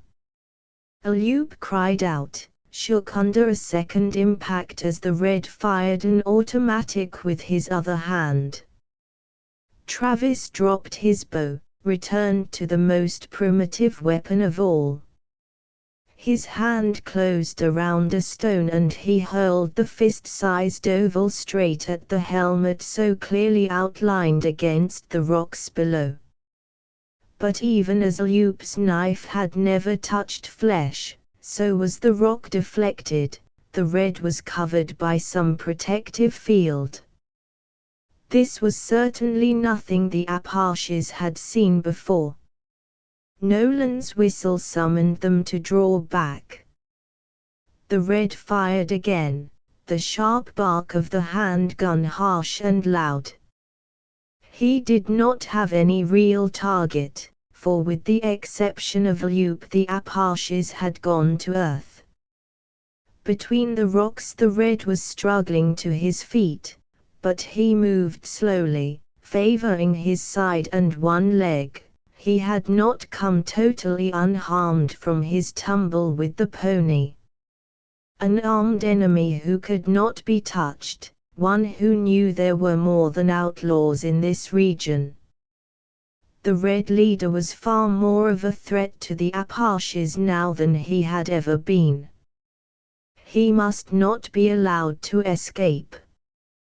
He was holstering his gun, moving along with one hand against the rocks to steady himself, trying to reach one of the ponies that stood with trailing reins beside the inert Tartars. But when the enemy reached the far side of that rock he would have to sacrifice either his steadying hold, or his touch on the chest plate where his other hand rested. Would he, then, for an instant be vulnerable? The pony. Travis put an arrow on bow cord and shot. Not at the Red, who had released his hold of the rock, preferring to totter instead of lose control of the chest plate, but into the air straight before the nose of the mount. The pony neighed wildly, tried to turn, and its shoulder caught the free, groping hand of the Red and spun the man around and back, so that he flung up both hands in an effort to ward himself off the rocks. Then the pony stampeded down the break, its companions catching the same fever, trailing in a mad dash which kept the Red hard against the boulders. He continued to stand there until the horses, save for the wounded one still kicking fruitlessly, were gone. Travis felt a sense of reprieve. They might not be able to get at the Red, but he was hurt and afoot, 2 strikes which might yet reduce him to a condition the Apaches could handle. Apparently the other was also aware of that, for now he pushed out from the rocks and stumbled along after the ponies. But he went only a step or two. Then, settling back once more against a convenient boulder, he began to work at the plate on his chest. Nolan appeared noiselessly beside Travis. What does he do? His lips were very close to the younger man's ear, his voice hardly more than a breath.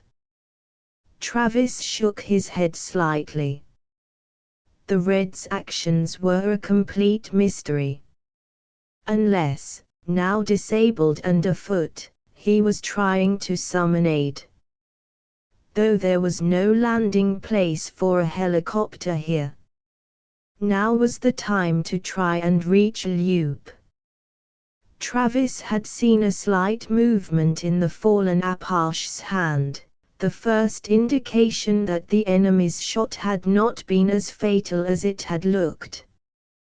He touched Nolan's arm, pointed to Luke, and then, discarding his bow and quiver beside the war leader, he stripped for action.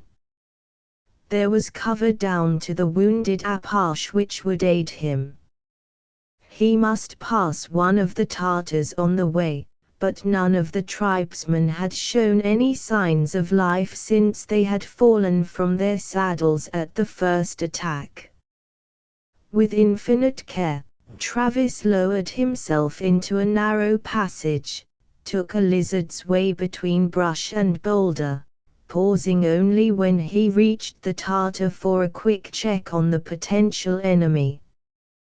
The lean brown face was half turned, one cheek in the sand, but the slack mouth, the closed eyes were those, Travis believed, of a dead man.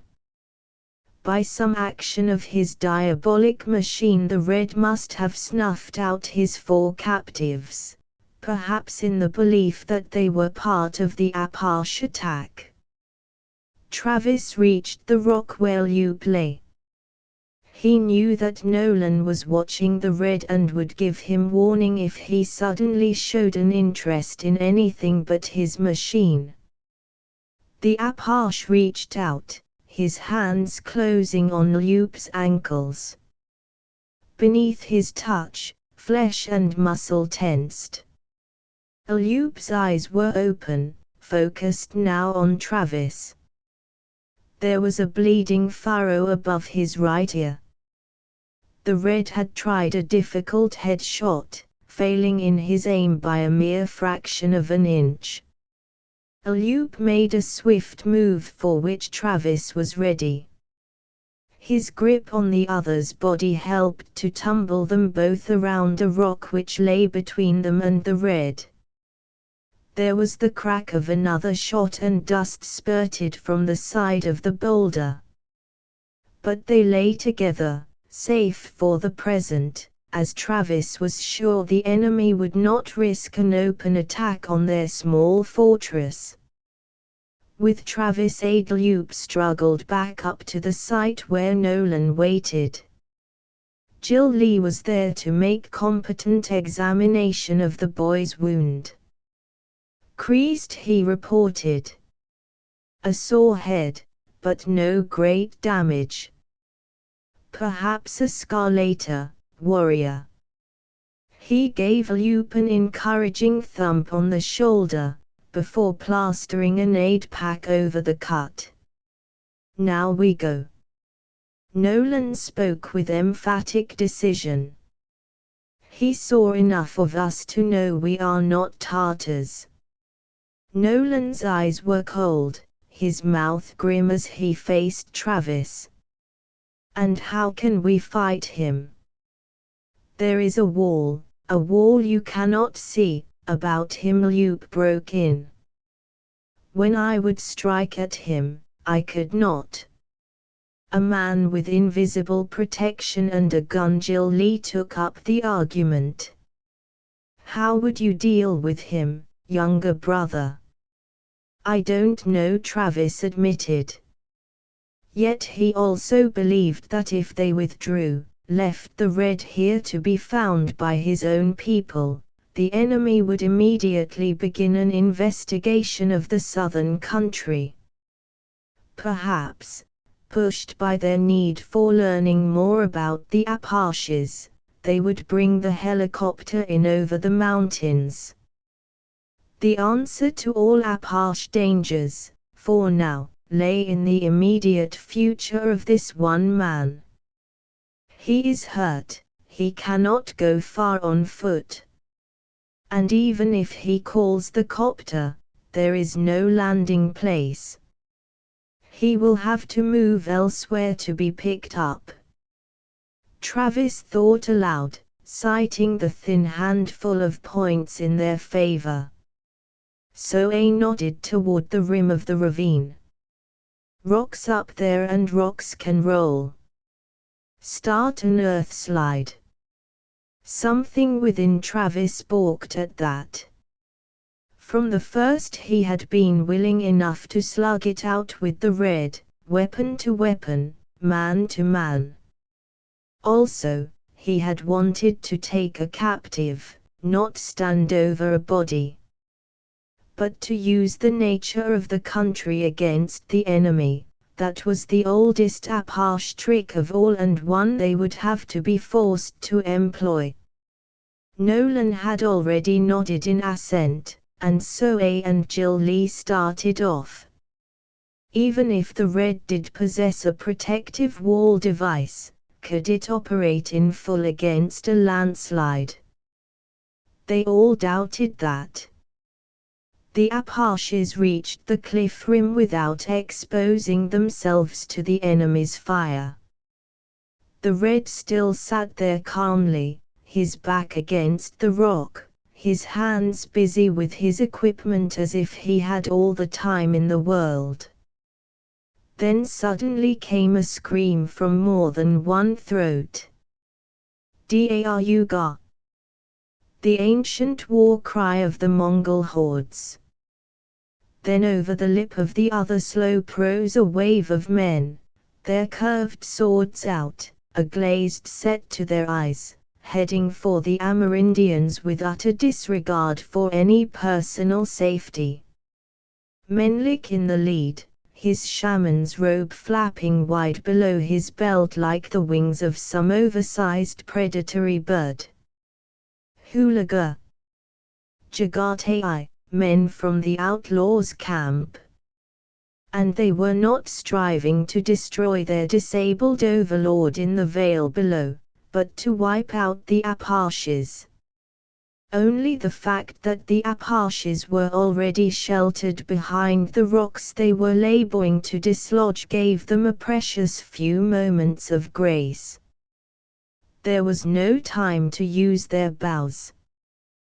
They could only use knives to meet the swords of the Tartars, knives and the fact that they could fight with unclouded minds. He has them under control. Travis pawed at Jill Lee's shoulder. Get him, they'll stop. He did not wait to see if the other Apache understood. Instead, he threw the full force of his own body against the rock they had made the center stone of their slide. It gave, rolled, carrying with it and before it the rest of the piled rubble. Travis stumbled, fell flat, and then a body thudded down upon him, and he was fighting for his life to keep a blade from his throat. Around him were the shouts and cries of embroiled warriors, then all was silenced by a roar from below. Glazed eyes in a face only a foot from his own, the twisted, panting mouth sending gusts of breath into his nostrils. Suddenly there was reason back in those eyes, a bewilderment, which became fear, panic. The Tartar's body twisted in Travis' hold, striving now not to attack, but to win free. As the Apache loosened his grip the other jerked away, so that for a moment or two they lay gasping, side by side. Men sat up to look at men.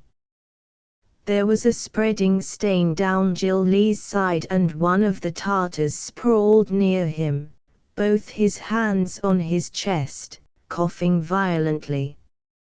Menelik clawed at the trunk of a wind-twisted mountain tree, pulled himself to his feet, and stood swaying as might a man long ill and recovering from severe exertion.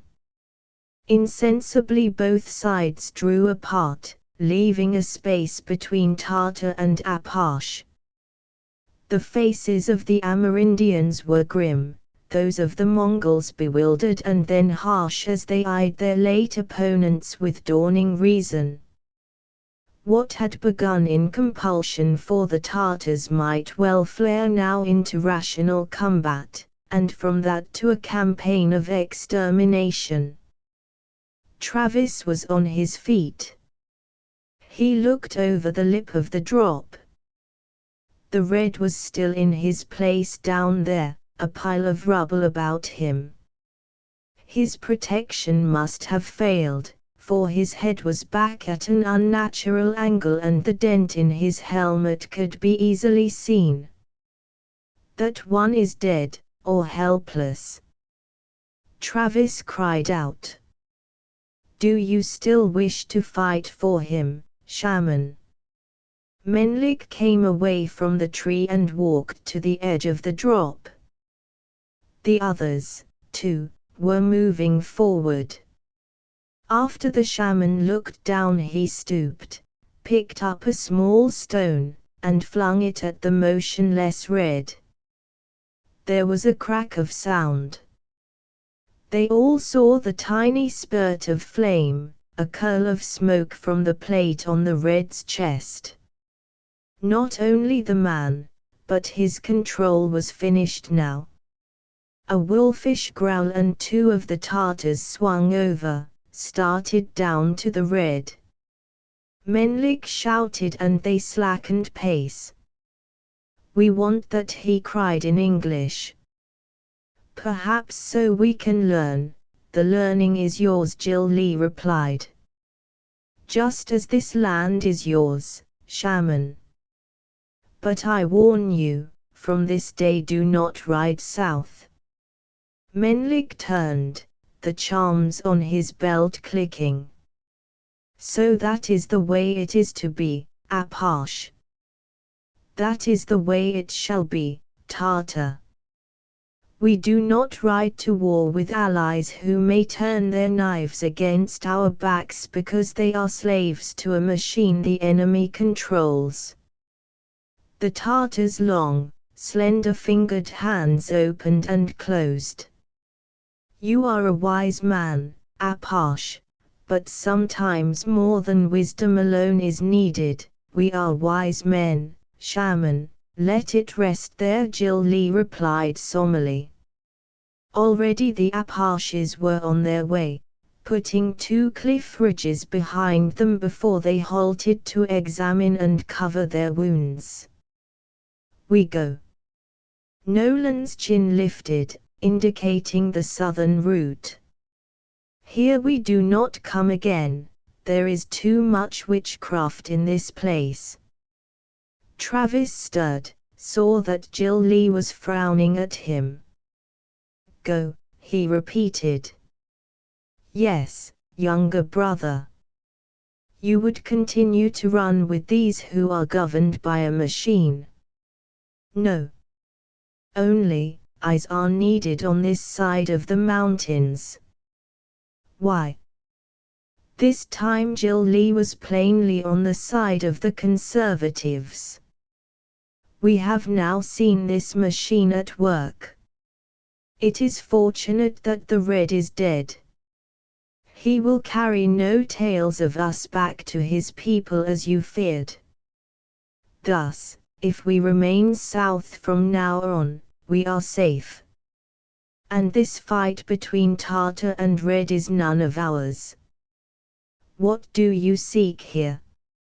I must go again to the place of the towers, Travis answered with the truth.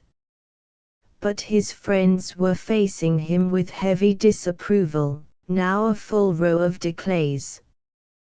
Did you not tell us that you felt this strange thing during the night we waited about the camp? What if you become one with these Tartars and are also controlled by the machine? Then you, too, can be made into a weapon against us, your clansmen. Jill Lee was almost openly hostile. Sense was on his side. But in Travis was this other desire of which he was becoming more conscious by the minute. There was a reason for those towers, perhaps a reason important enough for him to discover and run the risk of angering his own people. There may be this, Nolan's voice was remote and cold, you may already be a piece of this thing, bound to the machines. If so, we do not want you among us. There it was, an open hostility with more power behind it than Declay's motiveless disapproval had carried. Travis was troubled. The family, the clan, they were important. If he took the wrong step now and was outlawed from that tight fortress, then as an Apache he would indeed be a lost man. In the past of his people there had been renegades from the tribe, men such as the infamous Apache Kid who had killed and killed again, not only white men but his own people. Wolf men living wolves lives in the hills. Travis was threatened with that. Yet, up the ladder of civilization, down the ladder, why did this feverish curiosity ride him so cruelly now? Listen, Jill Lee, his side padded with bandages, stepped closer, and tell me, younger brother, what is it that you seek in these towers? On another world there were secrets of the old ones to be found in such ancient buildings. Here that might also be true.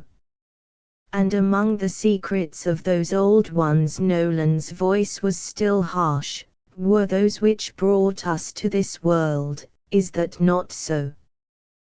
Did any man drive you, Nolan, or you, Zoe, or you, Jill Lee, or any of us, to promise to go beyond the stars? You were told what might be done, and you were eager to try it. You were all volunteers. Save for this voyage when we were told nothing, Jill Lee answered, cutting straight to the heart of the matter.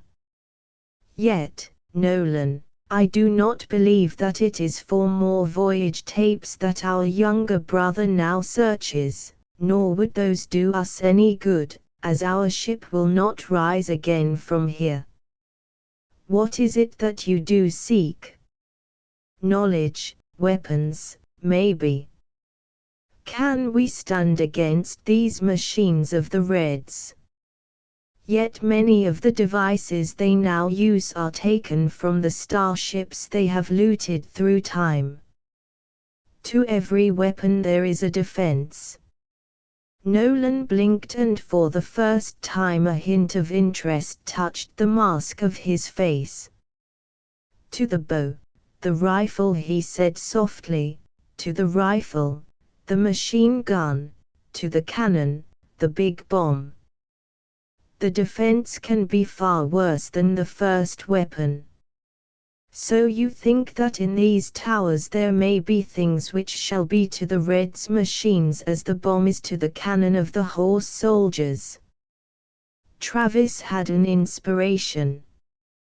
Did not our people lay aside the bow for the rifle when we went up against the Bluecoats? We do not so go up against these Reds, protested Loop. Not now. But what if they come across the mountains, perhaps driving the Tartars before them to do their fighting? And you believe that if you find weapons in these towers, you will know how to use them? Jill Lee asked. What will give you that knowledge, younger brother? I do not claim such knowledge, Travis countered. But this much I do have. Once I studied to be an archaeologist, and I have seen other storehouses of these star people.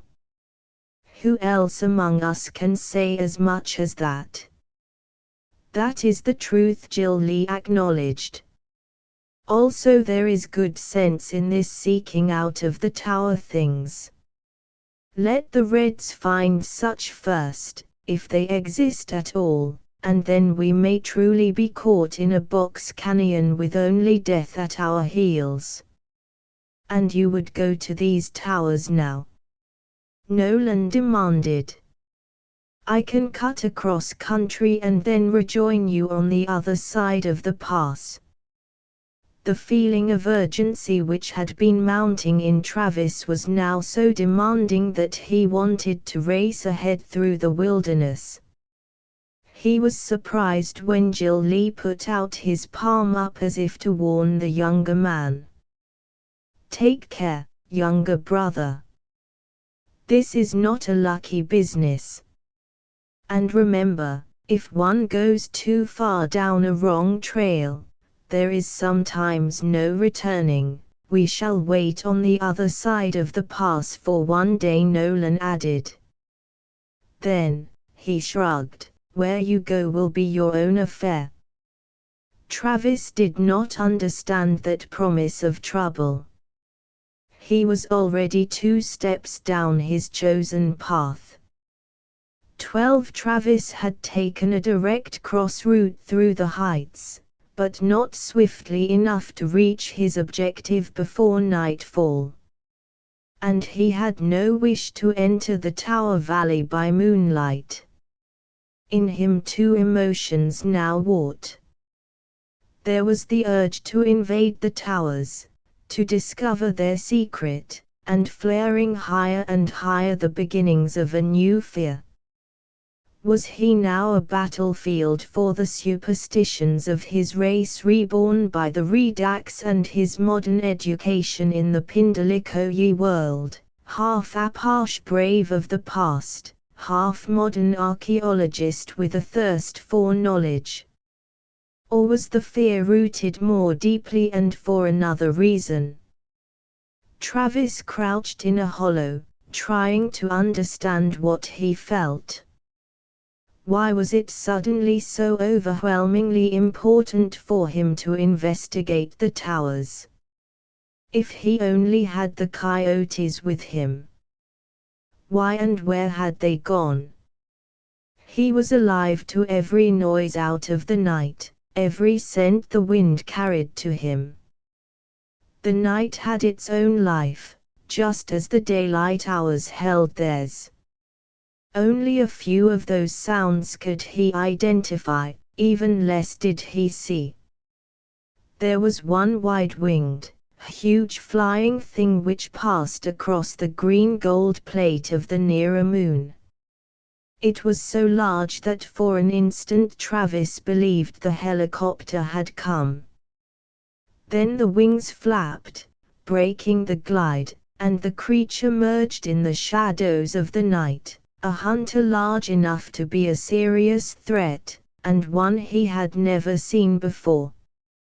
Relying on his own small defense, the strewing of brittle sticks along the only approach to the hollow, Travis dozed at intervals, his head down on his forearm across his bent knees. But the cold cramped him and he was glad to see the graying sky of pre-dawn. He swallowed 2 ration tablets and a couple of mouthfuls of water from his canteen and started on.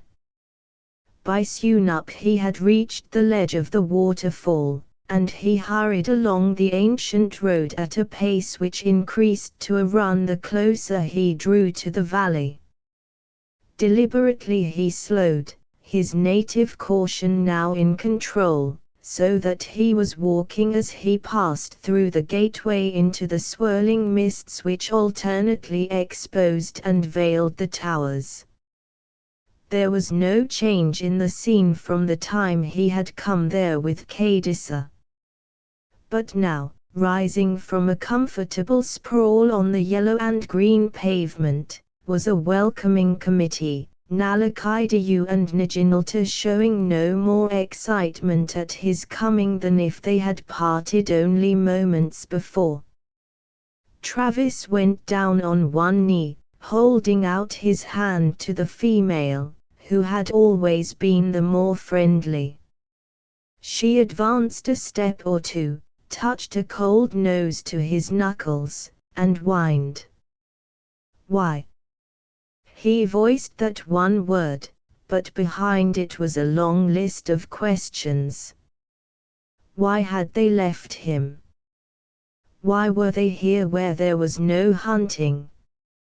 Why did they meet him now as if they had calmly expected his return? Travis glanced from the animals to the towers, those windows set in diamond pattern. And again he was visited by the impression that he was under observation. With the mist floating across those openings, it would be easy for a lurker to watch him unseen. He walked slowly on into the valley, his moccasins making no sound on the pavement, but he could hear the faint click of the coyotes' claws as they paced beside him, on each hand. The sun did not penetrate here, making merely a gilt fog of the mist. As he approached within touching distance of the first tower, it seemed to Travis that the mist was curling about him. He could no longer see the archway through which he had entered the valley. Nanezyani, slayer of monsters, give strength to the bow arm, to the knife wrist. Out of what long-buried memory did that ancient plea come? Travis was hardly aware of the sense of the words until he spoke them aloud. You who wait, she indi to Daishan, an apash is not food for you. I am fox of the Itkat Kutandu, the eagle people, and beside me walk Ns of power. Travis blinked and shook his head as one waking. Why had he spoken so, using words and phrases which were not part of any modern speech? He moved on, around the base of the first tower, to find no door, no break in its surface below the second-story windows, to the next structure and the next, until he had encircled all three. If he were to enter any, he must find a way of reaching the lowest windows.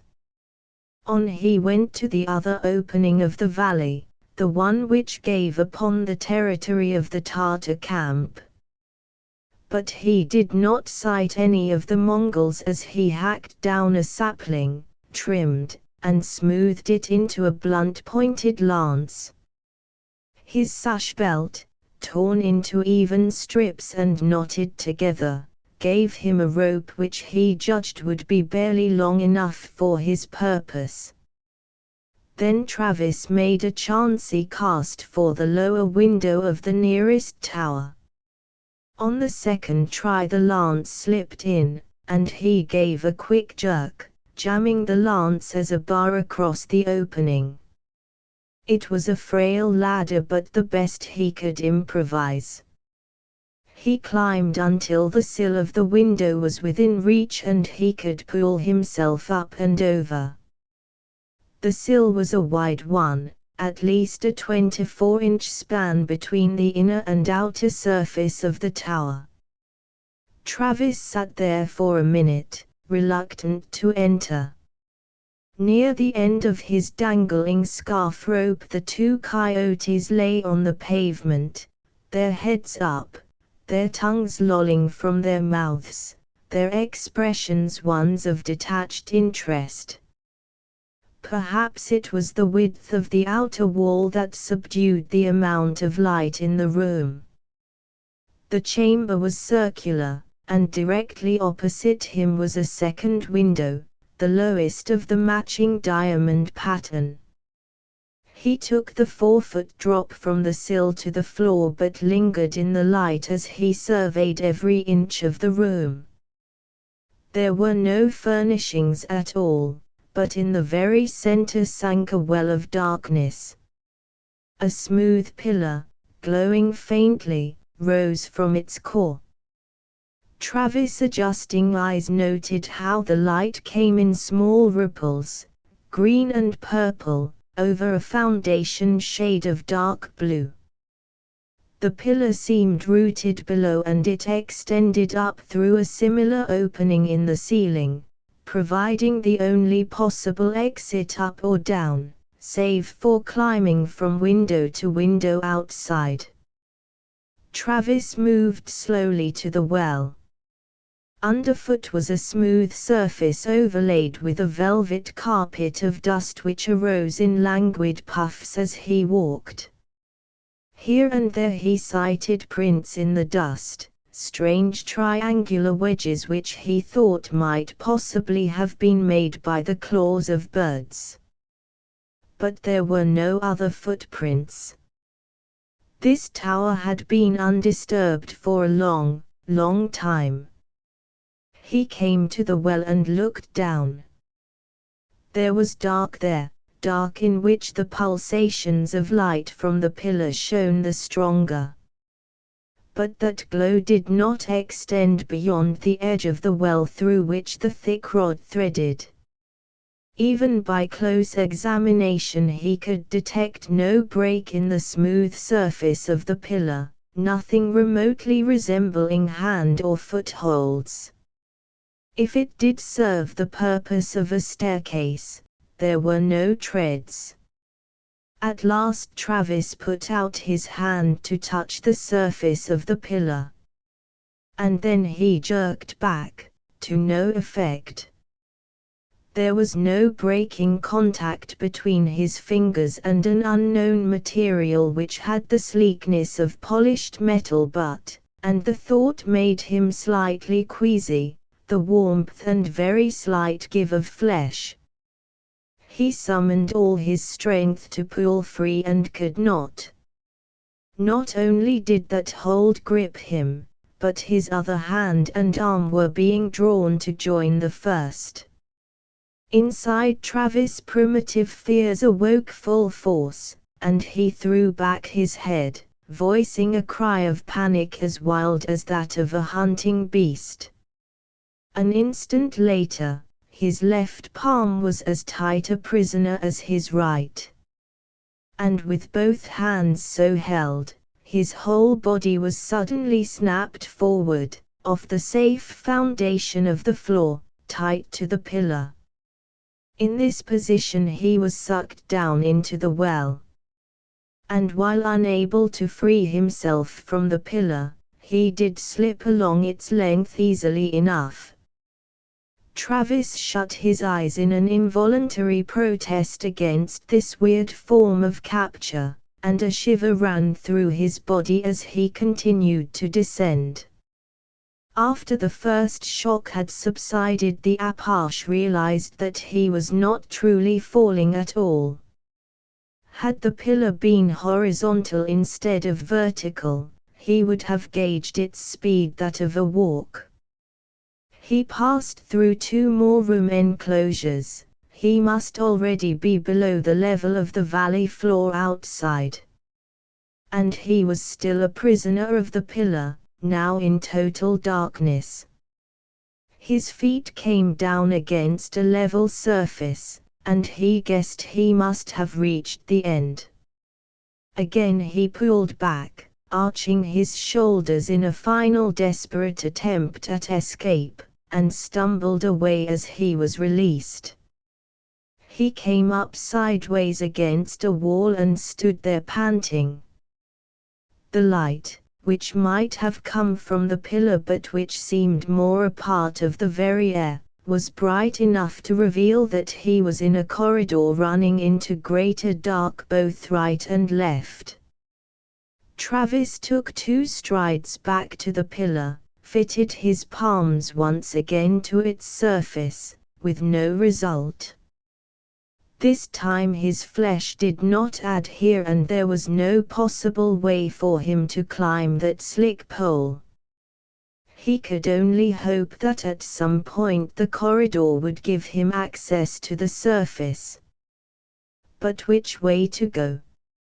At last he chose the right-hand path and started along it, pausing every few steps to listen. But there was no sound except the soft pad of his own feet.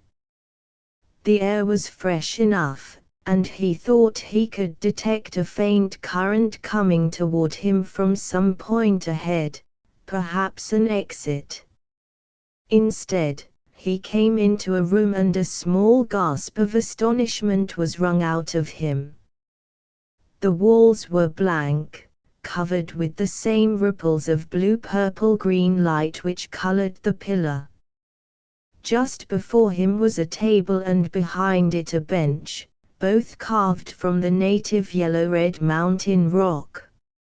And there was no exit except the doorway in which he now stood. Travis walked to the bench. Immovable, it was placed so that whoever sat there must face the opposite wall of the chamber with the table before him. And on the table was an object Travis recognized immediately from his voyage in the alien starship, one of the reader viewers through which the involuntary explorers had learned what little they knew of the older galactic civilization. A reader, and beside it a box of tapes.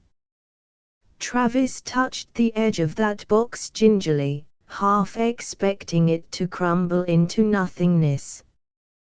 This was a place long deserted. Stone table, bench, the towers could survive through centuries of abandonment, but these other objects. The substance of the reader was firm under the film of dust. There was less dust here than had been in the upper tower chamber.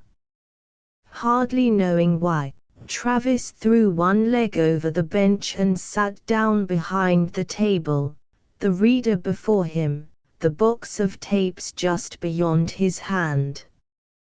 He surveyed the walls and then looked away hurriedly. The rippling colors caught at his eyes. He had a feeling that if he watched that ebb and flow too long, he would be captured in some subtle web of enchantment, just as the Red's machine had caught and held the Tartars. He turned his attention to the reader. It was, he believed, much like the one they had used on the ship. This room, table, bench, had all been designed with a set purpose. And that purpose, Travis' fingers rested on the box of tapes he could not yet bring himself to open. That purpose was to use the reader, he would swear to that. Tapes so left must have had a great importance for those who left them. It was as if the whole valley was a trap to channel a stranger into this underground chamber. Travis snapped open the box, fed the first disc into the reader, and applied his eyes to the vision tube at its apex. The rippling walls looked just the same when he looked up once more, but the cramp in his muscles told Travis that time had passed. Perhaps hours instead of minutes, since he had taken out the first disc. He cupped his hands over his eyes and tried to think clearly. There had been sheets of meaningless symbol writing, but also there had been many clear, three-dimensional pictures, accompanied by a sing-song commentary in an alien tongue, seemingly voiced out of thin air. He had been stuffed with ragged bits and patches of information, to be connected only by guesses, and some wild guesses, too. But this much he did know: these towers had been built by the bald spaceman, and they were highly important to that vanished stellar civilization. The information in this room, as disjointed as it had been for him, led to a treasure trove on topaz greater than he had dreamed. Travis swayed on the bench. To know so much and yet so little. If Ush were only here, or some other of the project technicians. A treasure such as Pandora's box had been, peril for one who opened it and did not understand. The Apache studied the three walls of blue, purple, green in turn and with new attention. There were ways through those walls. He was fairly sure he could unlock at least one of them. But not now, certainly not now. And there was another thing he knew: the Reds must not find this. Such a discovery on their part would not only mean the end of his own people on Topaz, but the end of Terra as well. This could be a new and alien Black Death spread to destroy whole nations at a time. If he could, much as his archaeologist's training would argue against it, he would blot out this whole valley above and below ground. But while the Reds might possess a means of such destruction, the Apaches did not. No, he and his people must prevent its discovery by the enemy by doing what he had seen as necessary from the first: wiping out the Red leaders. And that must be done before they chanced upon the towers. Travis arose stiffly. His eyes ached. His head felt stuffed with pictures, hints, speculations. He wanted to get out, back into the open air where perhaps the clean winds of the heights would blow some of this frightening half-knowledge from his benumbed mind. He lurched down the corridor, puzzled now by the problem of getting back to the window level. Here, before him, was the pillar. Without hope, but still obeying some buried instinct, Travis again set his hands to its surface. There was a tug at his cramped arms, once more his body was sucked to the pillar. This time he was rising. He held his breath past the first level and then relaxed. The principle of this weird form of transportation was entirely beyond his understanding, but as long as it worked in reverse he didn't care to find out.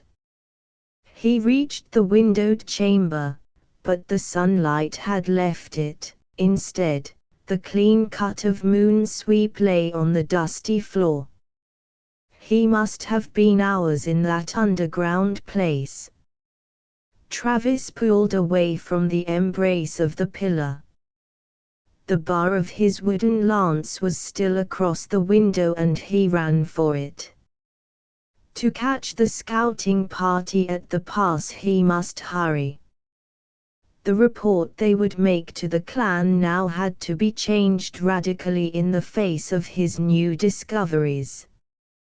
The Apaches dared not retreat southward and withdraw from the fight, leaving the Reds to use what treasure lay here. As he hit the pavement below he looked about for the coyotes. Then he tried the mind call. But as mysteriously as they had met him in the valley, so now were they gone again. And Travis had no time to hunt for them. With a sigh, he began his race to the pass. In the old days, Travis remembered, Apache warriors had been able to cover 45 or 50 miles a day on foot and over rough territory. But perhaps his modern breeding had slowed him. He had been so sure he could catch up before the others were through the pass. But he stood now in the hollow where they had camped, read the sign of overturned stone and bent twig left for him, and knew they would reach the rancheria and report the decision Clay and the others wanted before he could head them off. Travis slogged on.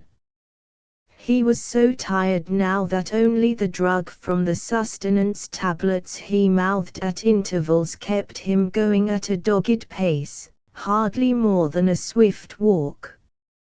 And always his mind was haunted by fragments of pictures he had seen in the reader.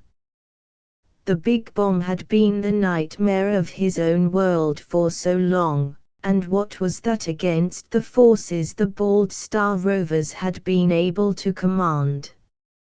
He fell beside a stream and slept. There was sunshine about him as he arose to stagger on. What day was this?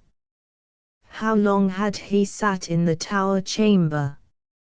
He was not sure of time anymore. He only knew that he must reach the rancheria, tell his story, somehow win over Clay and the other reactionaries to prove the necessity for invading the North in force.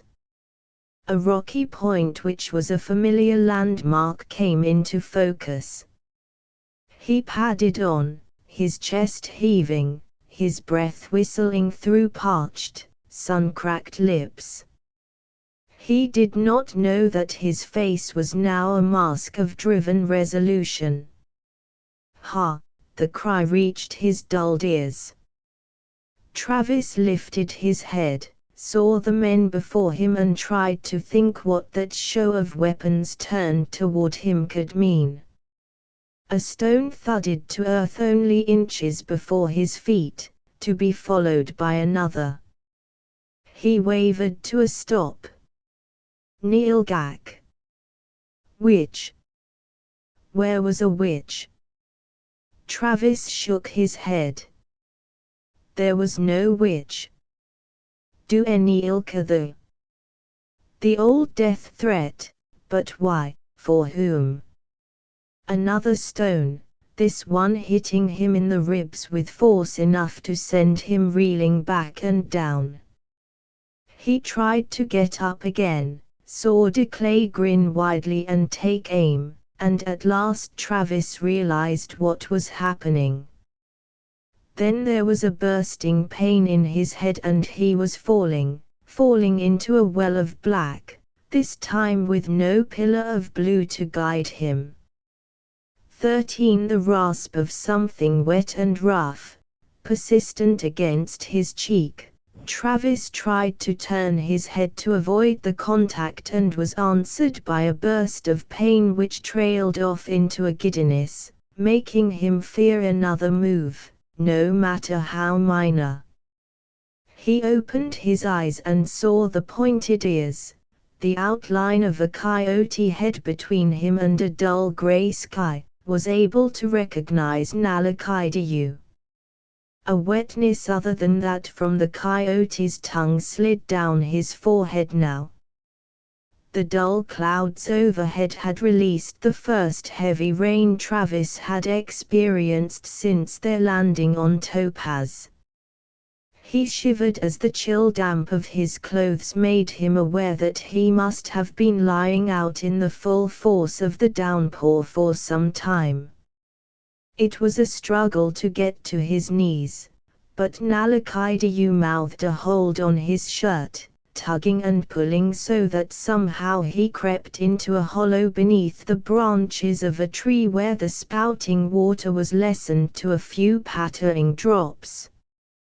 There the Apash's strength deserted him again and he could only hunch over, his bent knees against his chest, trying to endure the throbbing misery in his head, the awful floating sensation which followed any movement. Fighting against that, he tried to remember just what had happened. The meeting with Declay and at least 4 or 5 others, then the Apache accusation of witchcraft, a serious thing in the old days. Old days. To Declay and his fellows, these were the old days.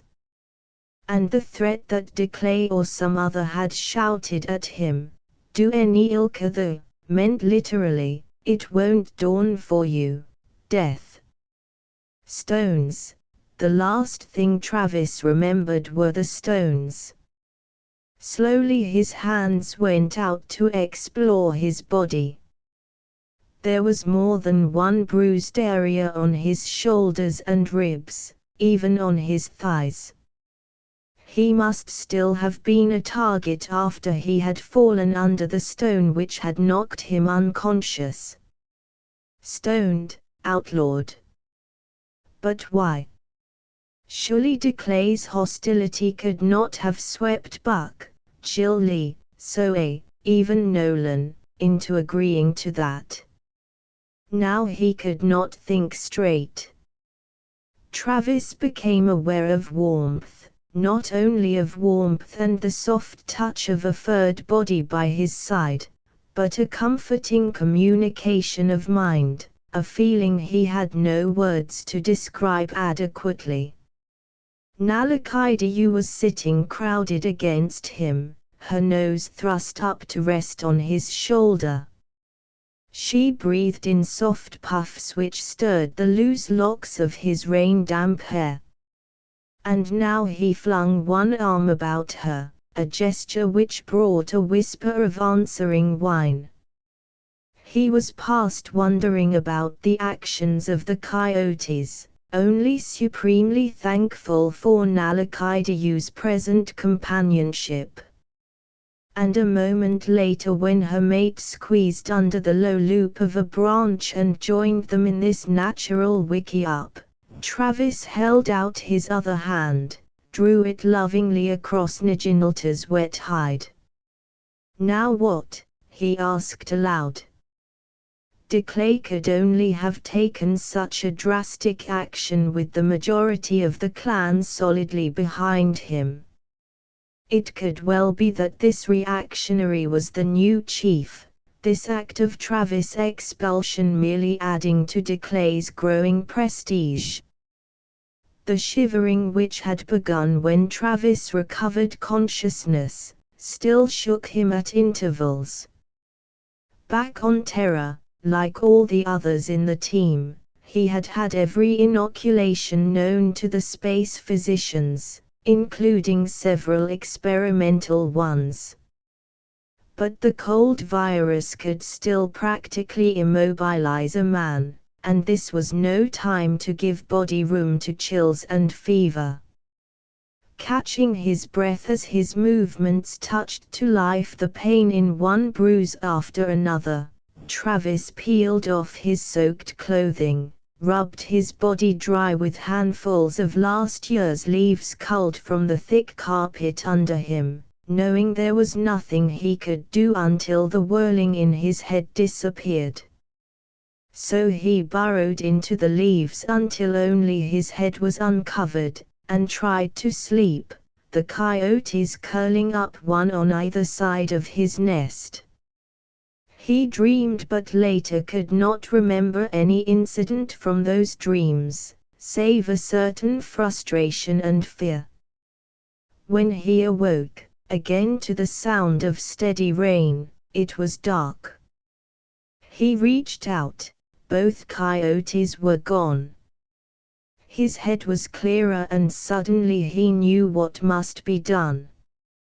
As soon as his body was strong enough, he, too, would return to instincts and customs of the past. This situation was desperate enough for him to challenge Decay. In the dark Travis frowned. He was slightly taller, and 3 or 4 years younger than his enemy. But Decay had the advantage in a stouter build and longer reach. However, Travis was sure that in his present life Decay had never fought a duel, Apache fashion. And an Apache duel was not a meeting anyone entered into lightly. Travis had the right to enter the rancheria and deliver such a challenge. Then Decay must meet him or admit himself in the wrong. That part of it was simple. But in the past such duels had just one end, a fatal one for at least one of the fighters. If Travis took this trail, he must be prepared to go the limit. And he didn't want to kill Decay. There were too few of them here on Topaz to make any loss less than a real catastrophe. While he had no liking for Decay, neither did he nurse any hatred. However, he must challenge the other or remain a tribal outcast, and Travis had no right to gamble with time and the future, not after what he had learned in the tower. It might be his life and skill, or Decay's, against the blotting out of them all, and their home world into the bargain. First, he must locate the present camp of the clan. If Nolan's arguments had counted, they would be heading south away from the pass. And to follow would draw him farther from the Tower Valley. Travis' battered face ached as he grinned bitterly. This was another time when a man could wish he were 2 people, a scout on sentry duty at the valley, the fighter heading in the opposite direction to have it out with Decay. But since he was merely one man he would have to gamble on time, one of the trickiest risks of all. Before dawn Nalakaidu returned, carrying with her a bird, or at least birds must have been somewhere in the creature's ancestry, but the present representative of its kind had only vestigial remnants of wings, its trailing feet and legs well developed and far more powerful. Travis skinned the corpse, automatically putting aside some spine quills to feather future arrows. Then he ate slivers of dusky meat raw, throwing the bones to Nalakaidayu. Though he was still stiff and sore, Travis was determined to be on his way. He tried mind contact with the coyote, picturing the Apashes, notably Declay, as sharply as he could by mental image. And her assent was clear in return. She and her mate were willing to lead him to the tribe. He gave a light sigh of relief.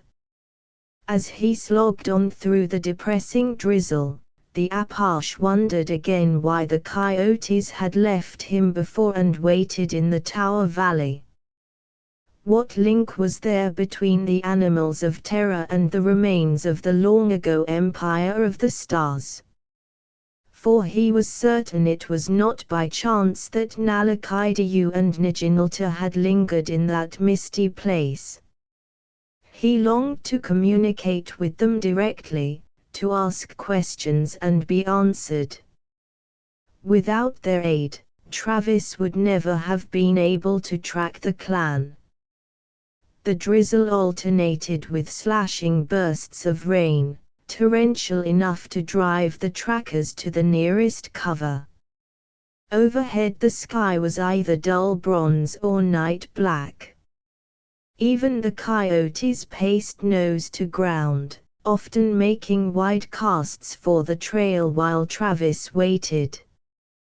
The rain lasted for 3 days and nights, filling watercourses with rapidly rising streams.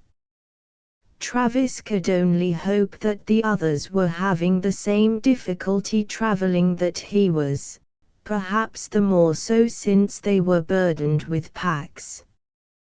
The fact that they kept on meant that they were determined to get as far from the northern mountains as they could. On the 4th morning the bronze of the clouds slowly thinned into the usual gold, and the sun struck across hills where mist curled like steam from 100 bubbling pots. Travis relaxed in the welcome warmth, feeling his shirt dry on his shoulders. It was still a waterlogged terrain ahead which should continue to slow the clan. He had high expectations of catching up with them soon, and now the worst of his bruises had faded. His muscles were limber, and he had worked out his plan as best he could. 2 hours later he sat in ambush, waiting for the scout who was walking into his hands. Under the direction of the coyotes, Travis had circled the line of march, coming ahead of the clan. Now he needed an emissary to state his challenge, and the fact that the scout he was about to jump was Manulito, one of Declay's supporters, suited Travis' purpose perfectly. He gathered his feet under him as the other came opposite, and sprang. The rush carried Manulito off his feet and face down on the sod while Travis made the best of his advantage and pinned the wildly fighting man under him. Had it been one of the older braves he might not have been so successful, but Manulito was still a boy by Apache standards. "Lie still," Travis ordered. "Listen well, so you can say to Declay the words of the fox." The frenzied struggles ceased. Manulito managed to wrench his head to the left so he could see his captor. Travis loosened his grip, got to his feet. Manulito sat up, his face darkly sullen, but he did not reach for his knife. "You will say this to Declay. The fox says he is a man of little sense and less courage, preferring to throw stones rather than meet knife to knife as does a warrior. If he thinks as a warrior, let him prove it, his strength against my strength, after the ways of the people. Some of the sullenness left Manuleto's expression. He was eager, excited. You would duel with Declay after the old custom. I would. Say this to Declay, openly so that all men may hear. Then Declay must also give answer openly. Manuleto flushed at that implication concerning his leader's courage, and Travis knew that he would deliver the challenge openly. To keep his hold on the clan, the latter must accept it, and there would be an audience of his people to witness the success or defeat of their new chief and his policies. As Manuleto disappeared, Travis summoned the coyotes, putting full effort into getting across one message. Any tribe led by Declay would be hostile to the mutant animals. They must go into hiding, run free in the wilderness if the gamble failed Travis. Now they withdrew into the bushes, but not out of reach of his mind. He did not have too long to wait. First came Jill Lee, Buck, Nolan, Zoe, Lube, those who had been with him on the Northern Scout. Then the others, the warriors first, the women making a half circle behind, leaving a free space in which Declay walked. I am the fox, Travis stated. And this one has named me witch and narrator, outlaw of the mountains. Therefore do I come to name names in my turn. Hear me, people, this Declay, he would walk among you as Izesnantan, a great chief, but he does not have the Gondi, the holy power of a chief. For this Declay is a fool, with a head filled by nothing but his own wishes, not caring for his clan brothers. He says he leads you into safety, I say he leads you into the worst danger any living man can imagine, even in pellet dreams. He is one twisted in his thoughts, and he would make you twisted also, Buck cut in sharply, hushing the murmur of the massed clan. These are bold words, Fox. Will you back them? Travis' hands were already peeling off his shirt. I will back them, he stated between set teeth.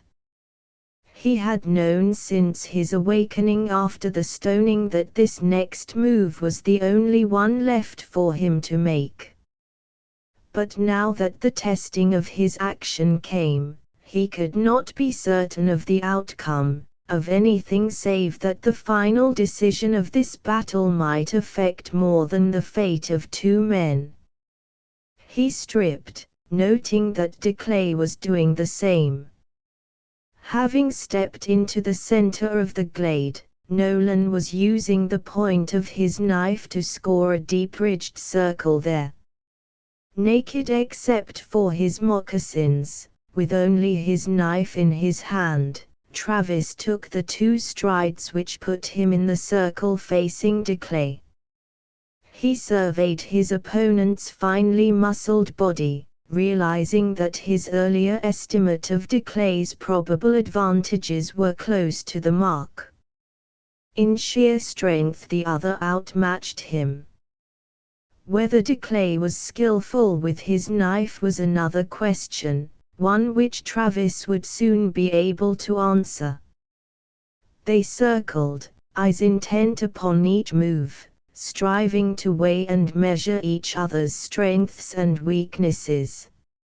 Knife dueling among the Pindalikoyi, Travis remembered, had once been an art close to finished swordplay, with two evenly matched fighters able to engage for a long time without seriously marking each other. But this was a far rougher and more deadly game, with none of the niceties of such a meeting. He evaded a vicious thrust from de Clay. The bull charges, he laughed. And the fox snaps. By some incredible stroke of good fortune, the point of his weapon actually grazed de Clay's arm, drawing a thin, red inch-long line across the skin. Charge again, bull. Feel once more the fox's teeth. He strove to goad de Clay into a crippling loss of temper, knowing how the other could explode into violent rage. It was dangerous, that rage, but it could also make a man blindly careless. There was an inarticulate sound from de Clay, a dusky swelling in the man's face. He spat, as might an enraged puma, and rushed at Travis, who did not quite manage to avoid the lunge, falling back with a smarting slash across the ribs. The bull gores. De Clay bellowed. Horns toss the fox. He rushed again, elated by the sight of the trickling wound on Travis' side. But the slighter man slipped away. Travis knew he must be careful in such evasions. 1 foot across the ridged circle and he was finished, as much as if de Clay's blade had found its mark. Travis tried a thrust of his own, and his foot came down hard on a sharp pebble. Through the sole of his moccasin pain shot upward, caused him to stumble. Again the scarlet flame of a wound, down his shoulder and forearm this time. Well, there was one trick, he knew. Travis tossed the knife into the air, caught it with his left hand. De Clay was now facing a left-handed fighter and must adjust to that. Poor bull, rattle your horns, Travis cried. The fox still shows his teeth. De Clay recovered from his instant of surprise. With a cry which was indeed like the bellow of an old range bull, he rushed into grapple, sure of his superior strength against a younger and already wounded man. Travis ducked, one knee thumping the ground. He groped out with his right hand, caught up a handful of earth, and flung it into the dusky brown face. Again it seemed that luck was on his side. That handful could not be as blinding as sand, but some bit of the shower landed in de Clay's eye. For a space of seconds de Clay was wide open for a blow which would rip him up the middle, the blow Travis could not and would not deliver. Instead, he took the offensive recklessly, springing straight for his opponent. As the earth-grimed fingers of one hand clawed into de Clay's face, he struck with the other, not with the point of the knife but with its shaft. But de Clay, already only half conscious from the blow, had his own chance. He fell to the ground, leaving his knife behind, 2 inches of steel between Travis' ribs. Somehow, he didn't know from where he drew that strength, Travis kept his feet and took one step and then another, out of the circle until the comforting brace of a tree trunk was against his bare back. Was he finished? He fought to nurse his rags of consciousness. Had he summoned Buck with his eyes? Or had the urgency of what he had to say reached somehow from mind to mind? The other was at his side, but Travis put out a hand to ward him off. Towers, he struggled to keep his wits through the pain and billowing weakness beginning to creep through him. Reds mustn't get to the towers. Worse than the bomb, end us all. He had a hazy glimpse of Nolan and Jill Lee closing in about him. The desire to cough tore at him, but they had to know, to believe. Reds get to the towers, everything finished.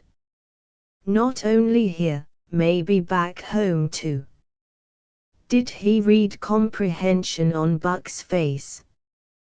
Would Nolan and Jill Lee and the rest believe him? Travis could not suppress the cough any longer, and the ripping pain which followed was the worst he had ever experienced. But still he kept his feet, tried to make them understand. Don't let them get to the towers.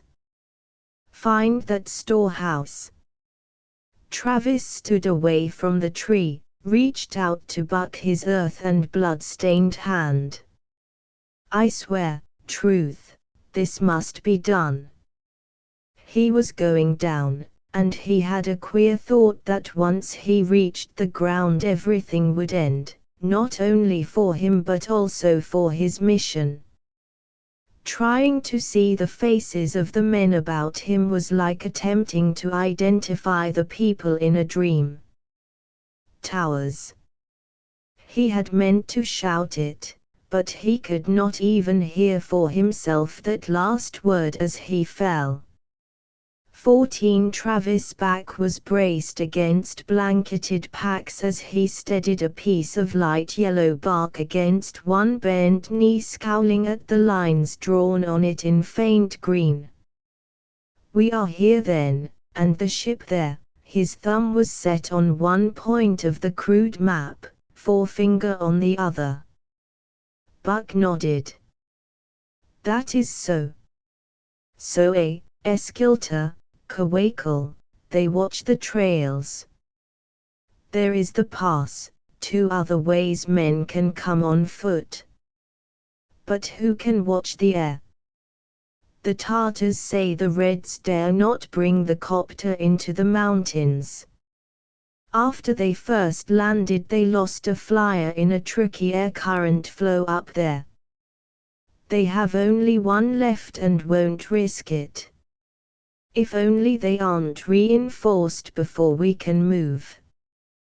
There it was again, that constant gnawing fear of time shortening into a rope to strangle them all.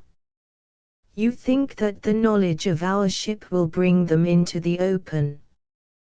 That, or information about the towers would be the only things important enough to pull out their experts.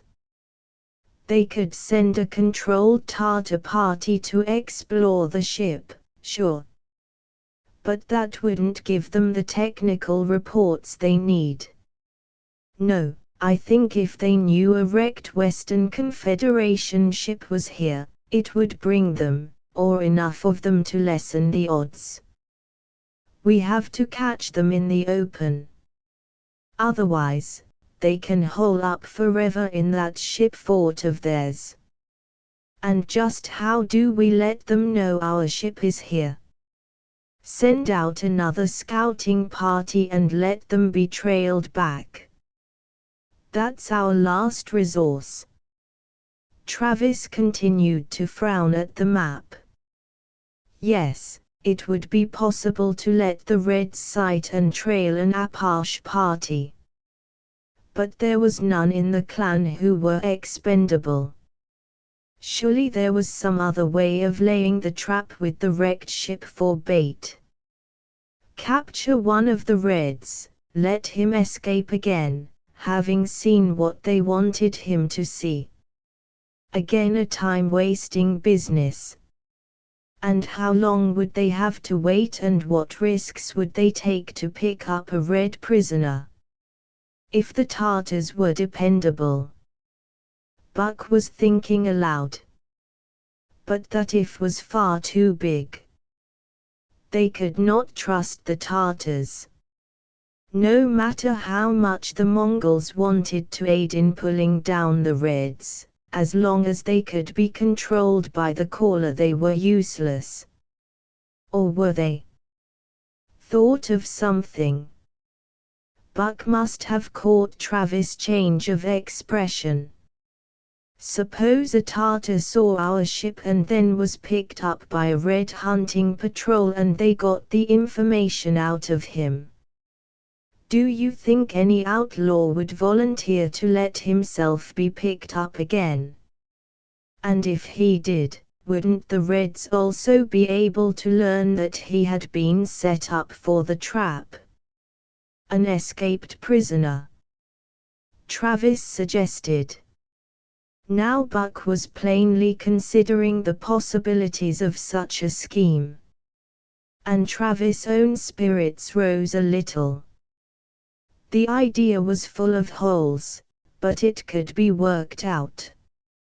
Suppose they capture, say, Menlik, bring him here as a prisoner, let him think they were about to kill him because of that attack back in the foothills. Then let him escape, pursue him northward to a point where he could be driven into the hands of the Reds. Very chancy, but it just might work. Travis was favoring a gamble now, since his desperate one with the duel had paid off. The risk he had accepted then had cost him 2 deep wounds, one of which might have been serious if Jill Lee's project-sponsored medical training had not been to hand. But it had also made Travis one of the clan again, with his people willing to listen to his warning concerning the Tower treasury. The girl, the Tartar girl. At first Travis did not understand Buck's ejaculation. We get the girl, the other elaborated, let her escape, then hunt her to where they'll pick her up. Might even imprison her in the ship to begin with. Cadissa. Though something within him rebelled at that selection for the leading role in their drama, Travis could see the advantage of Buck's choice. Woman stealing was an ancient pastime among primitive cultures. The Tartars themselves had found wives that way in the past, just as the Apache raiders of old had taken captive women into their wickiups. Yes, for raiders to steal a woman would be a natural act, accepted as such by the Reds. For the same woman to endeavor to escape and be hunted by her captors also was reasonable. And for such a woman, cut off from her outlaw kin, to eventually head back toward the Red settlement as the only hope of evading her enemies, logical all the way. She would have to be well frightened, Travis observed with reluctance. That can be done for us, Travis glanced at Buck with sharp annoyance. He would not allow certain games out of their common past to be played with Cadissa. But Buck had something very different from old-time brutality in mind. 3 days ago, while you were still flat on your back, Declay and I went back to the ship, Declay. You beat him openly, so he must restore his honor in his own sight. And the council has forbidden another duel or challenge, Buck replied. Therefore he will continue to push for recognition in another way. And now that he has heard your story and knows we must face the Reds, not run from them, he is eager to take the war trail, too eager. So we returned to the ship to make another search for weapons. There were none there before except those we had. Nor now either. But we discovered something else. Buck paused and Travis was shaken out of his absorption with the problem at hand by a note in the other's voice. It was as if Buck had come upon something he could not summon the right words to describe. First, Buck continued, "There was this dead thing there, near where we found Dr. Reuven. It was something like a man, but all silvery hair, the ape things. The ape things from the other worlds." "What else did you see?" Travis had dropped the map. His side gave him a painful twinge as he caught at Buck's sleeve. "The bald space rovers, did they still exist here somewhere? Had they come to explore the ship built on the pattern of their own but manned by Terrans?" "Nothing except tracks, a lot of them, in every open cabin and hole. I think there must have been a sizable pack of the things." "What killed the dead one?" Buck wet his lips. "I think, fear." His voice dropped a little, almost apologetically, and Travis stared. "The ship is changed. Inside, there is something wrong.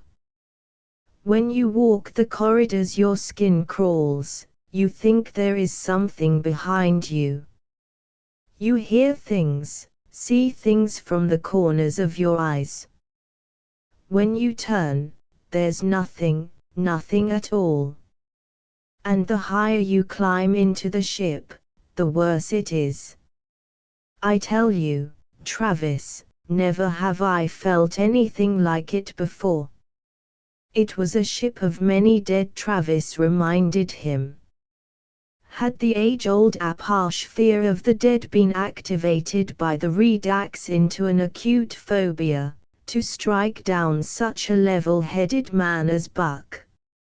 No, at first that, too, was my thought.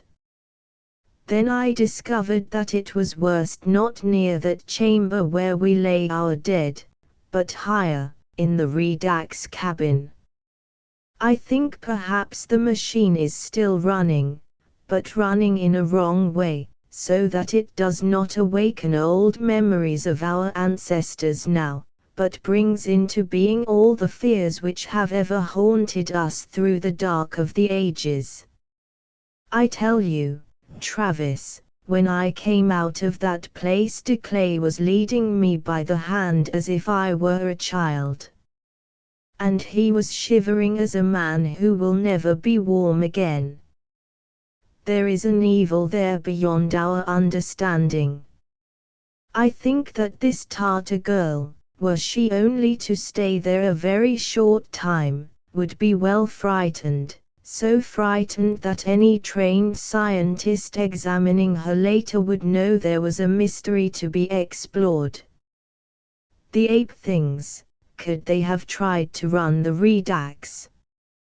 Travis wondered. To associate machines with the creatures was outwardly pure folly. But they had been discovered on 2 of the planets of the old civilization, and Ush had thought that they might represent the degenerate remnants of a once intelligent species. That is possible.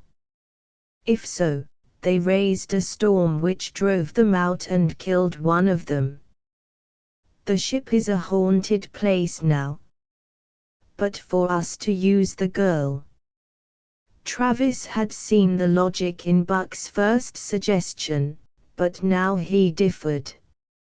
If the atmosphere of the ship was as terrifying as Buck said, to imprison Cadissa there, even temporarily, was still wrong.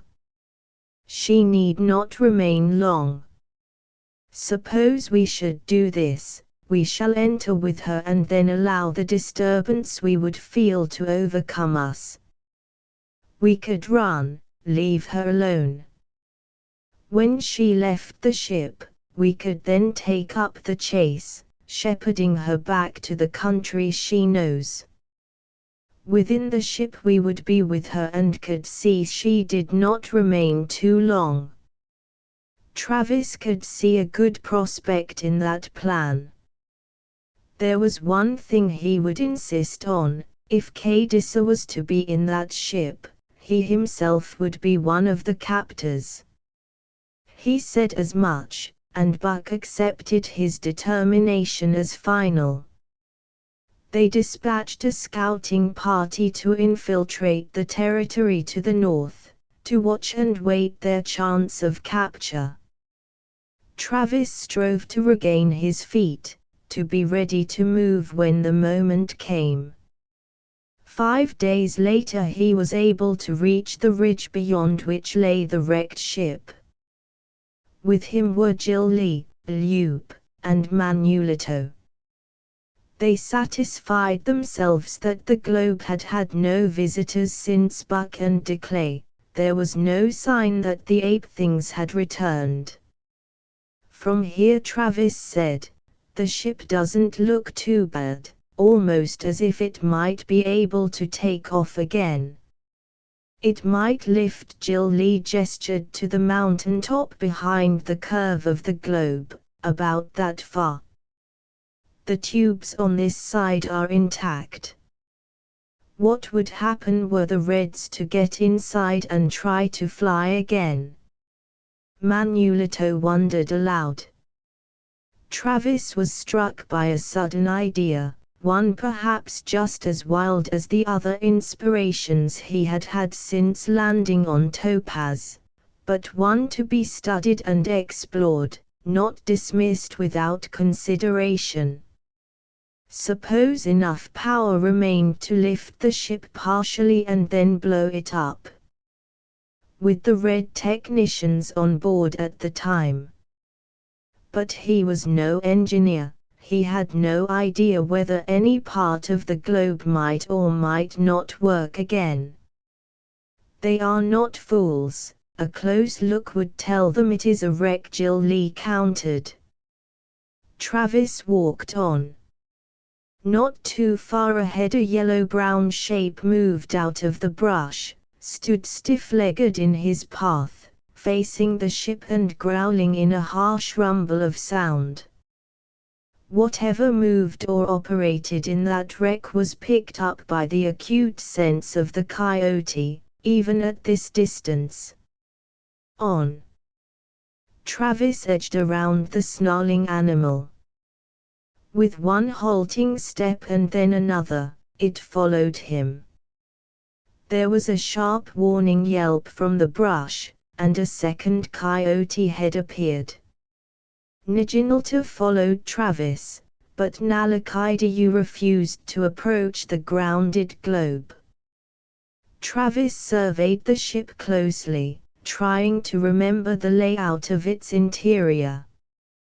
To turn the whole sphere into a trap, was it possible? How had Ash said the redax worked? Something about high-frequency waves stimulating certain brain and nerve centers. What if one were shielded from those rays? That tear in the side, he himself must have climbed through that the night they crashed. And the break was not too far from the space lock. Near the lock was a storage compartment. And if it had not been jammed, or its contents crushed, they might have something. He beckoned to Jill Lee. Give me a hand, up there. Why? I want to see if the space suits are intact. Jill Lee regarded Travis with open bewilderment, but Manulito pushed forward. We do not need those suits to walk here, Travis. This air we can breathe, not for the air, and not in the open. Travis advanced at a deliberate pace. Those suits may be insulated in more ways than one, against a mixed-up redax broadcast, you mean? Jill Lee exclaimed. Yes, but you stay here, younger brother. This is a risky climb, and you are not yet strong. Travis was forced to accede to that, waiting as Manolito and Luke climbed up to the tear and entered. At least Buck and Declay's experience had forewarned them, and they would be prepared for the weird ghosts haunting the interior. But when they returned, pulling between them the limp space suit, both men were pale, the shiny sheen of sweat on their foreheads, their hands shaking. Luke sat down on the ground before Travis. "Evil spirits," he said, giving to this modern phenomenon the old name. "Truly ghosts and witches walk in there." Manolito had spread the suit on the ground and was examining it with a care which spoke of familiarity. "This is unharmed," he reported. "Ready to wear." The suits were all tailored for size, Travis knew. And this fitted a slender, medium-sized man. It would fit him, Travis Fox. But Manolito was already unbuckling the fastenings with practiced ease. "I shall try it out," he announced. And Travis, seeing the awkward climb to the entrance of the ship, had to agree that the first test should be carried out by someone more agile at the moment. Sealed into the suit, with the bubble helmet locked in place, the Apache climbed back into the globe. The only form of communication with him was the rope he had tied about him, and if he went above the first level, he would have to leave that behind. In the first few moments they saw no twitch of alarm running along the rope. After counting 50 slowly, Travis gave it a tentative jerk, to find it firmly fastened within. So Manolito had tied it there and was climbing to the control cabin. They continued to wait with what patience they could muster. Niginalta, pacing up and down a good distance from the ship, whined at intervals, the warning echoed each time by his mate Upsoap. "I don't like it," Travis broke off when the helmeted figure appeared again at the break. Moving slowly in his cumbersome clothing, Manolito reached the ground, fumbled with the catch of his head covering and then stood, taking deep, lung-filling gulps of air. "Well?" Travis demanded. "I see no ghosts," Manolito said, grinning. "This is ghost-proof." He slapped his gloved hand against the covering over his chest. "There is also this, from what I know of these ships, some of the relays still work. I think this could be made into a trap. We could entice the Reds in and then—" His hand moved in a quick upward flip. "But we don't know anything about the engines," Travis replied. "No. Listen, you, Fox, are not the only one to remember useful knowledge." Manolito had lost his cheerful grin. "Do you think we are just the savages those big brains back at the project wished us to be? They have played a trick on us with their redacts. So, we can play a few tricks, too. Me. I went to MIT, or is that one of the things you no longer remember, Fox?" Travis swallowed hastily. He really had forgotten that fact until this very minute. From the beginning, the Apache team had been carefully selected and screened, not only for survival potential, which was their basic value to the project, but also for certain individual skills. Just as Travis' grounding in archaeology had been one advantage, so had Manulito's technical training made a valuable, though different, contribution. If at first the redux, used without warning, had smothered that training, perhaps the effects were now fading.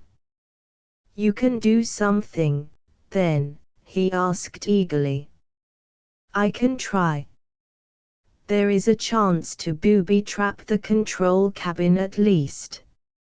And that is where they would poke and pry. Working in this suit will be tough. How about my trying to smash up the redux first? Not until after we use it on our captive," Jill Lee decided. "Then there would be some time before the Reds come." "You talk as if they will come cut in loop. How can you be sure?" "We can't," Travis agreed. "But we can count on this much, judging from the past. Once they know that there is a wrecked ship here, they will be forced to explore it. They cannot afford an enemy settlement on this side of the mountains. That would be, according to their way of thinking, an eternal threat." Jill Lee nodded. "That is true. This is a complicated plan, yes, and one in which many things may go wrong. But it is also one which covers all the loopholes we know of." With Loop's aid, Manulito crawled out of the suit. As he leaned it carefully against a supporting rock, he said, "I have been thinking of this treasure house in the towers. Suppose we could find new weapons there." Travis hesitated.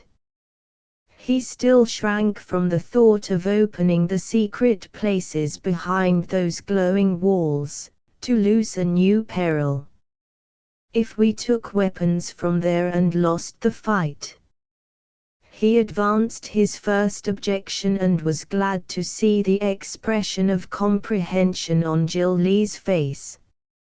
"It would be putting the weapons straight into Red hands," the other agreed. "We may have to chance it before we're through," Manulito warned. "Suppose we do get some of their technicians into this trap? That isn't going to open up their main defense for us. We may need a bigger nutcracker than we've ever seen." With a return of that queasy feeling he had known in the tower, Travis knew Manulito was speaking sense. They might have to open Pandora's box before the end of this campaign. 15 They camped another 2 days near the wrecked ship while Manulito prowled the haunted corridors and cabins in his space suit, planning his booby trap. At night he drew diagrams on pieces of bark and discussed the possibility of this or that device, sometimes lapsing into technicalities his companions could not follow. But Travis was well satisfied that Manulito knew what he was doing. On the morning of the third day, Nolan slipped into their midst. He was dust-grimed, his face gaunt, the signs of hard travel plain to read. Travis handed him the nearest canteen, and they watched him drink sparingly in small sips before he spoke.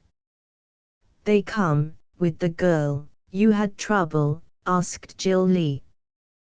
The Tartars had moved their camp, which was only wise, since the Reds must have had a line on the other one. And they are now farther to the west. But, he wiped his lips with the back of his hand, "also we saw your towers, Fox. And that is a place of power. No sign that the Reds are prowling there." Nolan shook his head. To my mind the mists there conceal the towers from aerial view. Only one coming on foot could tell them from the natural crags of the hills. Travis relaxed. Time still granted them a margin of grace. He glanced up to see Nolan smiling faintly. "This maiden, she is akin to the puma of the mountains," he announced. "She has marked Zoe with her claws until he looks like the ear-clipped yearling fresh from the branding chute. She is not hurt?" Travis demanded. This time Nolan chuckled openly. "Hurt? No, we had much to do to keep her from hurting us, younger brother. That one is truly as she claims, a daughter of wolves. And she is also keen-witted, marking a return trail all the way, though she does not know that is as we wish.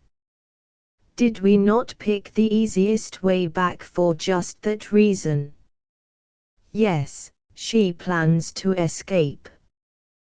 Travis stood up. "Let us finish this quickly." His voice came out on a rough note. This plan had never had his full approval. Now he found it less and less easy to think about taking Cadissa into the ship, allowing the emotional torment lurking there to work upon her. Yet he knew that the girl would not be hurt, and he had made sure he would be beside her within the globe, sharing with her the horror of the unseen. A rattling of gravel down the narrow valley opening gave warning to those by the campfire. Manulito had already stowed the spacesuit in hiding. To Cadissa they must have seemed reverted entirely to savagery. Zoe came first, an angry raking of 4 parallel scratches down his left cheek. And behind him Buck and Esquilter shoved the prisoner, urging her on with a show of roughness which did not descend to actual brutality. Her long braids had shaken loose, and a sleeve was torn, leaving one slender arm bare. But none of the fighting spirit had left her.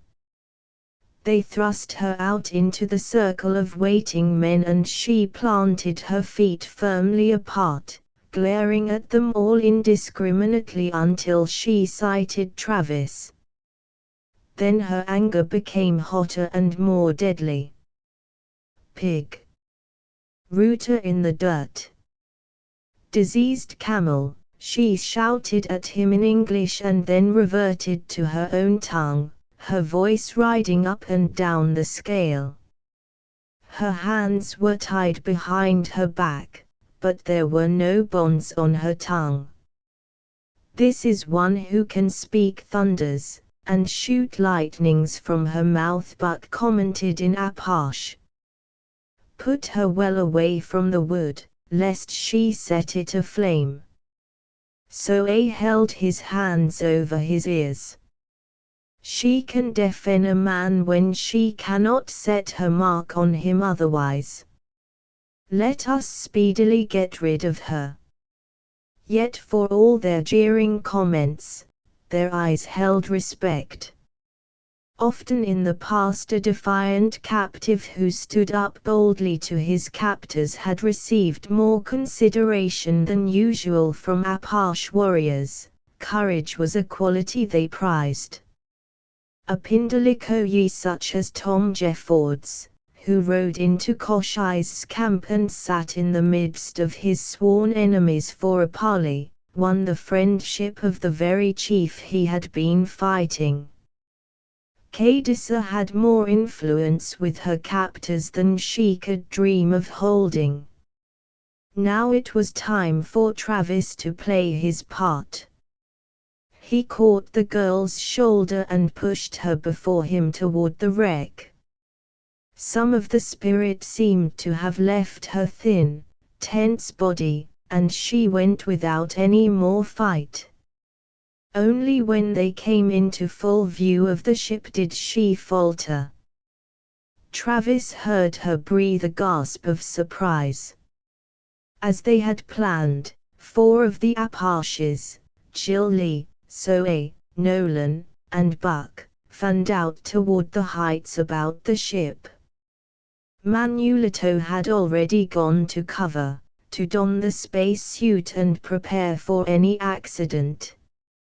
Resolutely Travis continued to propel Cadisa ahead.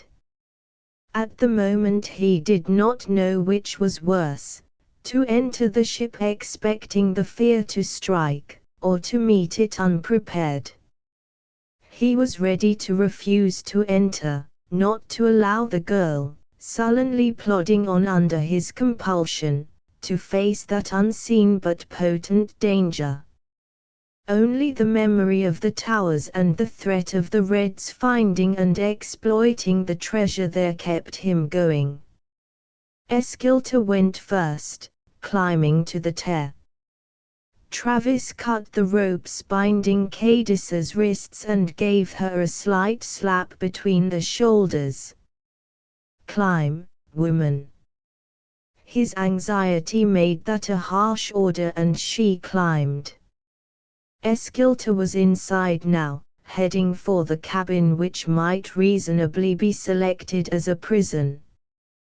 They planned to get the girl as far as that point and then stage their act of being overcome by fear, allowing her to escape. Stage an act. Travis was not 2 feet along that corridor before he knew that there would be little acting needed on his part. The thing which pervaded the ship did not attack sharply, rather it seeped into his mind and body as if he drew in poison with every breath, sent it racing along his veins with every beat of a laboring heart. Yet he could not put any name to his feelings, except an awful, weakening fear which weighted him heavier with every step he took. Cadisa screamed. Not this time in rage, but with such fervor that Travis lost his hold, staggered back to the wall. She whirled about, her face contorted, and sprang at him. It was indeed like trying to fight a wildcat, and after the first second or 2 he was hard put to protect his eyes, his face, his side, without injuring her in return. She scrambled over him, running for the break in the wall, and disappeared. Travis gasped, and started to crawl for the break. Esquilta loomed over him, pulled him up in haste. They reached the opening but did not climb through. Travis was uncertain as to whether he could make that descent yet, and Esquilta was obeying orders in not venturing out too soon. Below, the ground was bare. There was no sign of the Apaches, though they were in hiding there, and none of Cadisa. Travis was amazed that she had vanished so quickly. Still uneasy from the emanation within, they perched within the shadow of the break until Travis thought that the fugitive had a good 5-minute start. Then he nodded a signal to Esquilta. By the time they reached ground level, Travis felt a warm wetness spreading under his shielding palm and he knew the wound had opened. He spoke a word or 2 in hot protest against that mishap, knowing it would keep him from the trail. Cadisa must be covered all the way back across the pass, not only to be shepherded away from her people and toward the plains where she could be picked up by a Red patrol, but also to keep her from danger. And he had planned from the first to be one of those shepherds. Now he was about as much use as a trail lame pony. However, he could send deputies. He thought out his call, and Nalakidayu's head appeared in a frame of bush. "Go, both of you, and run with her. God." He said the words in a whisper, thought them with a fierce intensity as he centered his gaze on the yellow eyes in the pointed coyote face. There was a feeling of assent, and then the animal was gone. Travis sighed. The Apache scouts were subtle and alert, but the coyotes could far outdo any man. With Nalakidayu and Naginalta flanking her flight, Kadisa would be well guarded. She would probably never see her guards or know that they were running protection for her. "That was a good move," Jill Lee said, coming out of concealment. "But what have you done to yourself?" He stepped closer, pulling Travis' hand away from his side. By the time Luke came to report, Travis was again wounded in a strapping bandage pulled tightly about his lower ribs, and reconciled to the fact that any trailing he would do must be well to the rear of the first party. "The towers," he said to Jill Lee. "If our plan works, we can catch part of the Reds here. But we still have their ship to take, and for that we need help, which we may find at the towers. Or at least we can be on guard there if they return with Kadisa on that path." Luke dropped down lightly from an upper ledge. He was grinning. "That woman is one who thinks. She runs from the ship first as a rabbit with a wolf at her heels. Then she begins to think. She climbs." He lifted one finger to the slope behind them.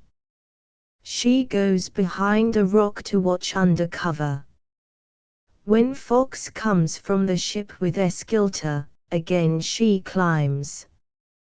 Buck lets himself be seen, so she moves east, as we wish, and now," questioned Travis. "She is keeping to the highways, almost she thinks like one of the people on the war trail. Nolan believes she will hole up for the night somewhere above. He will make sure." Travis licked his lips. "She has no food or water." Jill Lee's lips shaped a smile. "They will see that she comes upon both as if by chance. We have planned all of this, as you know, younger brother." That was true. Travis knew that Kadisa would be guided without her knowledge by the accidental appearance now and then of some pursuer, just enough to push her along.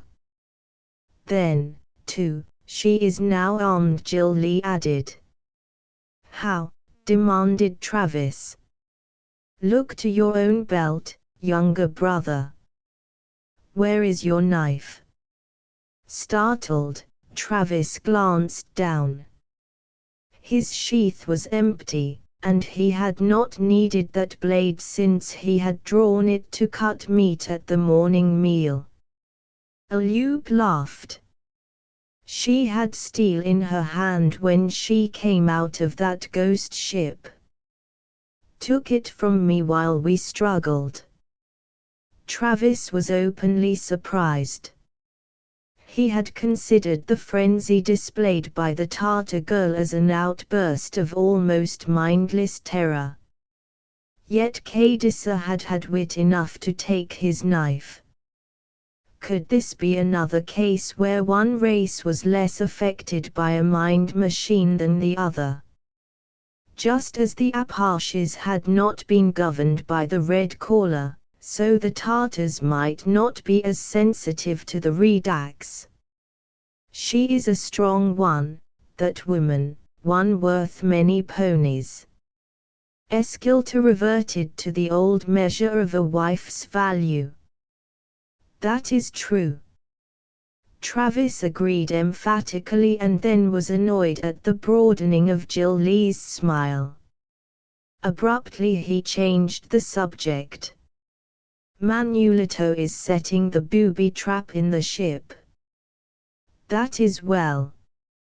He and Eskilta will remain here, and you with them. Not so. We must go to the towers, Travis protested. I thought, Jill Lee cut in, that you believed the weapons of the old ones too dangerous for us to use. Maybe they will be forced into our hands. But we must be sure the towers are not entered by the Reds on their way here. That is reasonable. But for you, younger brother, no trailing today, perhaps not tomorrow.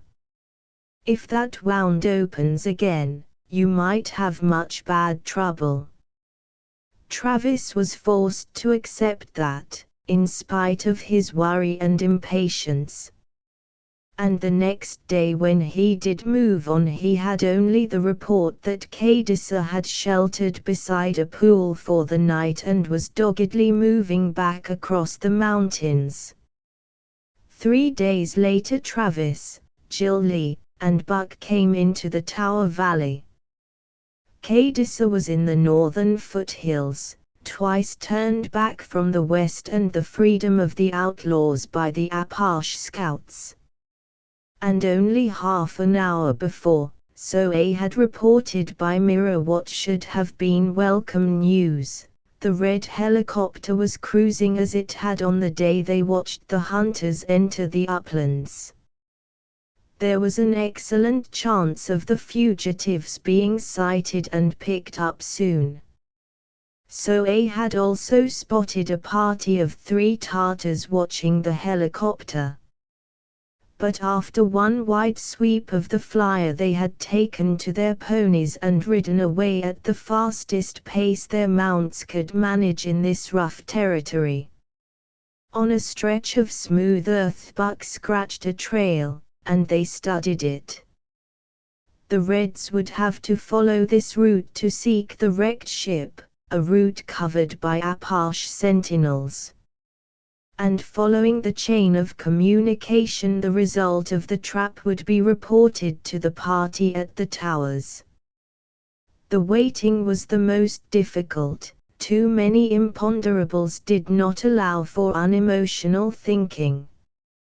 Travis was down to the last shred of patience when word came on the second morning at the Hidden Valley that Cadissa had been picked up by a Red patrol, drawn out to meet them by the caller.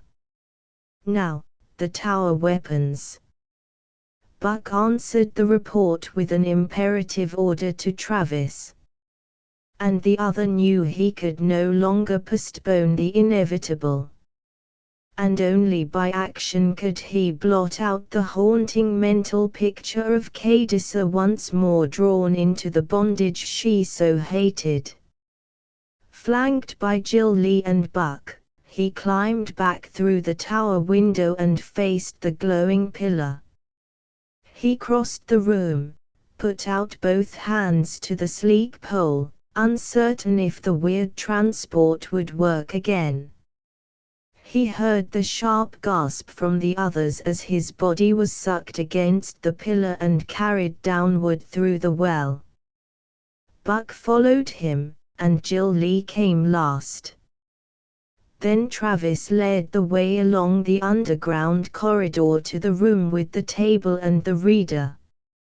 He sat down on the bench, fumbled with the pile of tape discs, knowing that the other 2 were watching him with almost hostile intentness. He snapped a disc into the reader, hoping he could correctly interpret the directions it gave. He looked up at the wall before him. 3, 4 steps, the correct move, and then an unlocking. You know? Buck demanded. I can guess, well. Jill Lee moved to the table. What do we do? This, Travis came from behind the table, walked to the wall. He put out both hands, flattened his palms against the green-blue-purple surface and slid them slowly along. Under his touch, the material of the wall was cool and hard, unlike the live feel the pillar had.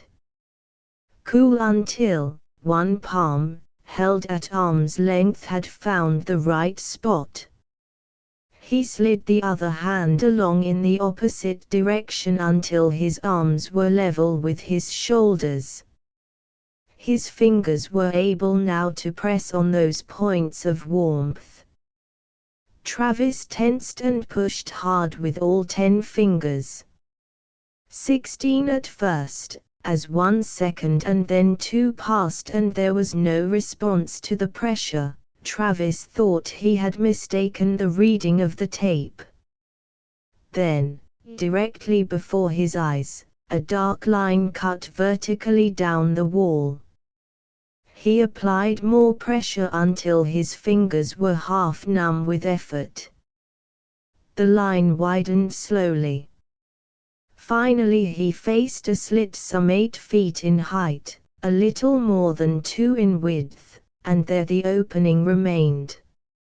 Light beyond, a cold, grey gleam, like that of a cloudy winter day on Terra, and with it the chill of air out of some Arctic wasteland. Favoring his still bandaged side, Travis scraped through the door ahead of the others, and came into the place of grey cold. Wug! Travis heard that exclamation from Jill Lee, could have echoed it himself except that he was too astounded by what he had seen to say anything at all. The light came from a grid of bars set far above their heads into the native rock which roofed this storehouse, for storehouse it was. There were orderly lines of boxes, some large enough to contain a tank, others no bigger than a man's fist. Symbols in the same blue-green-purple lights of the outer wall shone from their sides. What?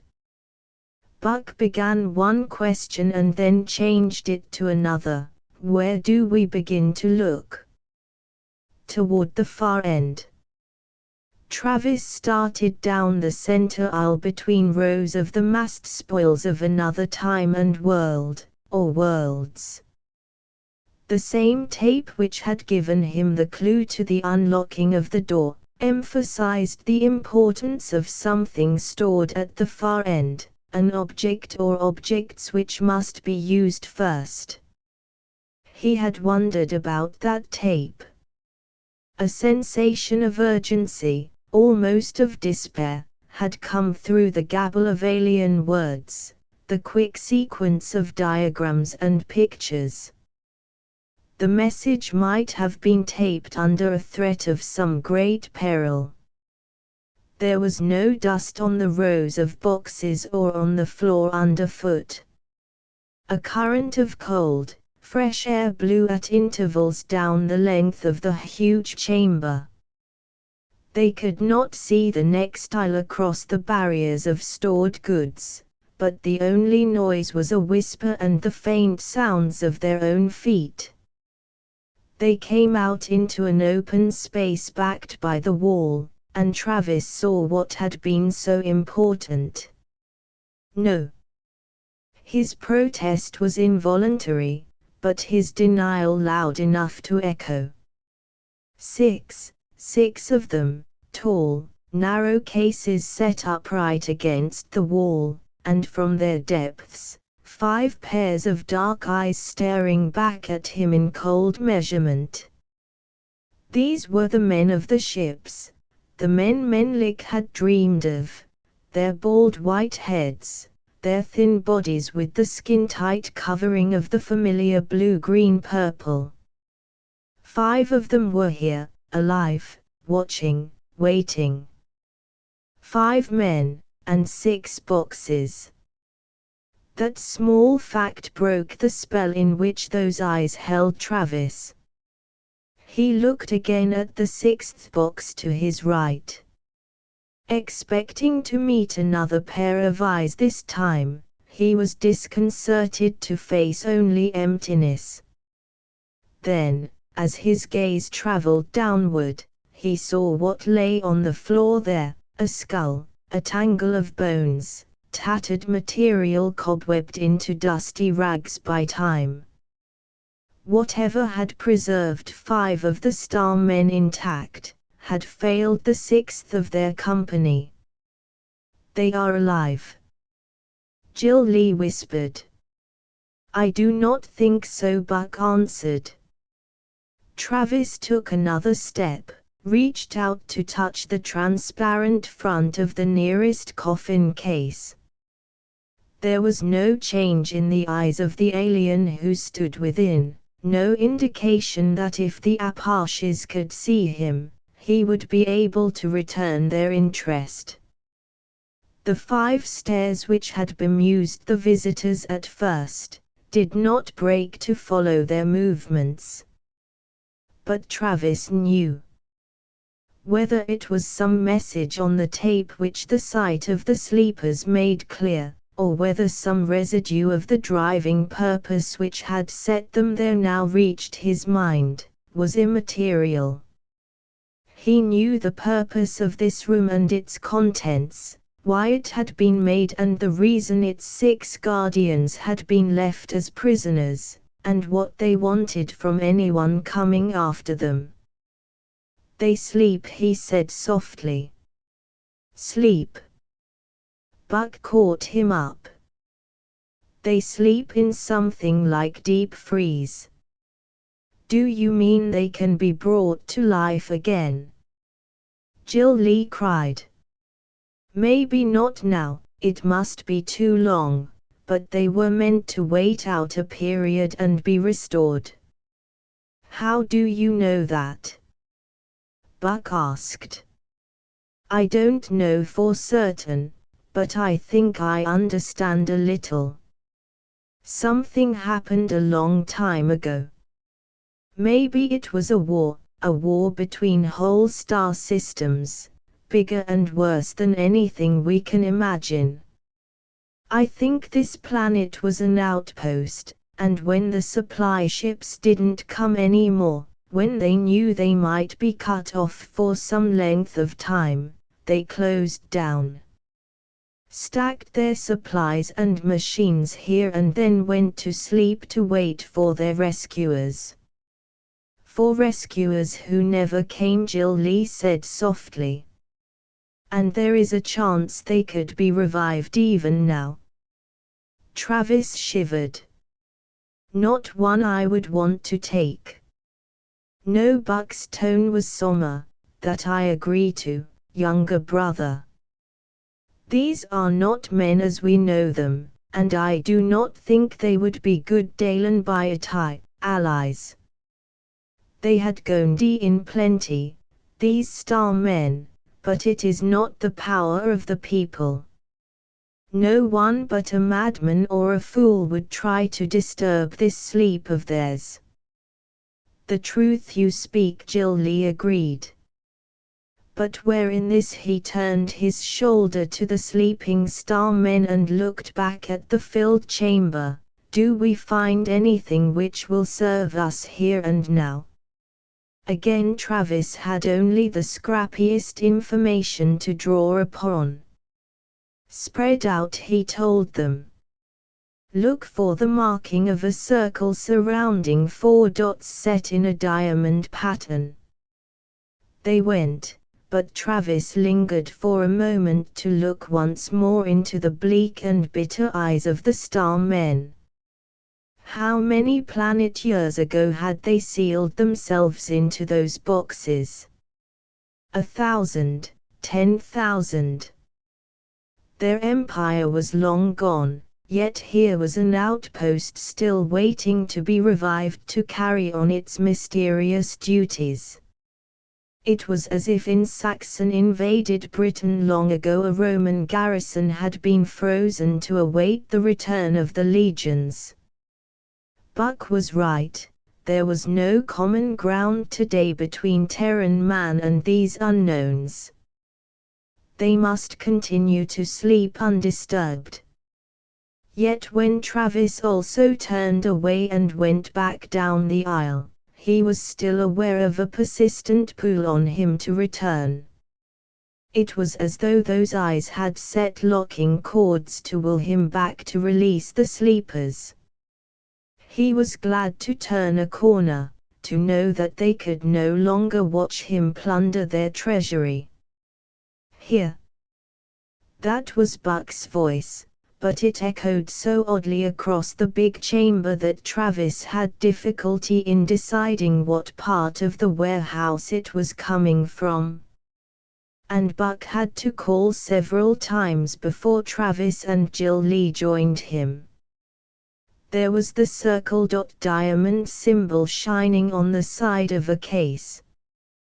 They worked it out of the pile, setting it in the open. Travis knelt to run his hands along the top. The container was an unknown alloy, tough, unmarked by the years, perhaps indestructible. Again his fingers located what his eyes could not detect, the impressions on the edge, oddly shaped impressions into which his fingertips did not fit too comfortably. He pressed, bearing down with the full strength of his arms and shoulders, and then lifted up the lid. The Apaches looked into a set of compartments, each holding an object with a barrel, a hand grip, a general resemblance to the sidearms of their own world and time, but sufficiently different to point up the essential strangeness. With infinite care Travis worked one out of the vice support which held it. The weapon was light in weight, lighter than any automatic he had ever held. Its barrel was long, a good 18 inches, the grip alien in shape so that it didn't fit comfortably into his hand, the trigger non-existent, but in its place a button on the lower part of the barrel which could be covered by an outstretched finger. "What does it do?" asked Buck practically. "I'm not sure. But it is important enough to have a special mention on the tape." Travis passed the weapon along to Buck and worked another loose from its holder. "No way of loading I can see," Buck said, examining the weapon with care and caution. "I don't think it fires a solid projectile," Travis replied. "We'll have to test them outside to find out just what we do have." The Apaches took only 3 of the weapons, closing the box before they left. And as they wriggled back through the crack door, Travis was visited again by that odd flash of compelling, almost possessive power he had experienced when they had lain in ambush for the red hunting party. He took a step or two forward until he was able to catch the edge of the reading table and steady himself against it. "What is the matter?" Both Buck and Jill Lee were watching him. Apparently neither had felt that sensation. Travis did not reply for a second. He was free of it now. But he was sure of its source. It had not been any backlash of the Red Caller. It was rooted here, a compulsion triggered to make the original intentions of the outpost obeyed, a last drag from the sleepers. This place had been set up with a single purpose, to protect and preserve the ancient rulers of Topaz. And perhaps the very presence here of the intruding Terrans had released a force, started an unseen installation. Now Travis answered simply, "They want out." Jill Lee glanced back at the slit door, but Buck still watched Travis. "They call?" he asked.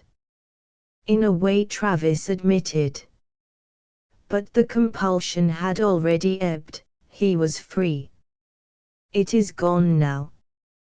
"This is not a good place," Buck observed solemnly.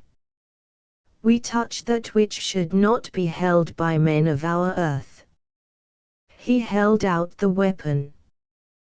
"Did not the people take up the rifles of the Pindalikoyi for their defense when it was necessary?" Jill Lee demanded. "We do what we must." After seeing that his chin indicated the slit and what lay behind it, "Do you wish the Reds to forage here?" Still Buck's words came slowly. "This is a choice between two evils, rather than between an evil and a good. Then let us see how powerful this evil is." Jill Lee headed for the corridor leading to the pillar. It was late afternoon when they made their way through the swirling mists of the valley under the archway giving on the former site of the outlaw Tartar camp.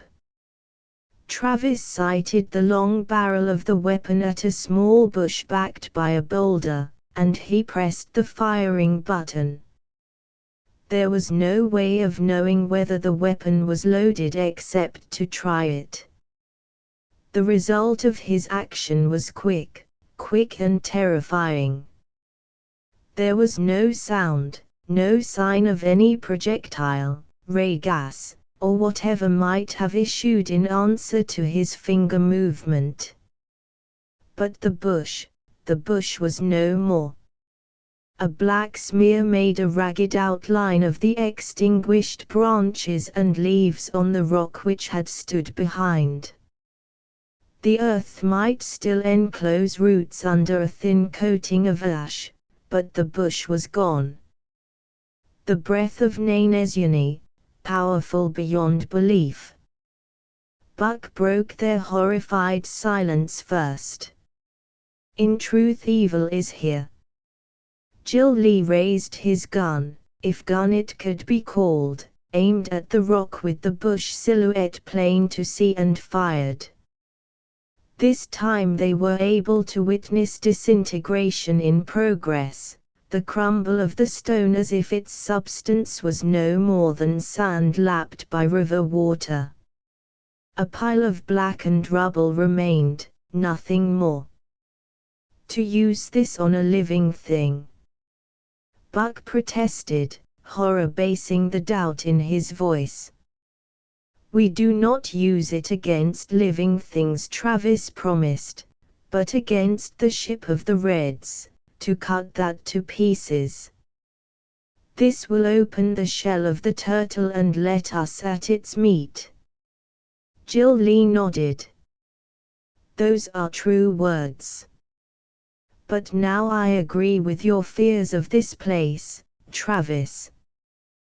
This is a devil thing and must not be allowed to fall into the hands of those who will use it more freely than we plan to." Buck wanted to know. "We reserve to ourselves that right because we hold our motives higher. To think that way is also a crooked trail. We will use this means because we must, but afterward that warehouse must be closed, the tapes giving the entrance clue destroyed."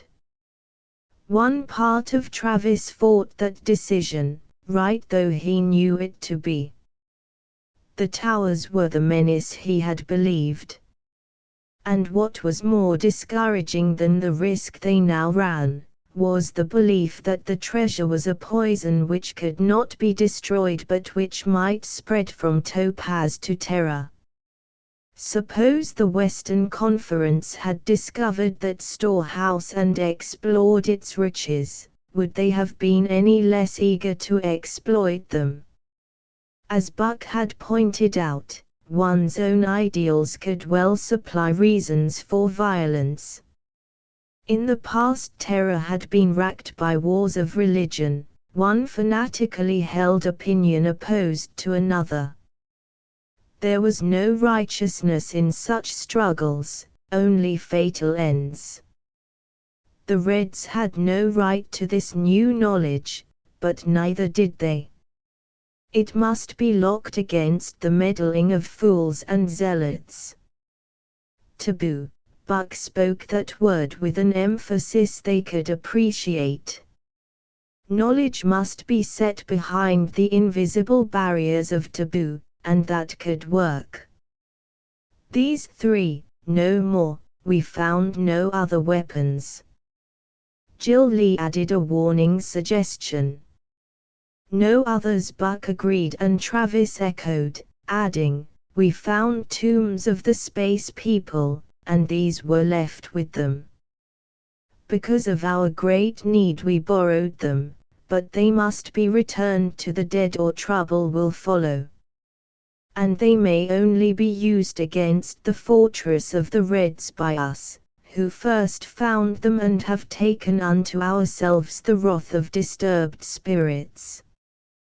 Well thought. That is an answer to give the people. The towers are the tombs of dead ones. When we return these they shall be taboo. We are agreed. Buck asked. We are agreed. Buck tried his weapon on a sapling, saw it vanish into nothingness. None of the Apaches wanted to carry the strange guns against their bodies. The power made them objects of fear, rather than arms to delight a warrior. And when they returned to their temporary camp, they laid all three on a blanket and covered them up. But they could not cover up the memories of what had happened to bush, rock, and tree. If such are their small weapons, Buck observed that evening, then what kind of things did they have to balance our heavy armament? Perhaps they were able to burn up worlds. That may be what happened elsewhere, Travis replied. We do not know what put an end to their empire. The capital planet we found on the first voyage had not been destroyed, but it had been evacuated in haste. One building had not even been stripped of its furnishings. He remembered the battle he had fought there, he and Ross Murdoch and the winged native, standing up to an attack of the ape things while the winged warrior had used his physical advantage to fly above and bomb the enemies with boxes snatched from the piles. And here they went to sleep in order to wait out some danger, time or disaster, they did not believe would be permanent, Buck mused. Travis thought he would flee from the eyes of the sleepers throughout his dreams that night, but on the contrary he slept heavily, finding it hard to rouse when Jill Lee awakened him for his watch. But he was alert when he saw a four-footed shape flit out of the shadows, drink water from the stream, and shake itself vigorously in a spray of drops. Nijinalta, he greeted the coyote. Trouble. He could have shouted that question, but he put a tight rein on his impatience and strove to communicate in the only method possible. No, what the coyote had come to report was not trouble but the fact that the one he had been set to guard was headed back into the mountains, though others came with her. 4 others. Nalakaidu still watched their camp. Her mate had come for further orders. Travis squatted before the animal, cupped the coyote's jowls between his palms. Nijinalta suffered his touch with only a small whine of uneasiness. With all his power of mental suggestion, Travis strove to reach the keen brain he knew was served by the yellow eyes looking into his. The others with Cadissa were to be led on, taken to the ship. But Cadissa must not suffer harm. When they reached a spot nearby, Travis thought of a certain rock beyond the pass. Then one of the coyotes was to go ahead to the ship. Let the Apaches there know. Manulito and Esquilta should also be warned by the sentry along the peaks, but additional alerting would not go amiss. Those four with Cadissa, they must reach the trap. What was that? Buck rolled out of his blanket. Nijinalta, the coyote sped back into the dark again. The Reds have taken the bait. A party of at least 4 with Cadissa are moving into the foothills, heading south. But the enemy party was not the only one on the move. In the light of day, a sentry's mirror from a point in the peaks sent another warning down to their camp. Out in their mountain meadows, the Tartar outlaws were on horseback, moving toward the entrance of the Tower Valley. Buck knelt by the blanket covering the alien weapons. Now what? We'll have to stop them, Travis replied, but he had no idea of just how they would hold those determined Mongol horsemen. 17 there were, 10 of them riding on small, wiry steppe ponies, men and women both, and well armed. Travis recalled it was the custom of the horde that the women fought as warriors when necessary. Menlik, there was no mistaking the flapping robe of their leader. And they were singing. The rider behind the shaman thumped with violent energy a drum fastened beside his saddle horn, its heavy boom, boom, the same call the Apache had heard before. The Mongols were working themselves into the mood for some desperate effort, Travis deduced. And if they were too deeply under the red spell, there would be no arguing with them. He could wait no longer. The Apache swung down from a ledge near the valley gate, moved into the open and stood waiting, the alien weapon resting across his forearm. If necessary, he intended to give a demonstration with it for an object lesson. Daruga. The war cry which had once awakened fear across a quarter of terror. Thin here, and from only a few throats, but just as menacing. 2 of the horsemen aimed lances, preparing to ride him down. Travis sighted a tree midway between them and pressed the firing button. This time there was a flash, a flicker of light, to mark the disappearance of a living thing. One of the lancer's ponies reared, squealed in fear. The other kept on his course. Menlik! Travis shouted. Hold up your man. I do not want to kill. The shaman called out, but the lancer was already level with the vanished tree, his head half turned on his shoulders to witness the blackened earth where it had stood. Then he dropped his lance, sword on the reins. A rifle bullet might not have halted his charge, unless it killed or wounded, but what he had just seen was a thing beyond his understanding. The tribesmen sat their horses, facing Travis, watching him with the feral eyes of the wolves they claimed as forefathers, wolves that possessed the cunning of the wild, cunning enough not to rush breakneck into unknown danger. Travis walked forward. Menlik, I would talk, there was an outburst from the horsemen, protests from Hulagur and one or two of the others. But the shaman urged his mount into a walking pace toward the Apache until they stood only a few feet from each other, the warrior of the steppes and the horde facing the warrior of the desert and the people. "You have taken a woman from our yurts," Menlik said, but his eyes were more on the alien gun than on the man who held it. "Brave are you to come again into our land. He who sets foot in the stirrup must mount into the saddle, he who draws blade free of the scabbard must be prepared to use it. The horde is not here, I see only a handful of people," Travis replied. "Does Menlik propose to go up against the Apaches so? Yet there are those who are his greater enemies.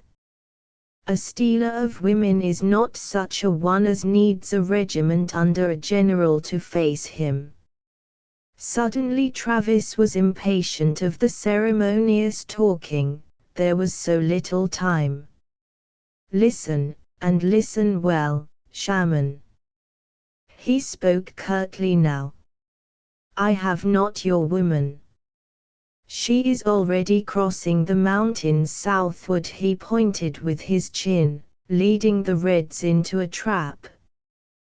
Would Menlik believe him? There was no need, Travis decided, to tell him now that Cadis's part in this affair was involuntary. "And you?" The shaman asked the question the Apache had hoped to hear. "We," Travis emphasized that, "march now against those hiding behind in their ship out there." He indicated the northern plains. Menlik raised his head, surveying the land about them with disbelieving, contemptuous appraisal. "You are chief then of an army equipped with magic to overcome machines." "One needs no army when he carries this."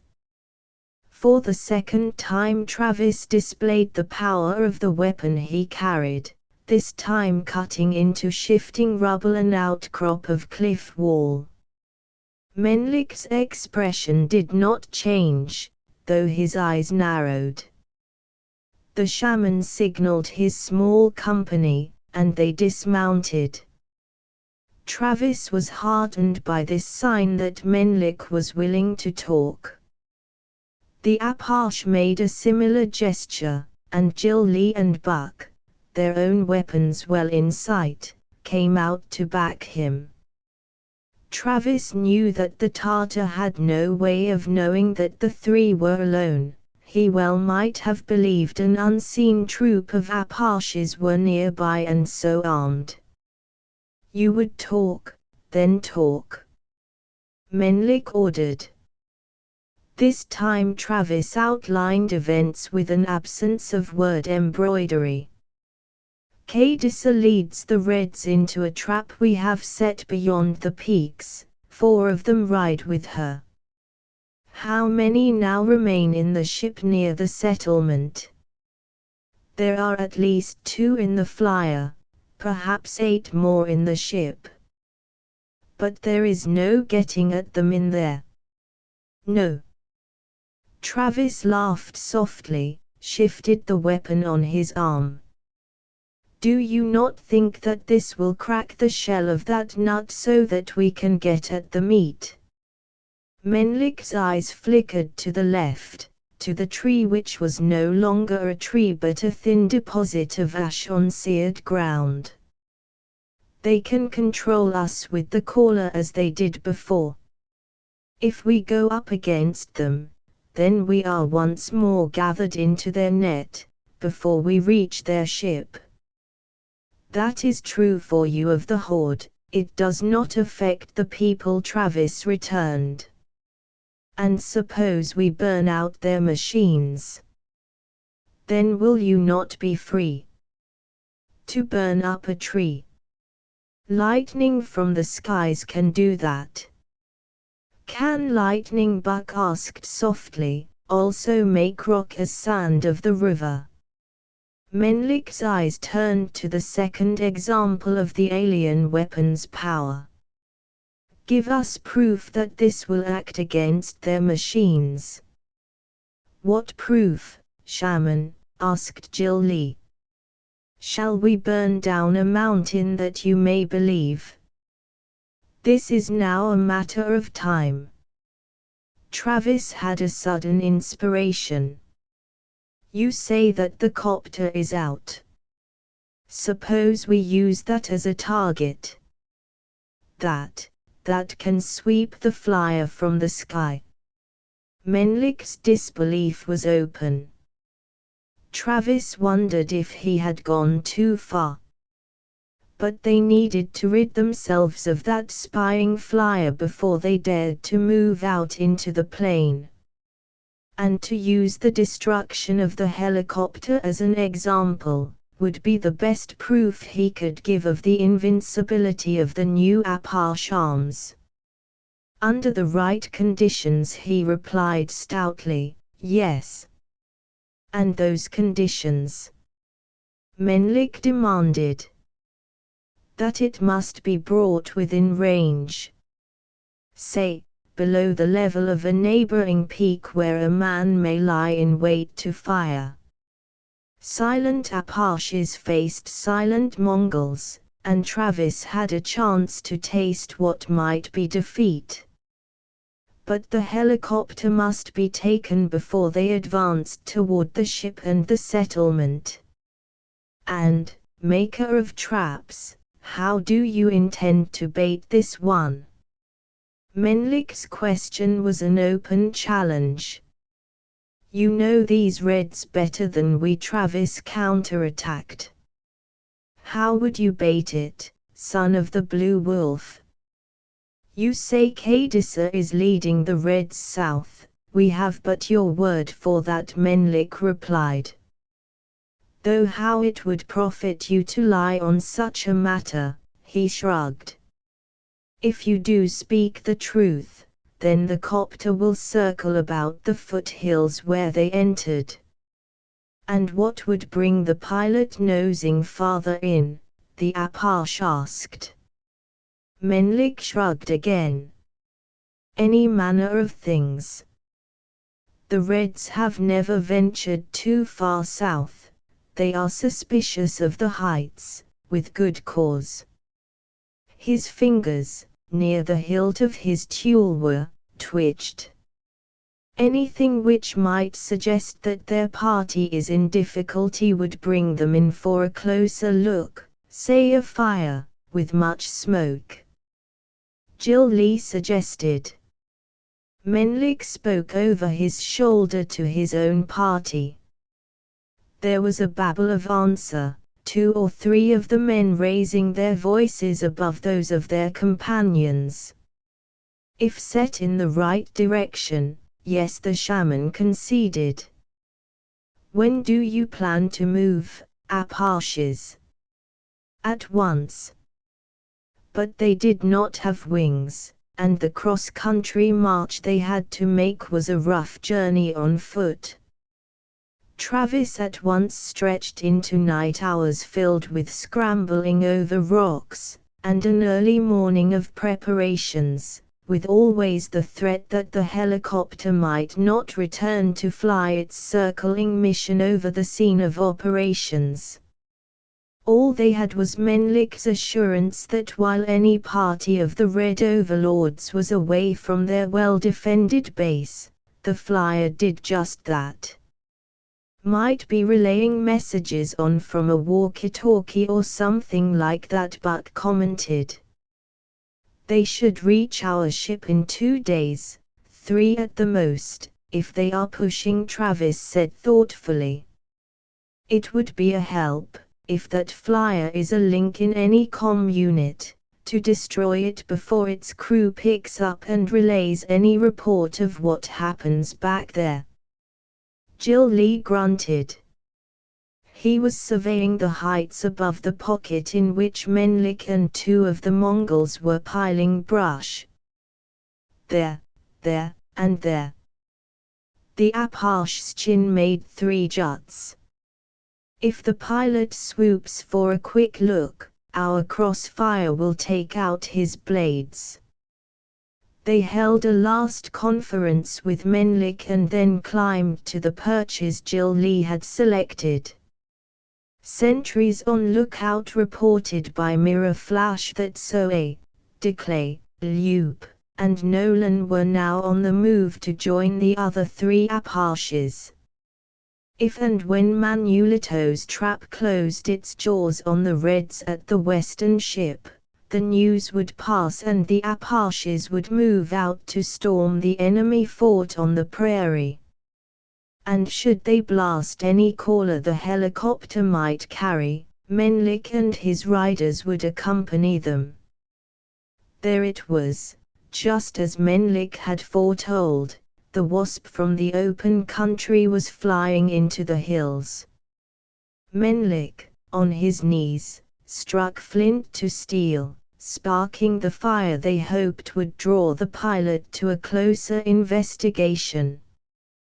The brush caught, and smoke, thick and white, came first in separate puffs and then gathered into a murky pillar to form a signal no one could overlook.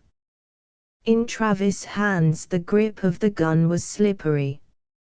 He rested the end of the barrel on the rock, curbing his rising tension as best he could. To escape any caller on the flyer, the Tartars had remained in the valley below the Apash's lookout. And as the helicopter circled in, Travis sighted 2 men in its cockpit, one wearing a helmet identical to the one they had seen on the Red Hunter days ago. The Reds' long undisputed sway over the Mongol forces would make them overconfident. Travis thought that even if they sighted one of the waiting Apashes, they would not take warning until too late. Menlik's bush fire was performing well and the flyer was heading straight for it. The machine buzzed the smoke once, too high for the Apashes to trust raying its blades. Then the pilot came back in a lower sweep which carried him only yards above the smoldering brush, on a level with the snipers. Travis pressed the button on the barrel, his target the fast-whirling blades. Momentum carried the helicopter on, but at least one of the marksmen, if not all 3, had scored. The machine plowed through the smoke to crack up beyond. Was their caller working, bringing in the Mongols to aid the Reds trapped in the wreck? Travis watched Menlik make his way toward the machine, reach the cracked cover of the cockpit. But in the shaman's hand was a bare blade on which the sun glinted. The Mongol wrenched open the sprung door, thrust inward with the tulwar, and the howl of triumph he voiced was as worldless and wild as a wolf's. More Mongols flooding down. Hulaga, a woman, centering on the helicopter. This time a spear plunged into the interior of the broken flyer. Payment was being extracted for long slavery. The Apashes dropped from the heights, waiting for Menlik to leave the wild scene. Hulaga had dragged out the body of the helmeted man and the Mongols were stripping off his equipment, smashing it with rocks, still howling their war cry. But the shaman came to the dying smudge fire to meet the Apashes. He was smiling, his upper lip raised in a curve suggesting the victory purr of a snow tiger. And he saluted with one hand. There are 2 who will not trap men again. We believe you now, Anders, comrades of battle, when you say you can go up against their fort and make it as nothing. Hulaga came up behind the shaman, a modern automatic in his hand. He tossed the weapon into the air, caught it again, laughing, disclaiming something in his own language. From the serpents we take two fangs, Menlik translated. These weapons may not be as dangerous as yours, but they can bite deeper, quicker, and with more force than our arrows. It did not take the Mongols long to strip the helicopter and the Reds of what they could use, deliberately smashing all the other equipment which had survived the wreck. They had accomplished one important move, the link between the southbound exploring party and the Red headquarters, if that was the role the helicopter had played, was now gone. And the eyes operating over the open territory of the plains had ceased to exist. The attacking war party could move against the ship near the Red settlement, knowing they had only controlled Mongol scouts to watch for. And to penetrate enemy territory under those conditions was an old game the Apaches had played for centuries. While they waited for the signals from the peaks, a camp was established and a Mongol dispatched to bring up the rest of the outlaws and all extra mounts. Menlik carried to the Apaches a portion of the dried meat which had been transported horde fashion, under the saddle to soften it for eating. We do not skulk any longer like rats or city men in dark holes, he told them. This time we ride, and we shall take an accounting from those out there, a fine accounting. They still have other controllers, Travis pointed out. And you have that which is an answer to all their machines, blazed Menlik in return. They will send against us your own people if they can, Buck warned. Menlik pulled at his upper lip. That is also truth. But now they have no eyes in the sky, and with so many of their men away, they will not patrol too far from camp. I tell you, Anders, with these weapons of yours a man could rule a world. Travis looked at him bleakly. Which is why they are taboo. Taboo. Menlik repeated. In what manner are these forbidden? Do you not carry them openly, use them as you wish? Are they not weapons of your own people? Travis shook his head. These are the weapons of dead men, if we can name them men at all. These we took from a tomb of the star race who held topaz when our world was only a hunting ground of wild men wearing the skins of beasts and slaying mammoths with stone spears. They are from a tomb and are cursed, a curse we took upon ourselves with their use. There was a strange light deep in the shaman's eyes. Travis did not know who or what Menlik had been before the Red conditioner had returned him to the role of horde shaman. He might have been a technician or scientist, and deep within him some remnants of that training could now be dismissing everything Travis said as fantastic superstition. Yet in another way the Apache spoke the exact truth. There was a curse on these weapons, on every bit of knowledge gathered in that warehouse of the towers. As Menlik had already noted, that curse was power, the power to control topaz, and then perhaps to reach back across the stars to Terra. When the shaman spoke again his words were a half-whisper. It will take a powerful curse to keep these out of the hands of men. With the Reds gone or powerless, Buck asked, what need will anyone have for them? And if another ship comes from the skies, to begin all over again? To that we shall have an answer, also, if and when we must find it, Travis replied. That could well be true. Other weapons in the warehouse powerful enough to pluck a spaceship out of the sky, but they did not have to worry about that now. Arms from a tomb. Yes, this is truly dead men's magic. I shall say so to my people. When do we move out? When we know whether or not the trap to the south is sprung, Buck answered.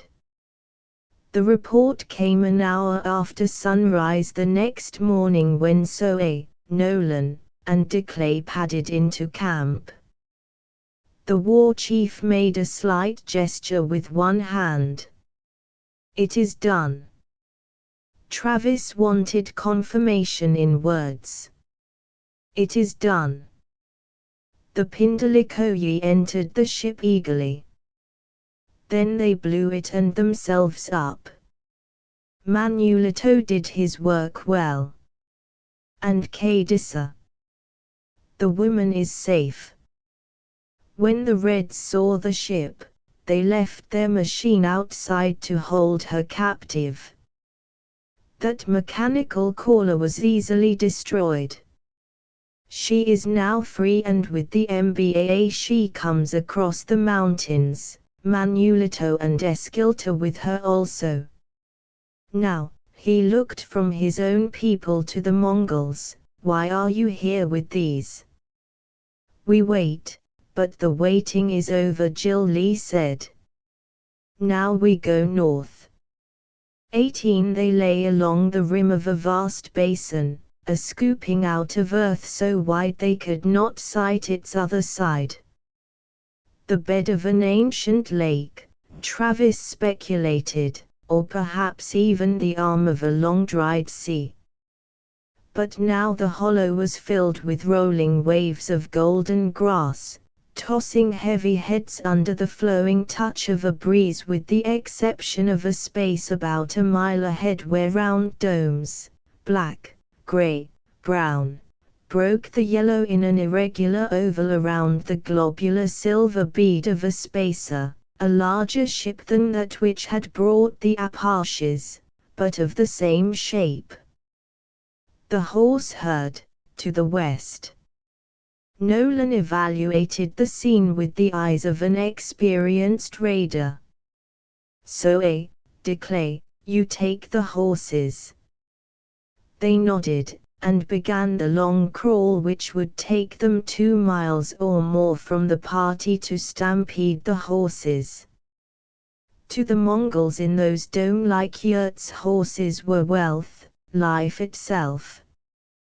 They would come running to investigate any disturbance among the grazing ponies, thus clearing the path to the ship and the Reds there.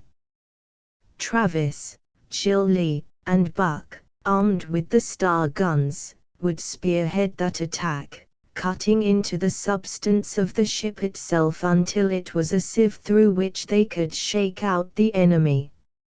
Only when the installations it contained were destroyed, might the Apaches hope for any assistance from the Mongols, either the outlaw pack waiting well back on the prairie or the people in the yurts.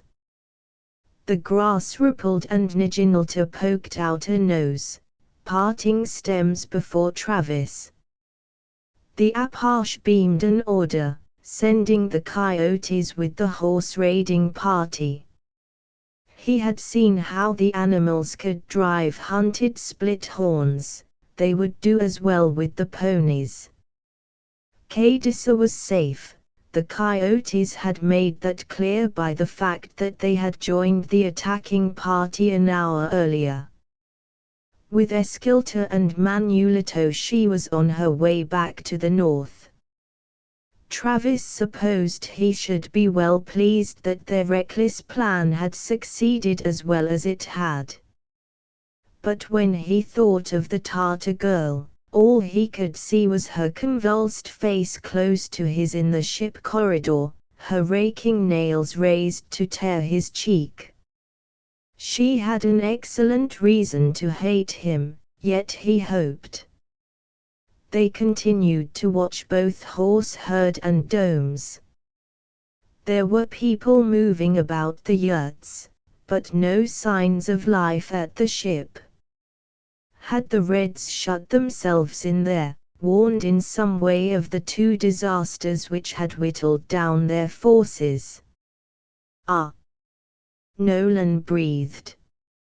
One of the ponies had raised its head and was facing the direction of the camp, suspicion plain to read in its stance.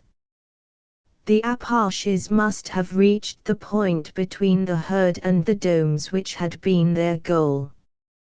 And the Mongol guard, who had been sitting cross-legged, the reins of his mount dangling close to his hand, got to his feet. "Ah, who are you?"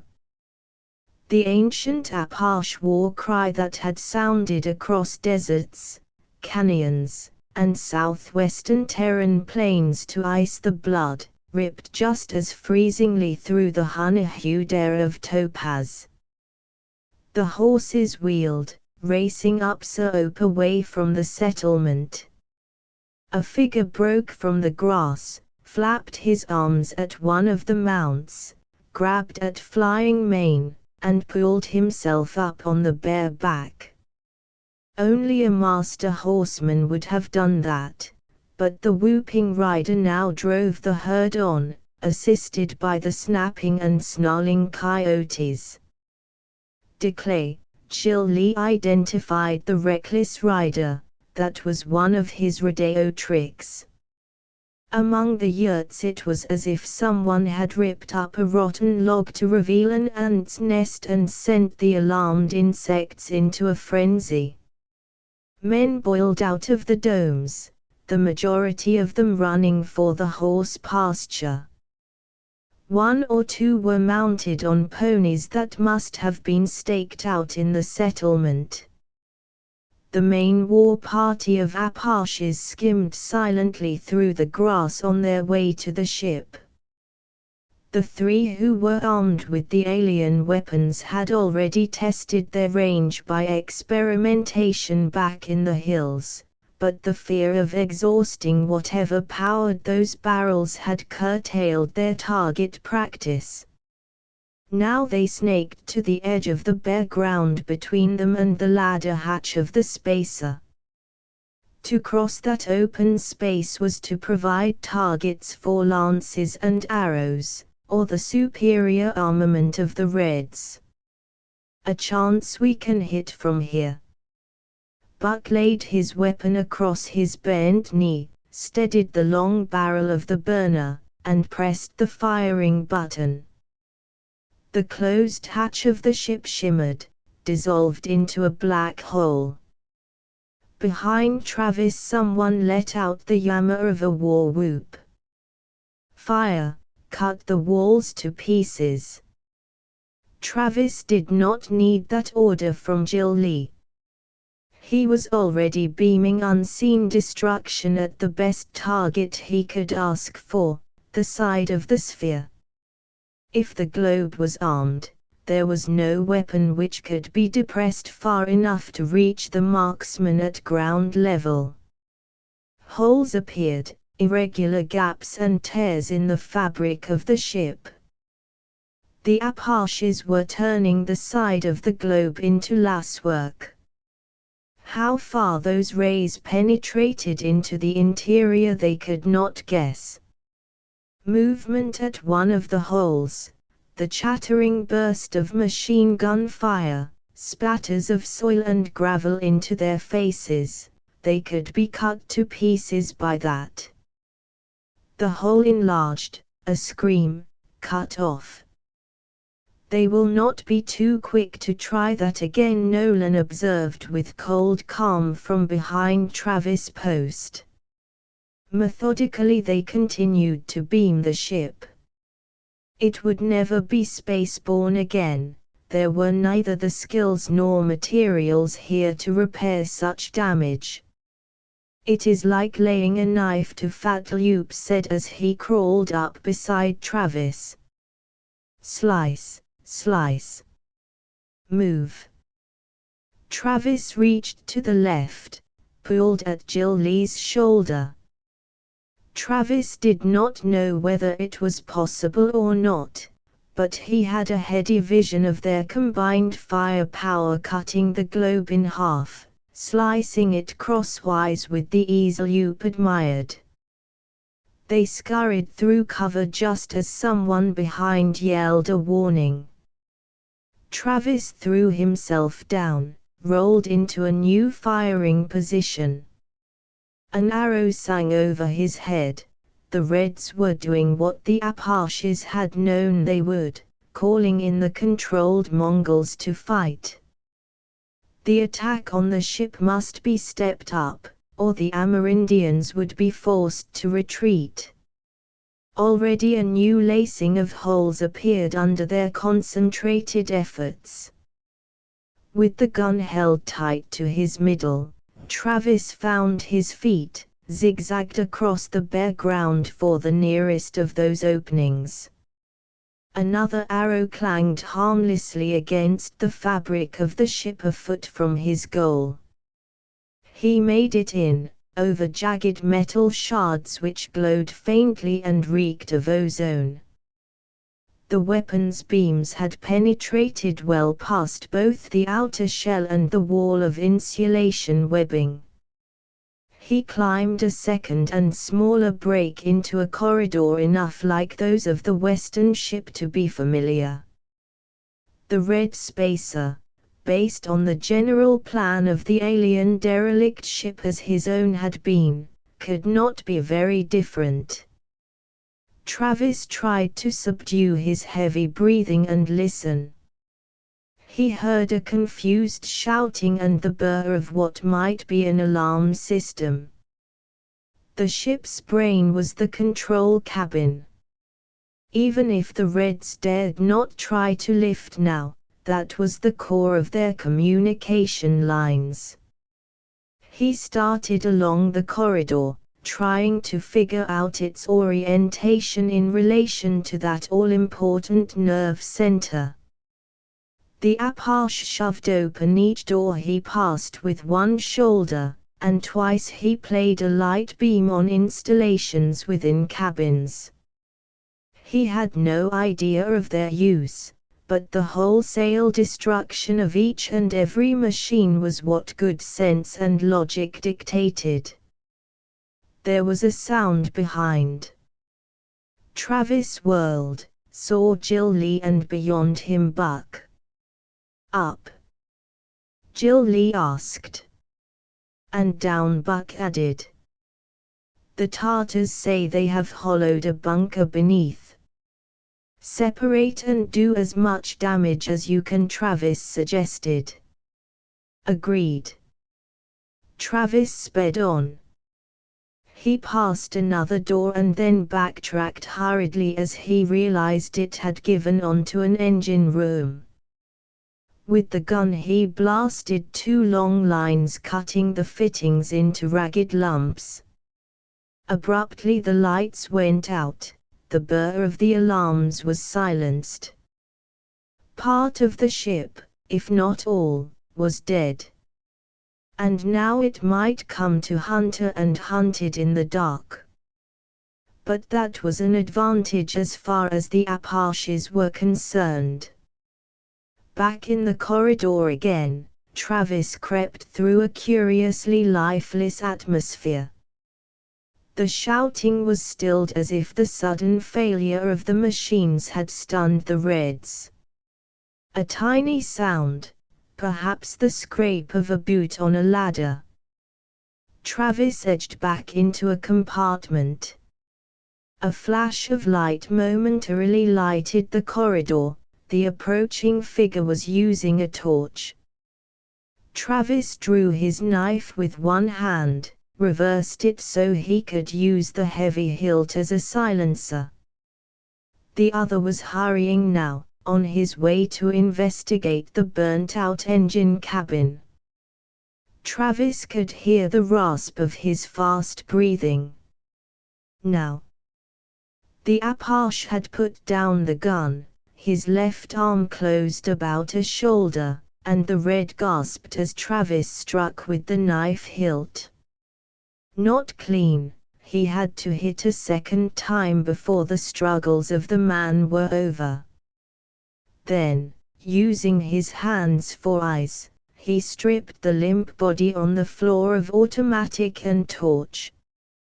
With the Red's weapon in the front of his sash, the burner in one hand and the torch in the other, Travis prowled on. There was a good chance that those above might believe him to be their comrade returning. He found the ladder leading to the next level, began to climb, pausing now and then to listen. Shock preceded sound. Under him the ladder swayed and the globe itself rocked a little. A blast of some kind must have been set off at or under the level of the ground. The bunker Buck had mentioned. Travis clung to the ladder, waited for the vibrations to subside. There was a shouting above, a questioning. Hurriedly he ascended to the next level, scrambled out and away from the ladder just in time to avoid the light from another torch flashed down the well. Again that call of inquiry, then a shot, the boom of the explosion loud in the confined space. To climb into the face of that light with a waiting marksman above was sheer folly. Could there be another way up? Travis retreated down one of the corridors raying out from the ladder well. A quick inspection of the cabins along that route told him he had reached a section of living quarters. The pattern was familiar, the control cabin would be on the next level.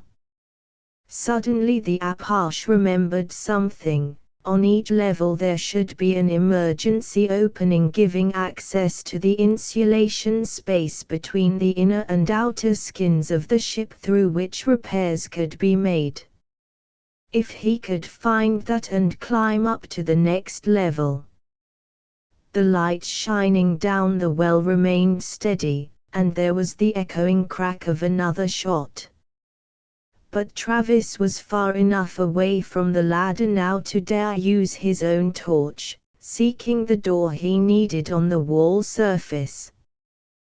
With a leap of heart he sighted the outline, his luck was in. The Russian and Western ships were alike. Once the panel was open he flashed his torch up, finding the climbing rungs and, above, the shadow outline of the next level opening. Securing the alien gun in his sash beside the automatic and holding the torch in his mouth, Travis climbed, not daring to think of the deep drop below. 4, 5, 10 rungs, and he could reach the other door. His fingers slid over it, searching for the release catch. But there was no answering give. Balling his fist, he struck down at an awkward angle and almost lost his balance as the panel fell away beneath his blow. The door swung and he pulled through. Darkness. Travis snapped on the torch for an instant, saw about him the relays of a comm system, and gave it a full spraying as he pivoted, destroying the eyes and ears of the ship, unless the burnout he had effected below had already done that. A flash of automatic fire from his left, a searing burn along his arm an inch or so below the shoulder. Travis' action was purely reflex. He swung the burner around, even as his mind gave a frantic no. To defend himself with automatic, knife, arrow, yes, but not this way. He huddled against the wall. An instant earlier there had been a man there, a living, breathing man, one of his own species, if not of his own beliefs. Then because his own muscles had unconsciously obeyed warrior training, there was this. So easy, to deal death without really meaning to. The weapon in his hands was truly the devil gift they were right to fear. Such weapons were not to be put into the hands of men, any men, no matter how well intentioned. Travis gulped in great mouthfuls of air. He wanted to throw the burner away, hurl it from him. But the task he could rightfully use it for was not yet done. Somehow he reeled on into the control cabin to render the ship truly a dead thing and free himself of the heavy burden of guilt and terror between his hands. That weight could be laid aside, memory could not. And no one of his kind must ever have to carry such memories again. The booming of the drums was like a pulse quickening the blood to a rhythm which bit at the brain, made a man's eyes shine, his muscles tense as if he held an arrow to bow cord or arched his fingers about a knife hilt. A fire blazed high and in its light men leaped and whirled in a mad dance with tulwar blades catching and reflecting the red gleam of flames. Mad, wild, the Mongols were drunk with victory and freedom. Beyond them, the silver globe of the ship showed the black holes of its death, which was also the death of the past, for all of them. What now? Menlik, the dangling of amulets and charms tinkling as he moved, came up to Travis. There was none of the wild fervor in the shaman's face, instead, it was as if he had taken several strides out of the life of the horde, was emerging into another person, and the question he asked was one they all shared. Travis felt drained, flattened. They had achieved their purpose. The handful of red overlords were dead, their machines burned out. There were no controls here anymore, men were free in mind and body. What were they to do with that freedom? First the Apache spoke his own thoughts, we must return these. The 3 alien weapons were lashed into a square of Mongol fabric, hidden from sight, although they could not be so easily shut out of mind. Only a few of the others, Apache or Mongol, had seen them, and they must be returned before their power was generally known. I wonder if in days to come, Buck mused, they will not say that we pulled lightning out of the sky, as did the Thunder Slayer, to aid us. But this is right. We must return them and make that valley and what it holds taboo. And what if another ship comes, one of yours? Menlik asked shrewdly. Travis stared beyond the Tartar shaman to the men about the fire. His nightmare dragged into the open. What if a ship did come in, one with Ash, Murdoch, men he knew and liked, friends on board? What then of his guardianship of the towers and their knowledge? Could he be as sure of what to do then?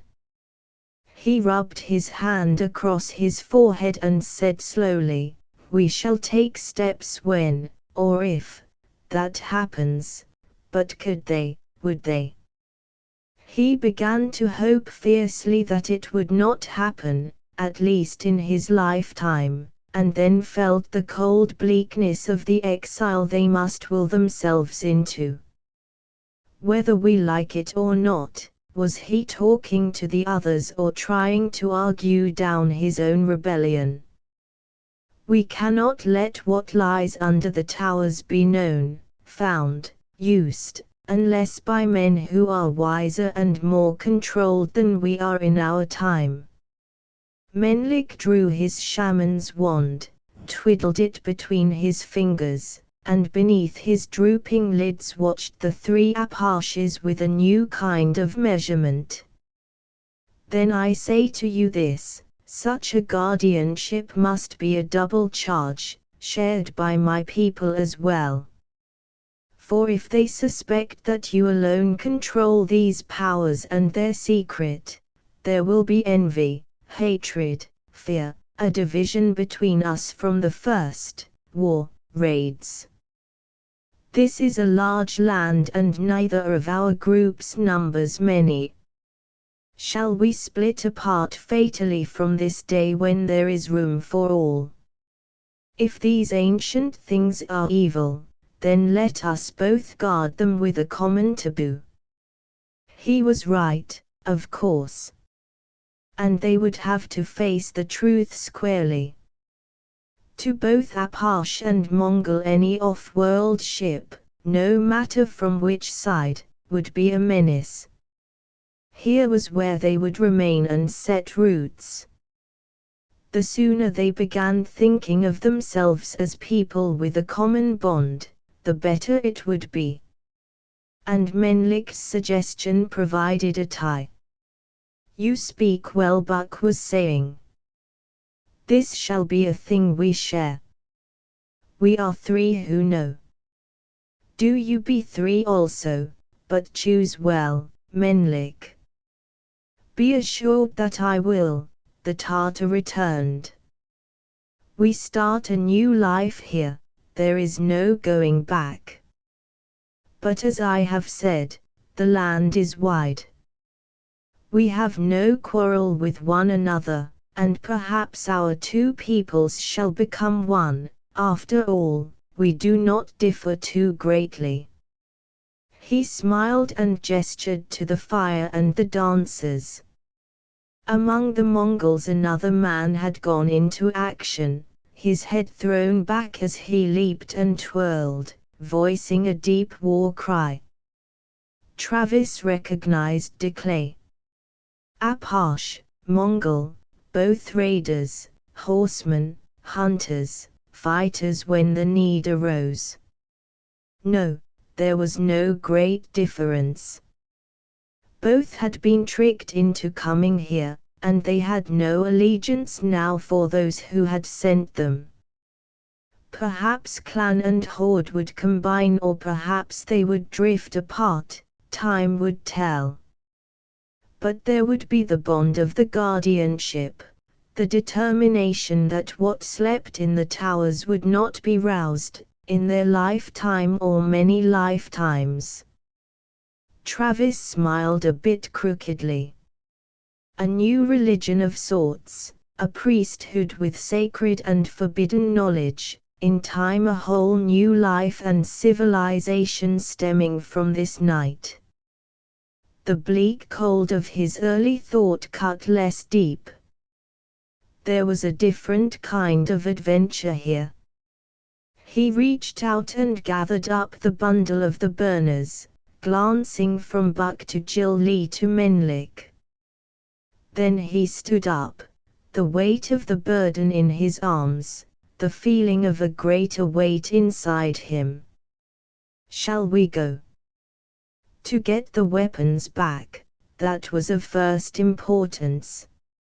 Maybe then he could sleep soundly, to dream of riding across the Arizona range at dawn under a blue sky with a wind in his face, a wind carrying the scent of pine and sage, a wind which would never caress or hearten him again, a wind his sons and sons' sons would never know. To dream troubled dreams, and hope in time those dreams would fade and thin, that a new world would blanket out the old. Better so, Travis told himself with defiance and determination, better so. ****** End of the Project Gutenberg ebook The Defiant Agents ***** Updated editions will replace the previous one, the old editions will be renamed. Creating the works from print editions not protected by U.S. copyright law means that no one owns a United States copyright in these works, so the Foundation, and you, can copy and distribute it in the United States without permission and without paying copyright royalties. Special rules, set forth in the general terms of use part of this license, apply to copying and distributing Project Gutenberg trademark symbol electronic works to protect the Project Gutenberg trademark symbol concept and trademark. Project Gutenberg is a registered trademark, and may not be used if you charge for an ebook, except by following the terms of the trademark license, including paying royalties for use of the Project Gutenberg trademark. If you do not charge anything for copies of this ebook, complying with the trademark license is very easy. You may use this ebook for nearly any purpose such as creation of derivative works, reports, performances and research. Project Gutenberg ebooks may be modified and printed and given away. You may do practically anything in the United States with ebooks not protected by U.S. copyright law. Redistribution is subject to the trademark license, especially commercial redistribution. Start. Full license. The full Project Gutenberg license. Please read this before you distribute or use this work to protect the Project Gutenberg trademark symbol mission of promoting the free distribution of electronic works, by using or distributing this work, or any other work associated in any way with the phrase Project Gutenberg. You agree to comply with all the terms of the full Project Gutenberg trademark symbol license available with this file or online at www.gutenberg.org/license. Section 1. General Terms of Use and Redistributing Project Gutenberg Trademark Symbol Electronic Works 1.0. By reading or using any part of this Project Gutenberg trademark symbol electronic work, you indicate that you have read, understand, agree to and accept all the terms of this license and intellectual property, trademark/copyright, agreement. If you do not agree to abide by all the terms of this agreement, you must cease using and return or destroy all copies of Project Gutenberg trademark symbol electronic works in your possession.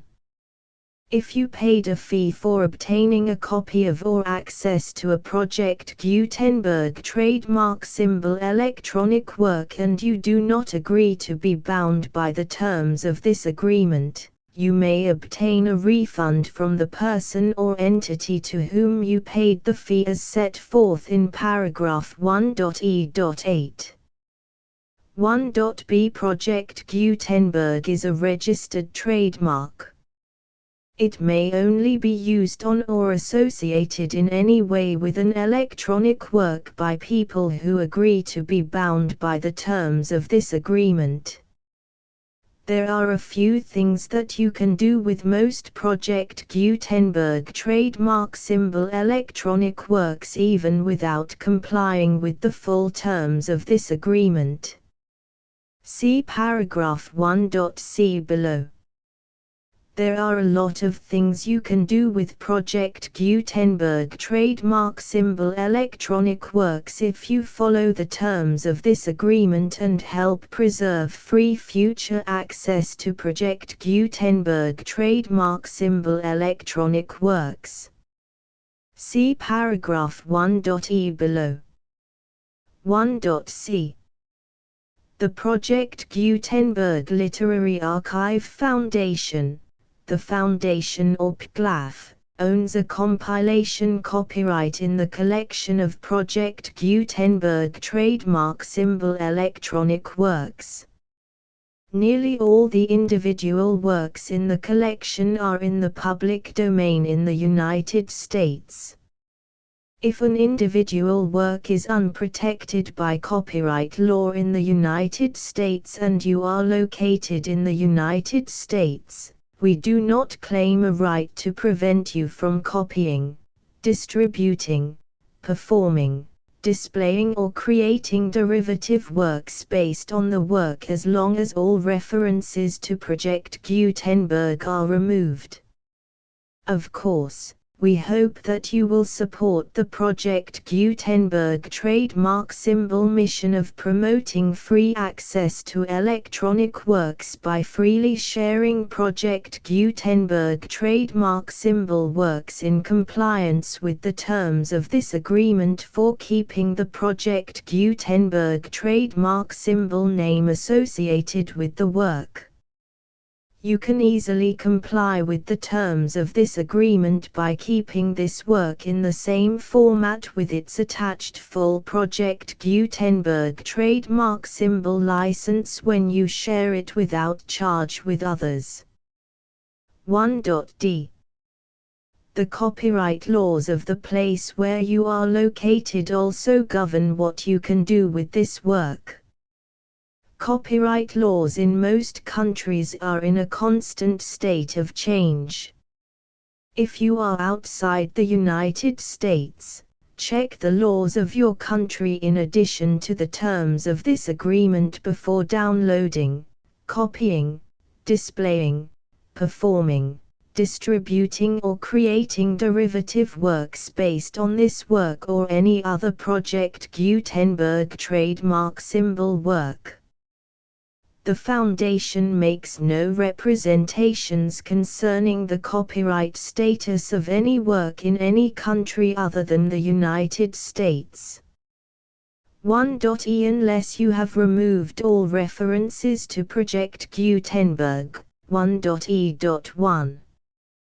The following sentence, with active links to, or other immediate access to, the full Project Gutenberg trademark symbol license must appear prominently whenever any copy of a Project Gutenberg trademark symbol work, any work on which the phrase Project Gutenberg appears, or with which the phrase Project Gutenberg is associated, is accessed, displayed, performed, viewed, copied or distributed.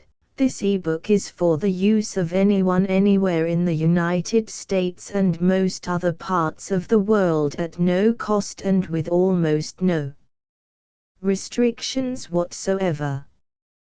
You may copy it, give it away or reuse it under the terms of the Project Gutenberg license included with this ebook or online at www.gutenberg.org.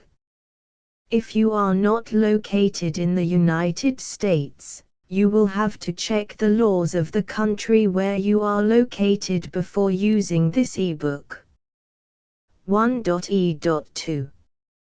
If an individual Project Gutenberg trademark symbol electronic work is derived from texts not protected by U.S. copyright law, does not contain a notice indicating that it is posted with permission of the copyright holder, the work can be copied and distributed to anyone in the United States without paying any fees or charges.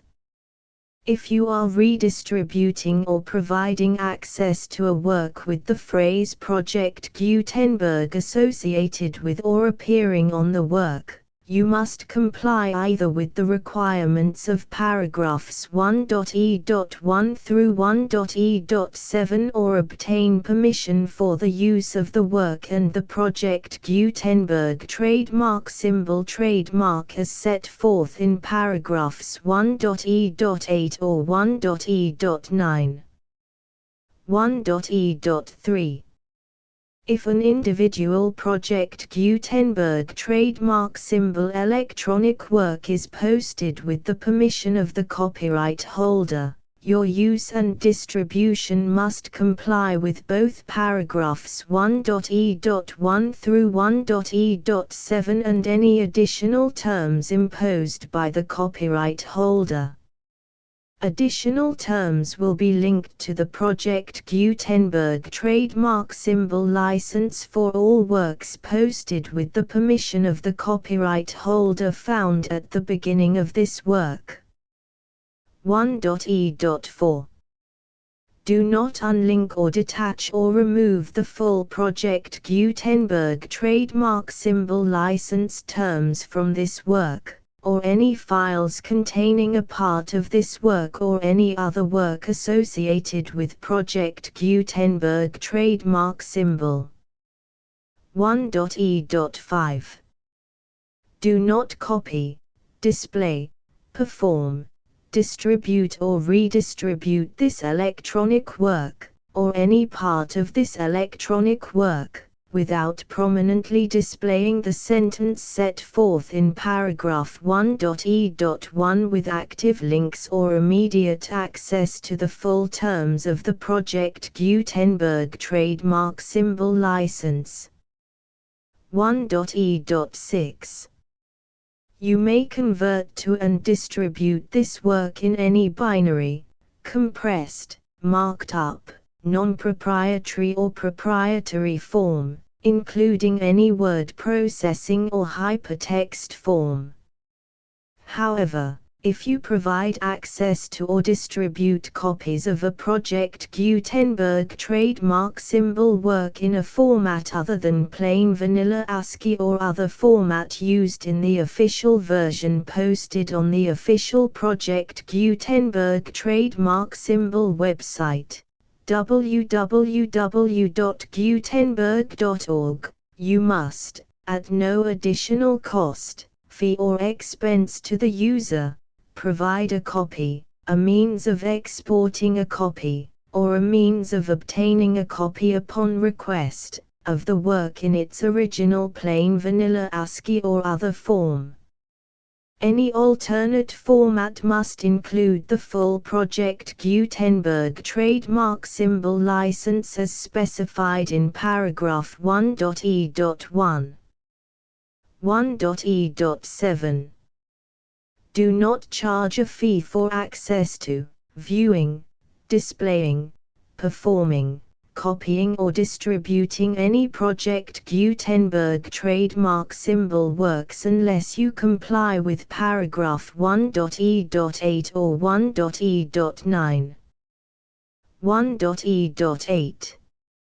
You may charge a reasonable fee for copies of or providing access to or distributing Project Gutenberg trademark symbol electronic works provided that you pay a royalty fee of 20% of the gross profits you derive from the use of Project Gutenberg trademark symbol works calculated using the method you already use to calculate your applicable taxes.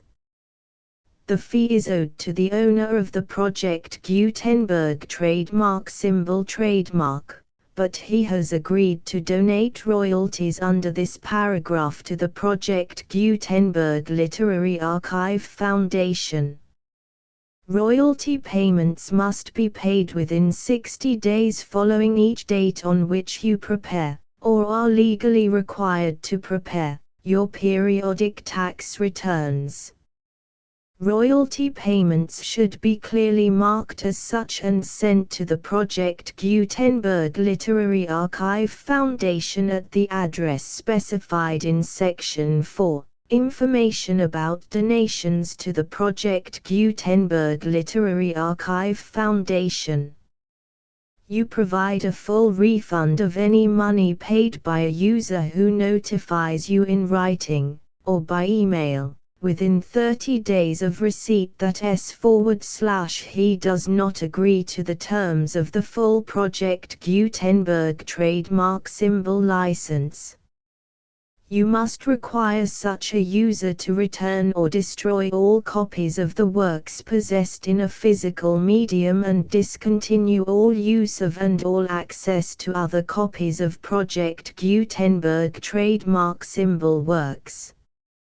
You provide, in accordance with paragraph 1.f.3, a full refund of any money paid for a work or a replacement copy, if a defect in the electronic work is discovered and reported to you within 90 days of receipt of the work.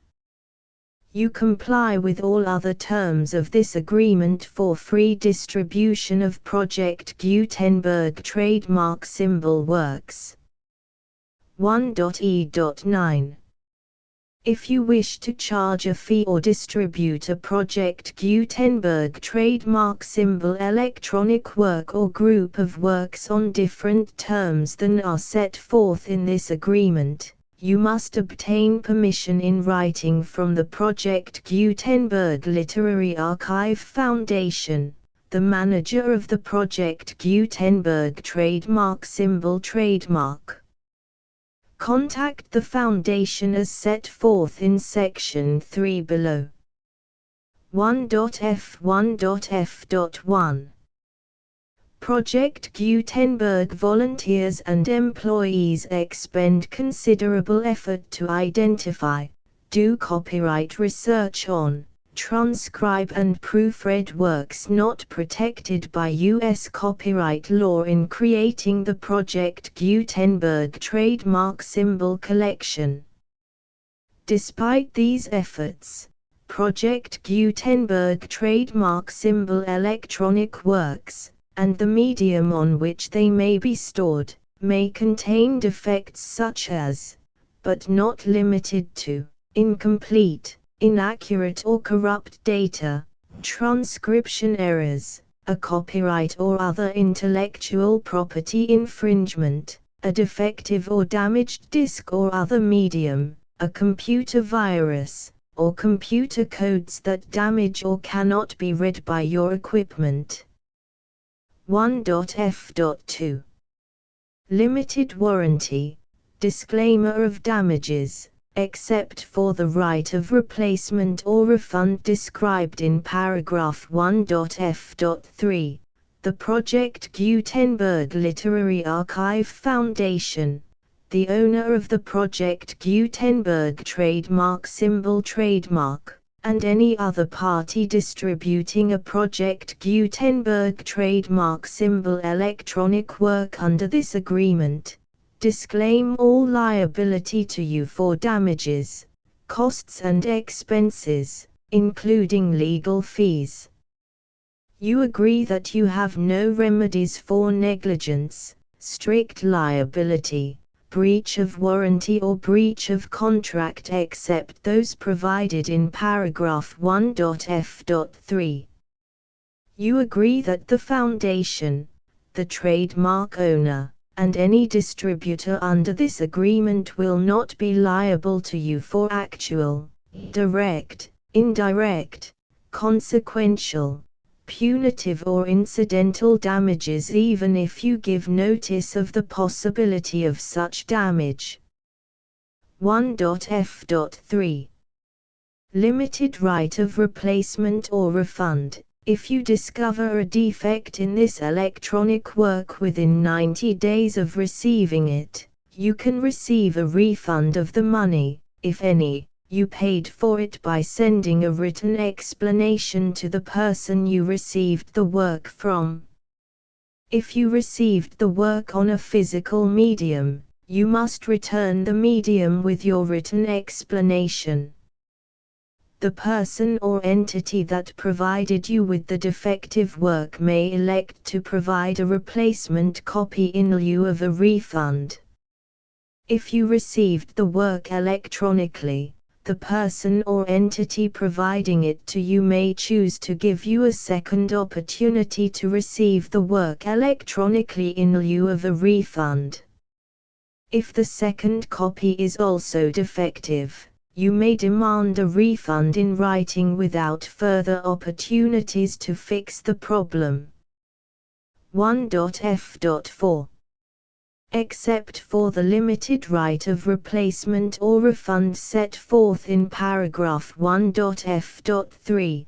This work is provided to you as is, with no other warranties of any kind, express or implied, including but not limited to warranties of merchantability or fitness for any purpose. 1.f.5. Some states do not allow disclaimers of certain implied warranties or the exclusion or limitation of certain types of damages. If any disclaimer or limitation set forth in this agreement violates the law of the state applicable to this agreement, the agreement shall be interpreted to make the maximum disclaimer or limitation permitted by the applicable state law. The invalidity or unenforceability of any provision of this agreement shall not void the remaining provisions. 1.f.6. Indemnity. You agree to indemnify and hold the foundation, the trademark owner, any agent or employee of the foundation, anyone providing copies of Project Gutenberg trademark symbol electronic works in accordance with this agreement, and any volunteers associated with the production, promotion and distribution of Project Gutenberg trademark symbol electronic works, harmless from all liability, costs and expenses, including legal fees, that arise directly or indirectly from any of the following which you do or cause to occur. A.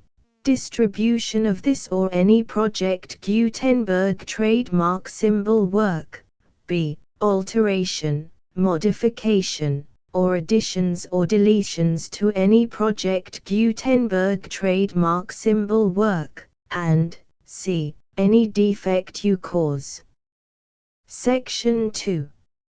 Information about the mission of Project Gutenberg trademark symbol. Project Gutenberg trademark symbol is synonymous with the free distribution of electronic works in formats readable by the widest variety of computers, including obsolete, old, middle-aged and new computers.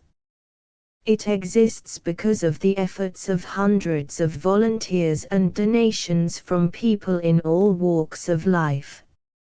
Volunteers and financial support to provide volunteers with the assistance they need are critical to reaching Project Gutenberg trademark symbol's goals and ensuring that the Project Gutenberg trademark symbol collection will remain freely available for generations to come. In 2001, the Project Gutenberg Literary Archive Foundation was created to provide a secure and permanent future for Project Gutenberg trademark symbol and future generations. To learn more about the Project Gutenberg Literary Archive Foundation and how your efforts and donations can help, see sections 3 and 4 and the Foundation information page at www.gutenberg.org. Section 3. Information about the Project Gutenberg Literary Archive Foundation. The Project Gutenberg Literary Archive Foundation is a non-profit 501(c)(3) educational corporation organized under the laws of the state of Mississippi and granted tax-exempt status by the Internal Revenue Service.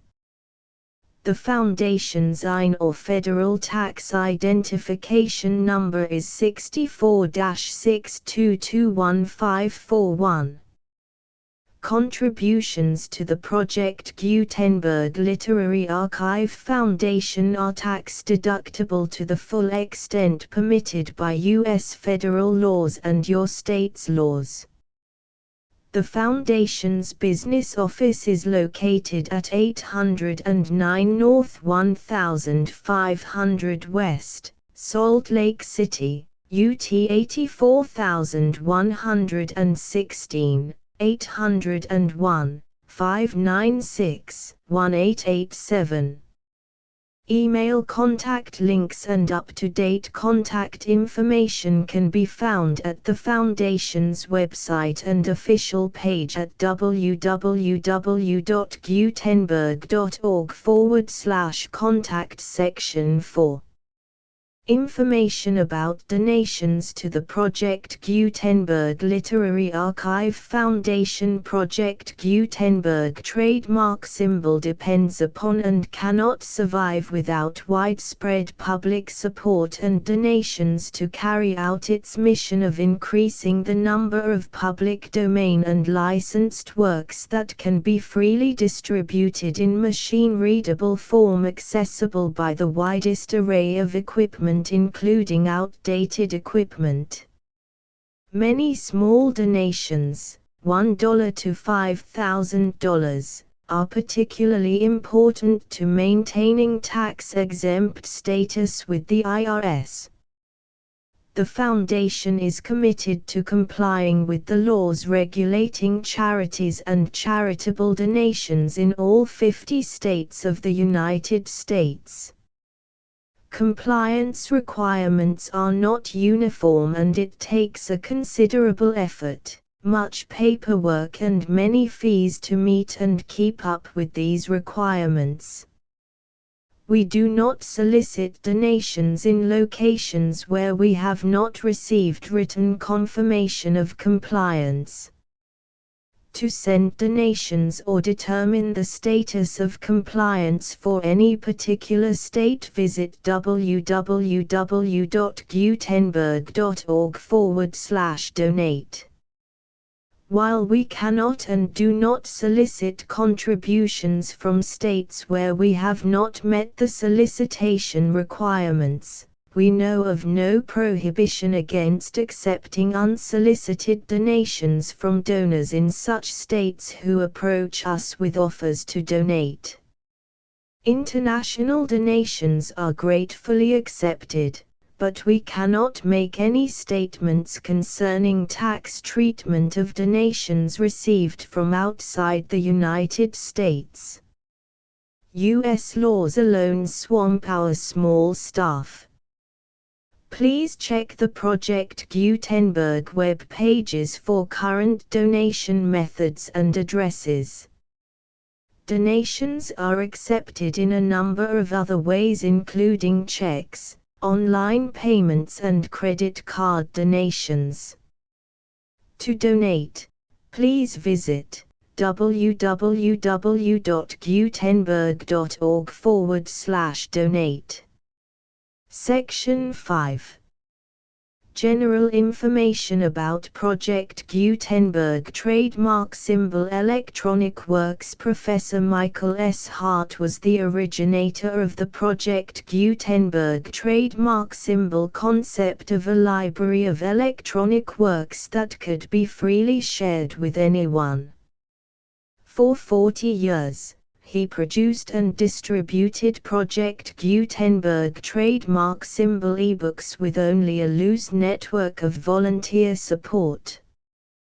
Project Gutenberg trademark symbol ebooks are often created from several printed editions, all of which are confirmed as not protected by copyright in the US unless a copyright notice is included.